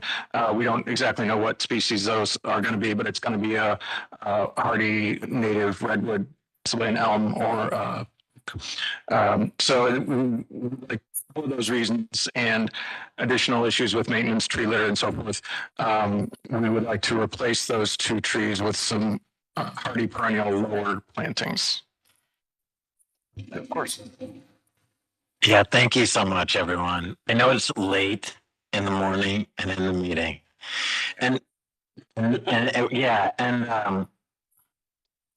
But this project's been going on for over 30 years. And you were talking earlier about this person who was, the property that was going to be demolished, this person saving it. And that's what happened here. I worked at Cleveland Public Theater as a teaching artist. I was actually working at Lakeview Terrace at the time. And the efforts of the theater to do that were created because the staff was making wages that required us to receive a subsidy. We were all on essentially food stamps at that time. This is a classic situation where artists come into a neighborhood, transform that neighborhood, and then because of the influx of people of higher wealth who have maybe different aesthetics values, this are erased. This has happened throughout time. And I just think Cleveland can do better. And I've witnessed that over and over again. The design review committee spoke about the trees are not appropriate. The removal of the trees. The removal of the trees is not appropriate. But the city has redone and invested tons of money on Playhouse Square, and they have never put trees in front of any marquee because any designer knows it is a basic requirement of a theater that its marquee and the front of its property is visible to the public and it can be welcoming to the public. You don't build a hospital and then say, well, we can't remove this driveway to make an emergency room entry because it's not appropriate to the neighborhood. So if you're saying that it's inappropriate to remove the trees, you're essentially saying it's not appropriate for a theater to be in this neighborhood. And that is not historically true. And there were no trees historically. And I can give you a lot of citations from multiple city and statewide committees that have reviewed and made standards for the visibility of facades of performing arts venues. So this is a standard that was violated literally by this committee by approving the original streetscape design. So you can also write that wrong. I also want to say that we started this entire project back in 2019 when we began to think more about a new capital campaign. And we started it first by talking to the artists. They're in American theater, and I'm sorry, I know you're all like, I got to get to lunch. But remember, I've been doing this for 30 years, right? And it's coming down to this meeting in my mind. Because at this meeting, you have an opportunity to say whether or not artists should be valued, artists should be erased. That's your opportunity.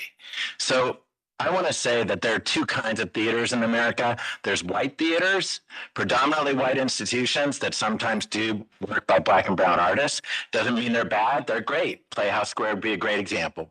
Cleveland Playhouse would be a great example. And we have theaters of color, theaters that are dedicated to a specific group. For example, Karamu, right? An amazing Black theater. There are only 10 theaters, less than 10 theaters of CPT size in this entire country that are not dedicated to one group, but are not a white theater, that are a Black, Indigenous, and people of color majority theater. Less than 10 in the entire country, and CPT is one of those. So when we meet with our artists and ask them what they want in our next renovation, and their first thing they said was, we feel erased, we feel invisible, and this front of this building does not represent us and who we are, I'm going to take that into account. I'm going to prioritize that. And that's what they said. When we did stakeholder meetings over and over again, number one comment, it's as if the building is some sleepy town. This is one person said, it's sleepy town at CPT.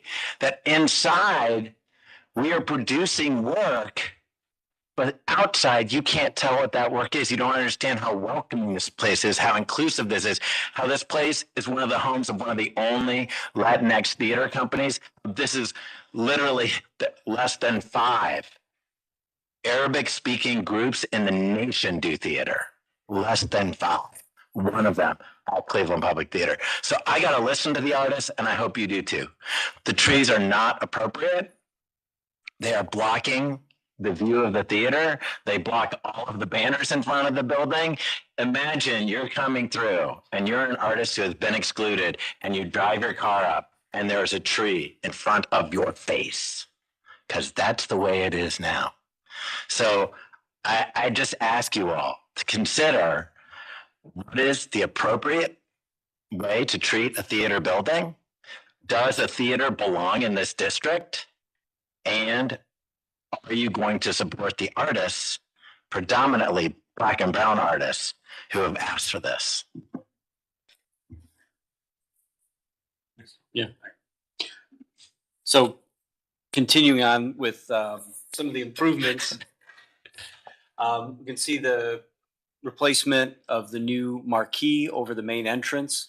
The intent there is the front of that sign would have the new updated Cleveland Public Theater logo. And then the two sides are intended to be video screens that can be changed, whether it's lettering, upcoming signage, or even graphics for upcoming performances. The blade sign then, referencing back to the original blade sign from the project, though located again to that corner location, just for the visibility from both directions. And then the clear window film on the storefront windows along Detroit there. We do have, it wasn't part of the presentation, but this film is a transparent film with and I brought a couple examples here. So you do still have visibility in and out, even while projections are being made across that film. There are small LEDs implanted in the film. So you still see what's going on behind there, but are able to project images across that film. So that's extra information I just brought along today because there were some questions in the last meeting. So in addition to this view from the west then, we've also got a similar view from the east looking west. I have to wake this up first. There it is. So in this view, you can now see the position of those banners on the east elevation of the Gordon Square Theater, as well as now the prominence of that blade sign as you come from the east side of town. I believe that concludes our presentation. So thank you very much. All right, thank you for that presentation. So this was a schematic review. Has this schematic plan gone in front of design review? Yes, Mr. Chairman, this went to the Historic West Cleveland Design Review Advisory Committee on August 20th.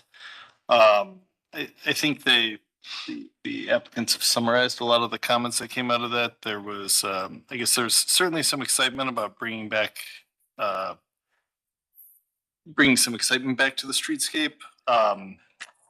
That this helps resolve the confusion over where the main entry is on this building in particular.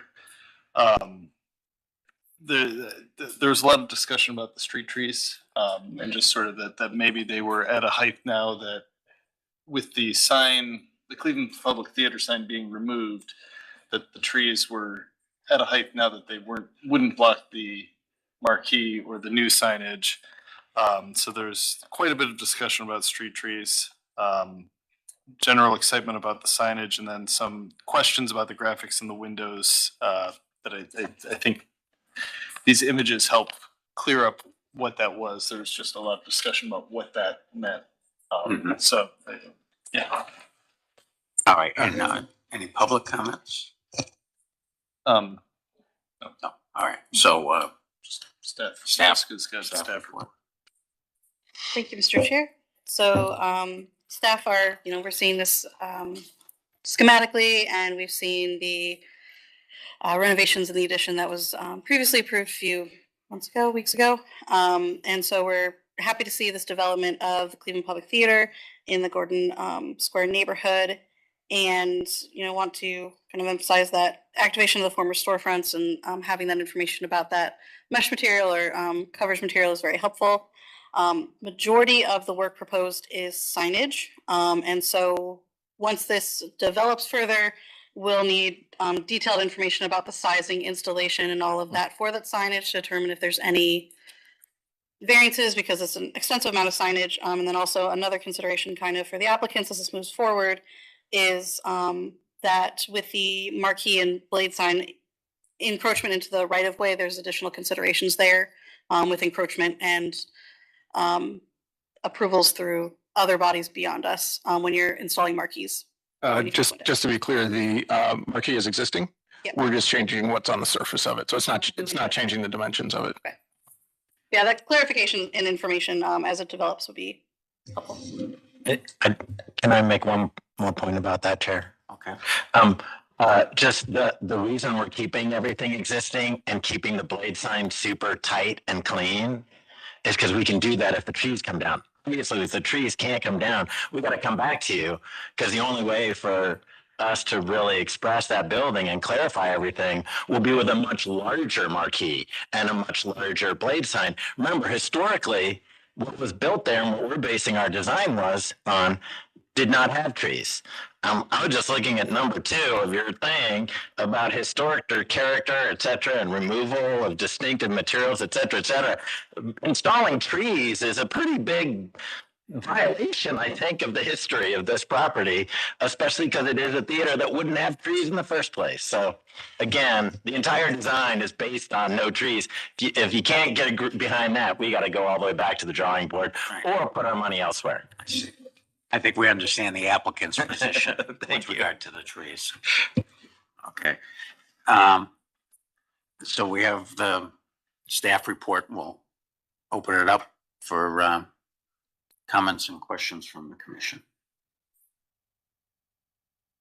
So I want to, let me just start, but I want a clarification, I guess, through Dan, that Landmarks Commission has strict purview over whether the trees stay or go, or does the city horticulturalist Yeah. have weigh in? There's also, yes, there's the, PetBot and the urban forester would have to sign off on the removal of the street trees as well. But we look at them from a design view. And yes, the full streetscape did become before this commission 20 years ago, whenever that was, and was approved. Before my time, It was, yeah. It was a while ago. So the applicant would have other yes steps to go Yeah, through. we're not the only, we wouldn't be the only step in removing a street tree. Yeah. Okay. Mr. Lozier. Thank you, Mr. Chair. And thank you for a really, great presentation. I'm, again, resident of this area of the city. And again, I'm super complimentary of the amazing work that you do at CPT, and super excited for the addition to the church that's moving forward. I don't know what my other, commission members think about the trees, but I personally, I love trees, and I, don't like to see them taken down, especially more mature ones. However, this I think is it does exactly what you describe. It really it hides what you're trying, the building, and it does make it difficult to understand what's going on here and the amazing work that you do. I work primarily in performing arts centers and theaters and cultural spaces, and visibility is such an important aspect of that. I personally don't have any problem with removing those two trees. I think it actually makes makes what you're trying to do more understandable, and really provides an opportunity for visibility that it doesn't have today. I would also go one more and say the tree that's located, further east, adjacent to the parking lot, I think is also an obstruction to the blade sign and to the marquee when you're coming from the east. So I personally wouldn't have an issue if that one went away either.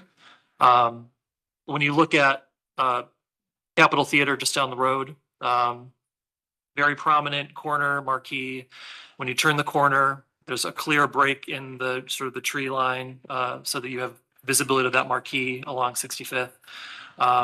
You bring up Playhouse Square, no street trees in front, along Euclid, in that area. I'm in support of everything that you just described.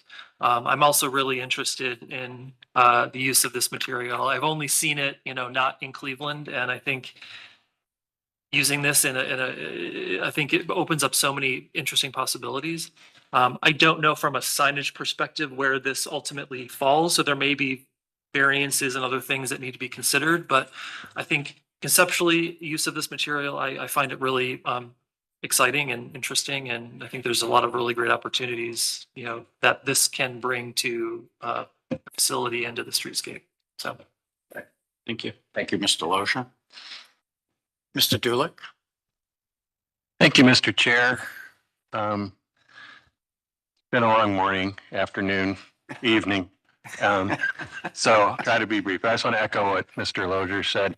I think there's once again, I think that the core motivation for the gesture is not only clear, I think it's essential. So as this cultural district, but this is your campus. And I say what I like about the very notion of this is that you're using something that echoes history to kind of create that exclamation mark in the middle of your campus rather than just emphasizing the building. So towards that end, and echoing Mr. Lozier's point about the trees, I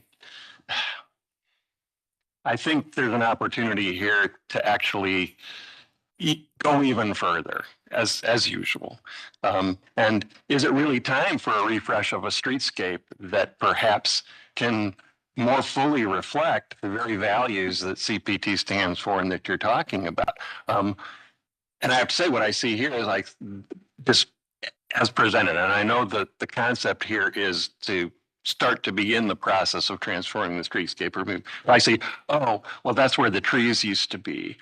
I feel to the degree that there's an opportunity, think about the streetscape for your entire frontage. Come up with a plan.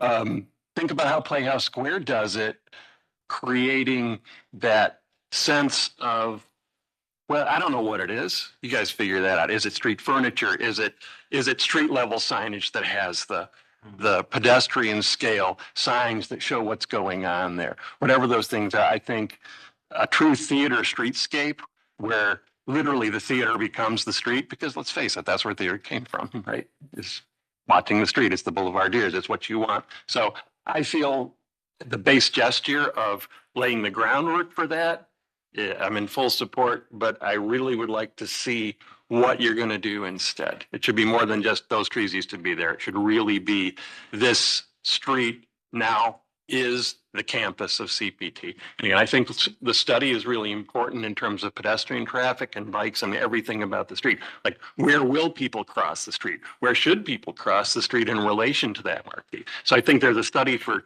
your frontage, study it and make it wonderful. Thank you, Mr. Dulick. Ms. Anderson? Yeah, I have questions about the signage in the window. It's going to be illuminated? So it's an LED film. It has small LEDs embedded in it, so it is still transparent. You can see in, you can see out. But through those LEDs, you're able to provide graphics, and you see a couple examples on the handout there across that clear glass. What percentage of the window will be covered with the graphics? So it was illustrated in a little more clearly in the elevations. So really what happens is, let's see if we get back to it. So where the orange is shown highlighting that is where the film is applied. However, the film from an obscurity standpoint, and again, you can see it in these photographs, you're still 95% clear and visible through there and still able to generate graphics on there. I hate to say it, but it's virtually magic. How this actually works, that you can have, essentially illuminated graphics and visibility through the glass is pretty cool. Will the images be static or will they be changing? They will be slightly moving. We don't want them to be like too video oriented, but they would be video. What we really want is to show the people who are inside the building on the outside the building. That's what we want. The artist can be seen as you're driving by, as you're walking by. You see, these are the people inside this building. And what brightness, illumination, do we know yet? Maybe that hasn't been worked out, but. Yeah, I think Mr. Lozier mentioned that earlier. We don't have any examples here in Cleveland.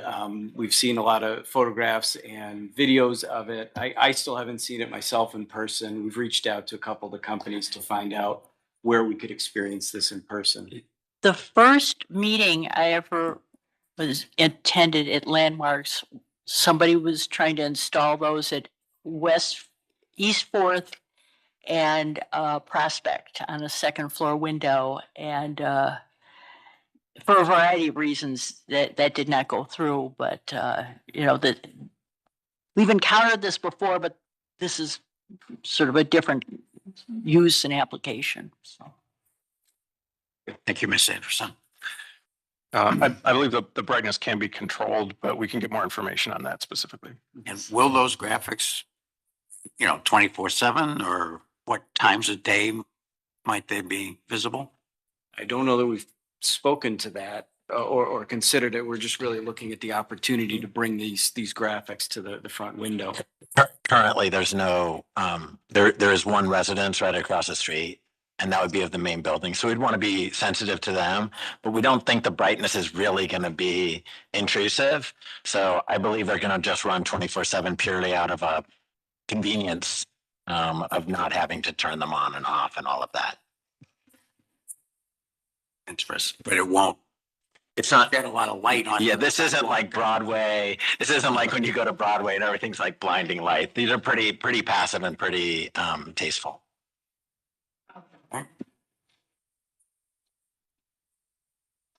Well, it's been expressed by a few commission members. I personally don't have a problem with taking the trees down.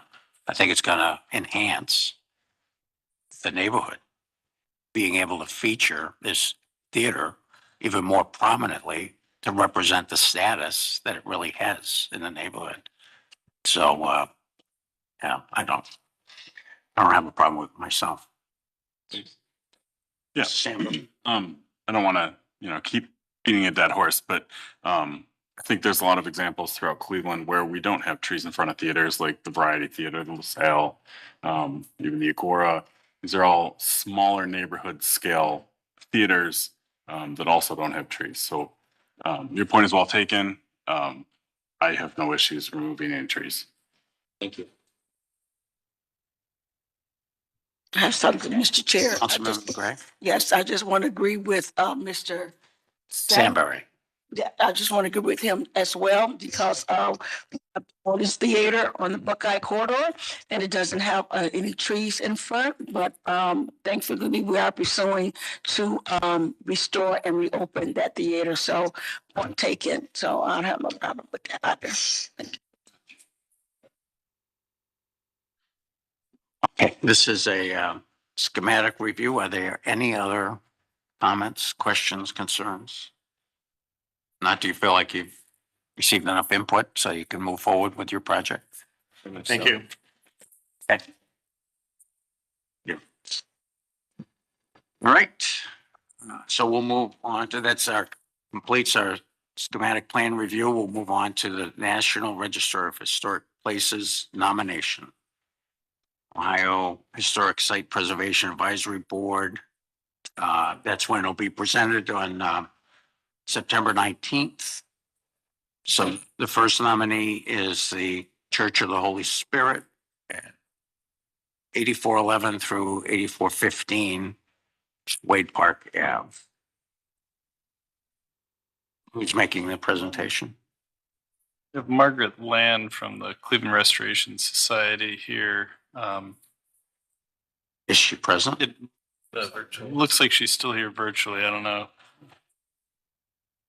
Oh, yeah. She's muted. I'm not sure if she had to step away or. We're considering the nominees for the National Register. You're Hi, everyone. Sorry about that. great. Great. Go ahead with your presentation. Okay, thank you. This is going to be quick. Thanks for hanging in there to get to this one.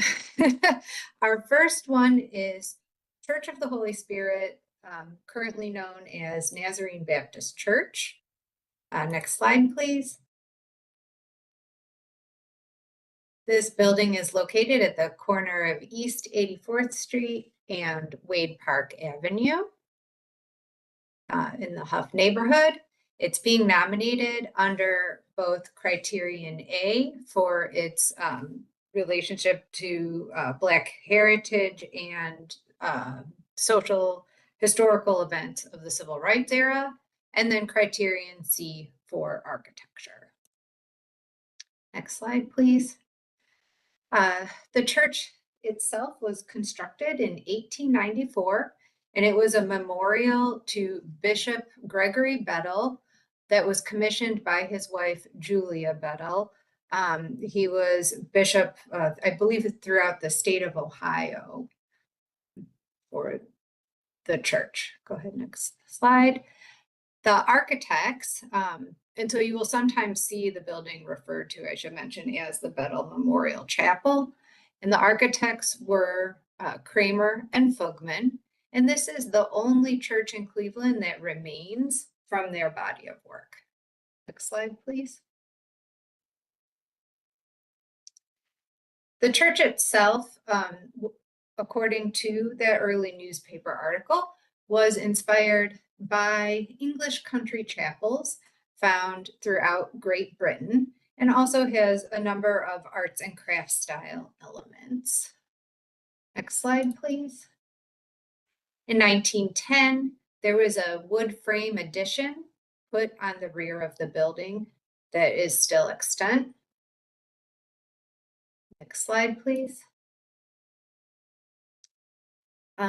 So the church remained evangelical, Church of the Holy Spirit until 1954, at which point, with the changes that were happening in the Huff neighborhood, influx of African-American residents and subsequent white flight, the church found its membership dwindling.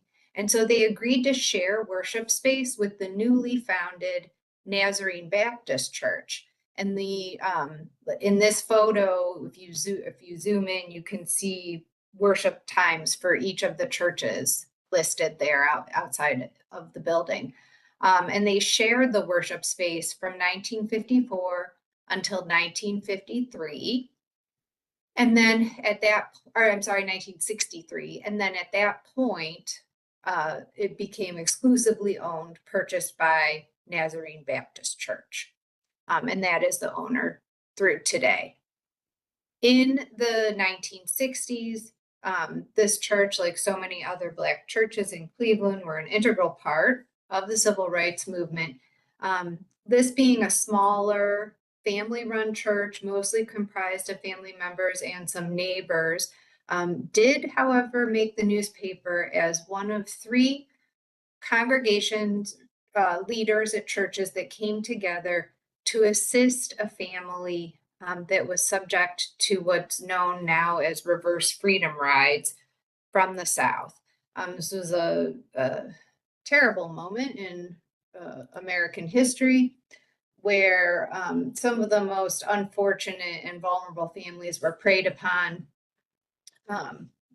by governments in the South and sent to the North with the promise that they would be welcomed by these cities and taken care of, when the reality was that there was no such plan in place. Because they were losing their welfare and perhaps any small income that they had, and could not obtain new government assistance until they had established residence in the North for 12 months, it fell on the good graces of people like the Tyus family and others to help them. So we see the relationship between what was happening nationally to this event here locally. And the Tyus family originally also migrated from Alabama, which is where this particular Underwood family was from. And we think there may have been a relationship there as well because their town was close to where the Underwood family came from. In addition to this event, the church also participated in voter registration and other civil rights era activities that were happening. They also, according to their family oral history, were the only neighborhood church that stayed open during the 1966 Huff uprising. Next slide, please. The church itself retains much of its original architectural elements. The one major change to this front elevation is the change of the stained glass windows that were in those 5 first floor windows to double hung. This change resulted from rocks being thrown through the stained glass windows. Next slide, please. On the interior, we see much of the elements to be the same. And that beautiful wood hammer beam ceiling, original wood pews, the layout and configuration is the same in this small chapel. Next slide, please. Another view, you can see the chancel area there. And I would say that today, the Tyus family continues to seek ways to uplift the residents of Huff, despite the ongoing challenges of their diminishing membership and low religious engagement. And it is our hope that this nomination will bring some attention to this little gem and hopefully open up some doors for funding in the future. All right, thank you, Ms. Lamb, for your presentation. So what action is to be taken?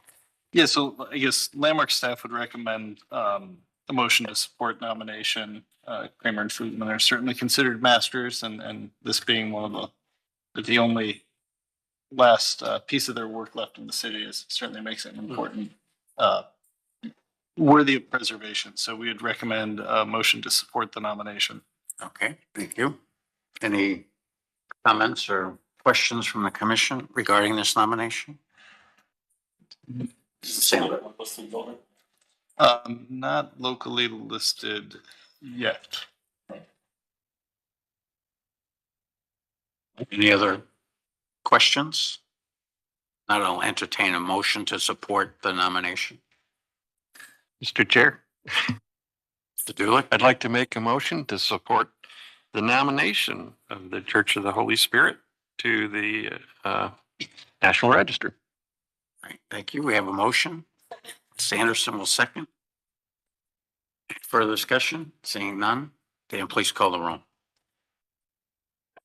Ms. Anderson, Yes. Mr. Dryer, Yes. Mr. Dulick, Yes. Mr. Lozier, Yes. Mr. Sambry, Yes. and Mr. Strickland. Yes. Mr. Chairman, the motion passes unanimously. Wonderful. Okay, one down, Margaret. Thank you. Yep. Next one. Next. The Greater Abyssinian Greater Baptist Church. You're up. All right. Greater Abyssinia Baptist Church is up next. Do we have the slides for that one? Yep. Yeah, they're All right. up. Okay. I should mention too, both of these are part of a grant from the National Park Service to nominate a total of 6 historic Black churches into the National Register. And from our working point of view, these are numbers 4 and 5. All right, so Greater Abyssinia, next slide, that's located at the corner of East 105th Street and Tacoma Avenue, just outside of the Grantwood Historic District that you see outlined there. Next slide, please. So this church is just being nominated under Criterion A because of its strong relationship to civil rights movement and ongoing movement for social justice and equity, mostly because of fantastic leadership at the church. Next slide, please. But a little bit of background on the building itself. Building was started construction in 1906. There's some conflicting information about the early architect. We have the Cleveland Leader newspaper reporting that the architect was Milton Harpster, who later went on to form the firm of Harpster and Bliss in Akron. And they were pretty prolific in the Akron area. Then we have this Cleveland Plain Dealer article and some subsequent articles that acknowledge the founding Reverend H.D. Schultz, saying that he drew the plans and built the church. I tend to believe that Harpster was the actual, at least initial architect, but it's a bit unknown. Next, please.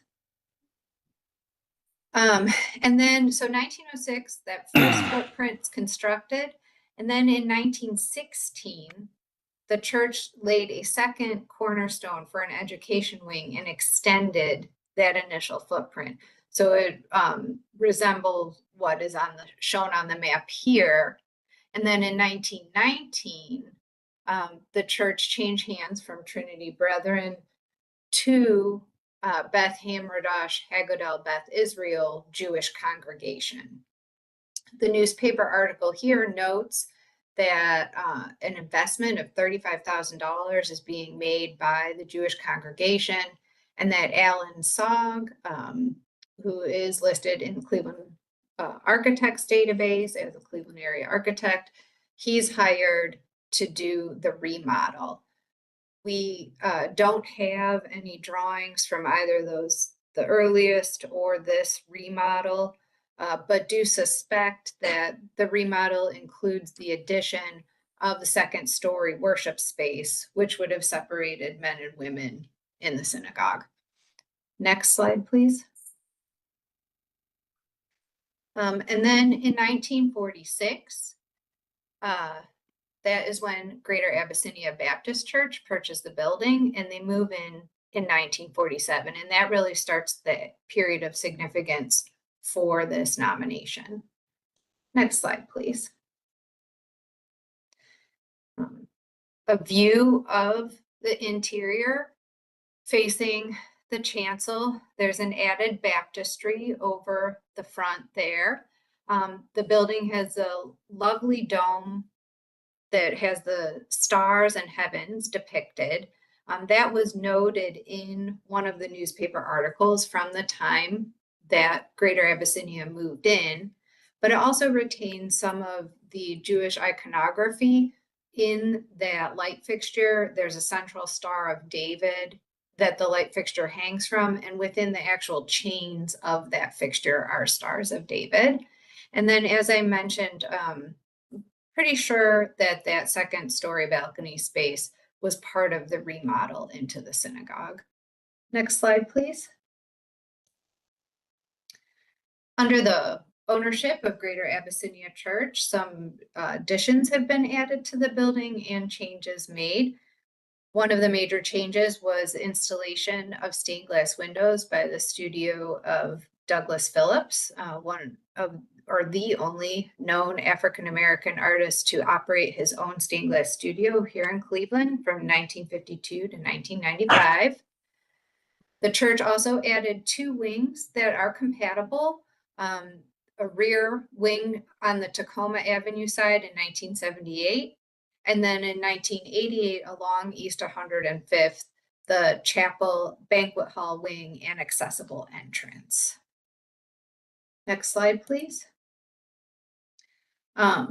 The greatest point of significance of the church is its role in civil rights movement here in Cleveland. And that is in particularly, because of the Reverend Theophilus Cavanis, who arrives in Cleveland to lead Greater Abyssinia in 1961 and today remains as one of the lead pastors of the church. Next slide, please.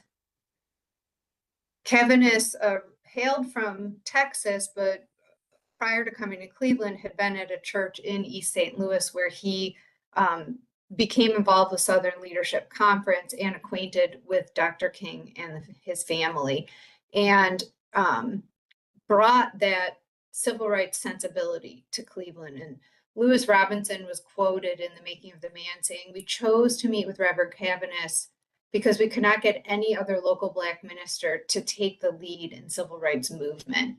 And we know that Reverend Cavanis then, helped coordinate many Black churches and pastors in the area to really move forward elements of the civil rights around voter registration, the election of Mayor Carl Stokes, groups that supported desegregation of Cleveland schools. He was a major leader in that. Pictured here is a thank you note from Dr. King to Greater Abyssinia because of their organization of a civil rights committee within the church. Next slide, please.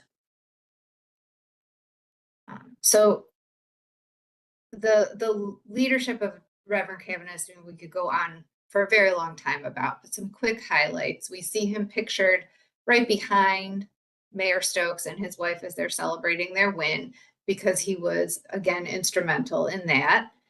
He's sworn into as the first African-American member of the Cleveland Zoning Board, and also became a Cleveland councilman. And it was during this early political work that he became acquainted with then Mayor George Voinovich. And when Voinovich became governor of the state of Ohio, he appointed Cavanis to Ohio Civil Rights Commission. And the church itself served as the headquarters for groups like the Congress of Racial Equality that helped organize a lot of the sit-ins to demonstrate, again, for the desegregation of Cleveland Public Schools and variety of other activities. And though our period of significance has to stop at the 50-year mark at 1978, we could continue up to today for what Cavanis has fought for in terms of equity and social justice. And so because of this, he's a nationally known civil rights leader, and his footsteps are enshrined in the Civil Rights Walk of Fame in Atlanta, Georgia, that's right outside of the National Park Service Dr. King site. So that is a very quick snapshot of the great work of Reverend Cavanis and the congregation at Greater Abyssinia Baptist Church. All right. Thank you, Ms. Land. So we'll take a motion for advancing this nomination. I move to advance the nomination. Ms. Anderson. Abyssinian Baptist Church. Mr. Lozier will second. Any further discussion? I think it's very, very appropriate nomination. Yep.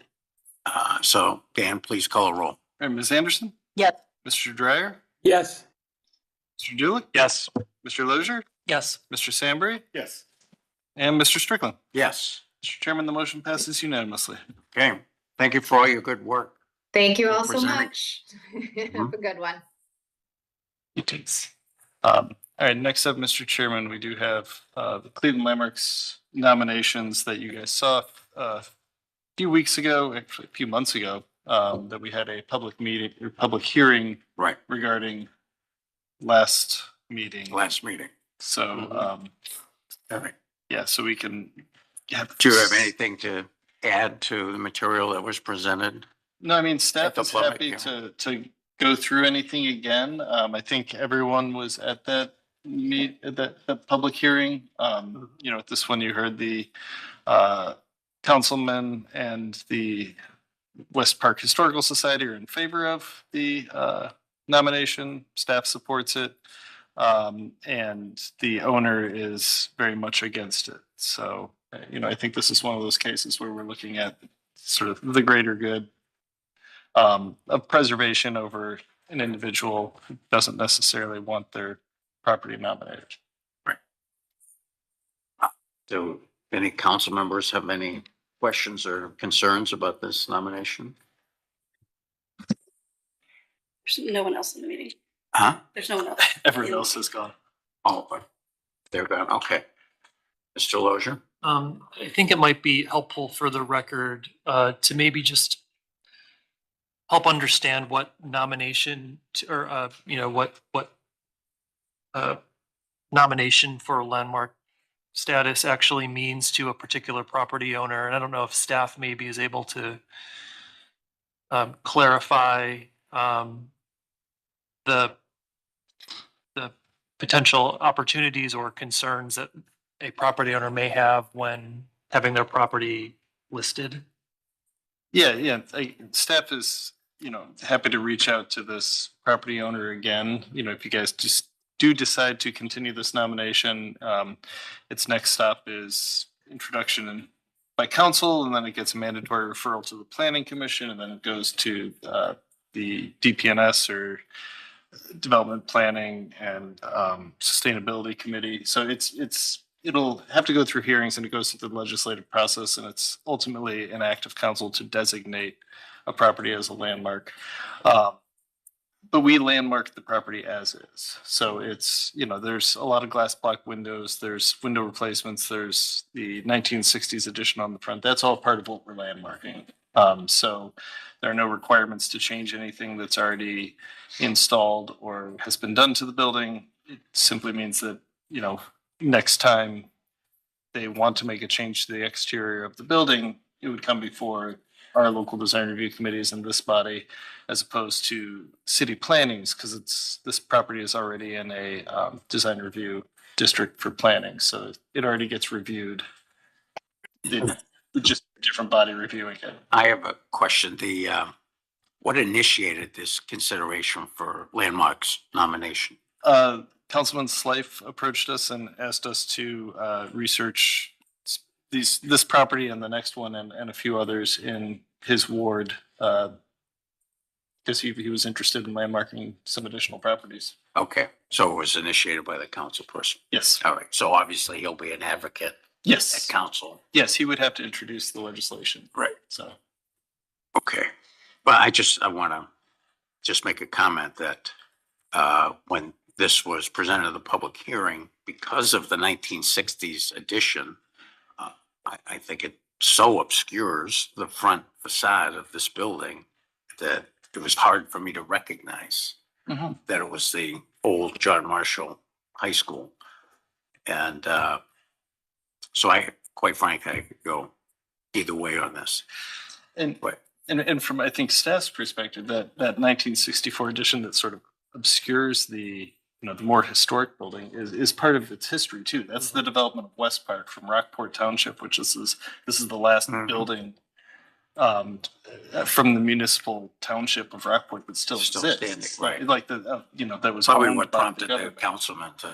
Yeah, and it's gone through some changes and iterations, but Jessica has some thoughts. Yes, I'll just add, with the timeline of the building and how it stayed in the neighborhood consciousness, it was Leopold's furniture for longer than it was a school, even longer than it was old John Marshall High School, which is a very small, significant part of time in its history. Since, the first bit was built in 1899 all the way till today, it's known in the neighborhood and in the neighborhood consciousness as the old John Marshall High School building. So that's why we have that specifying like building, because it has exceeded that use and that history. And so each part of it, even the small addition built in 2019 off to the side, is still part of that story. And so it's really telling more so the story of just the development of West Park over the, decades plus. Well, that's helpful for me. And yeah, that, like Jessica said, that addition on the front has been there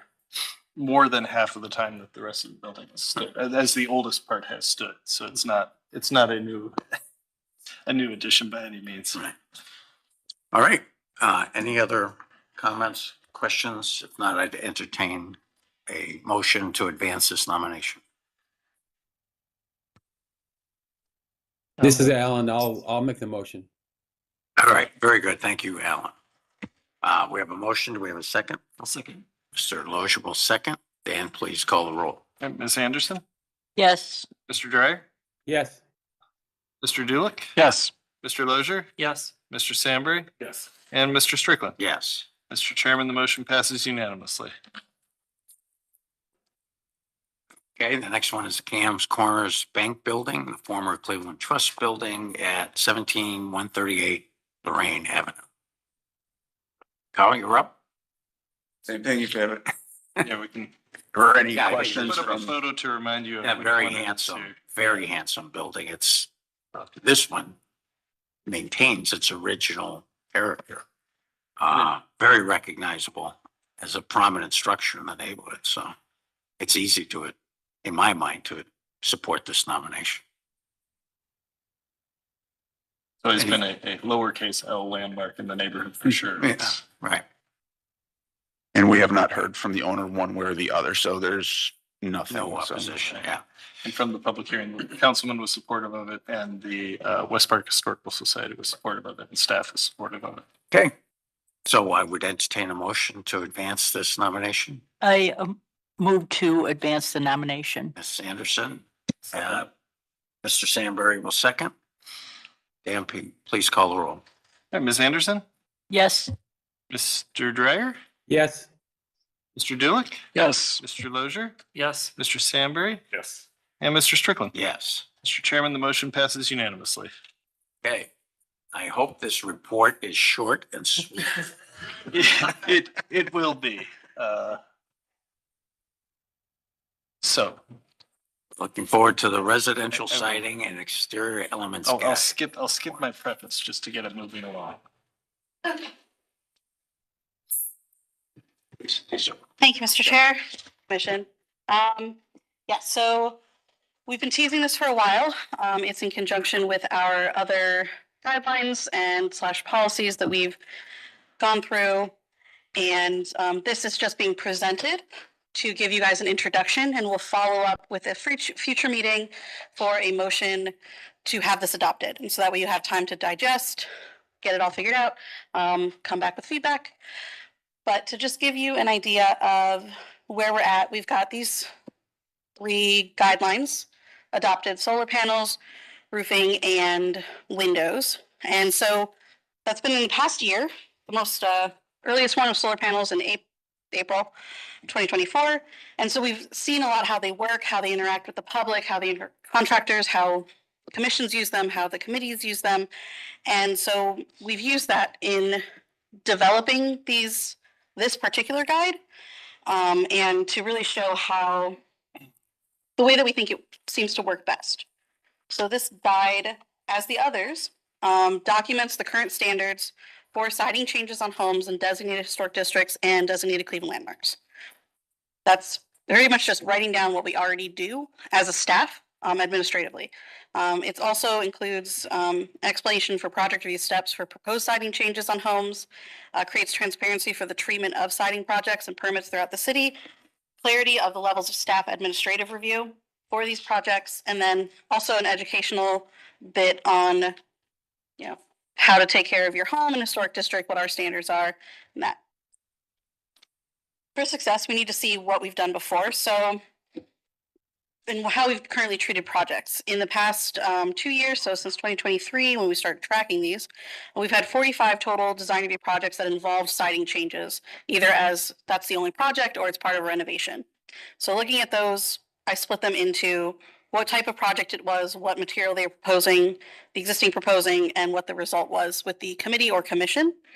And with those 45 that were proposed, 26 of those went to the Landmarks Commission. So about half of them were resolved at the local level. And a better way to look at that is a fun chart. So with the data, you can see that there's a variety of siding projects. And then you can see what kind of had the most discussion, what went to the commission the most versus what was, resolved at local. And there were a few cases that, had even more discussion, and the original wood to replacement vinyl was the one that is the most discussed. We had 10 total projects with that change.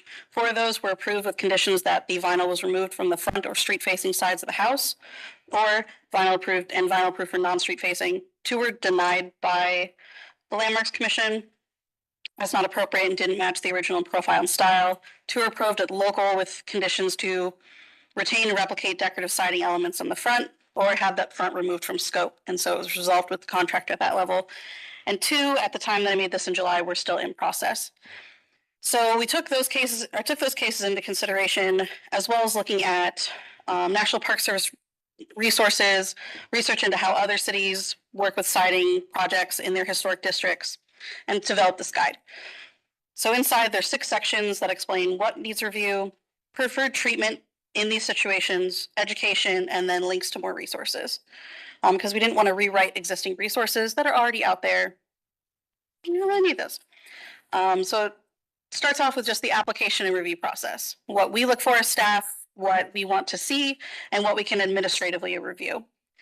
And that includes appropriate materials, what's not considered appropriate, how it is important to match profile and style, material, and kind of retain the window trim and casing. And that changes to decorative elements would go through design review process, regardless of what they are. There's also more educational elements, which are identifying important parts of a home, preferred treatments for siding, trim, other parts of the home not covered. This also went into a little bit about porches, gutters, shutters, anything that hadn't already fit on the exterior of a home in one of our other guides, as a way of kind of making sure that we have as much as we can covered, to make it easier for applicants, make it easier for the committees and the commission in review. The biggest section is case studies. And these case studies are essentially recommending what to do. And so if a project comes forward and meets one of these parts of the case study, we can administratively approve it.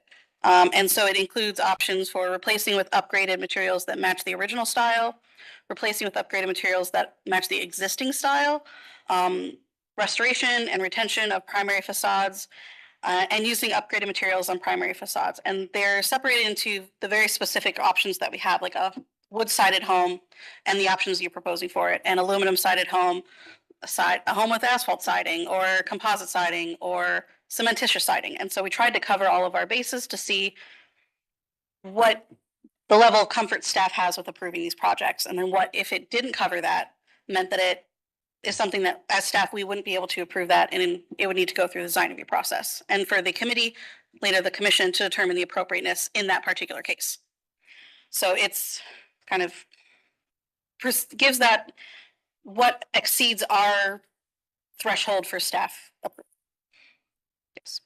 And then also adding in further information of what could not be added because it got too long, and I tried. But architectural style guides, home maintenance checklists, links to City of Cleveland resources with lead hazard control, the different departments that we have, Secretary of the Interior Standards, the EPA, our minimum maintenance requirements through our code or through our ordinance, National Park Service briefs specific to exterior changes in residential homes, and also links to like Cleveland Restoration Society, which is very helpful as well for homeowners going through that process. So we wanted to keep it in the realm of what we can approve and then have all these extra bits available with links going through that. Another link that's throughout the guide is also for commercial buildings, a link to an online copy of the storefront renovation design manual, because that is a great manual to read just for commercial buildings.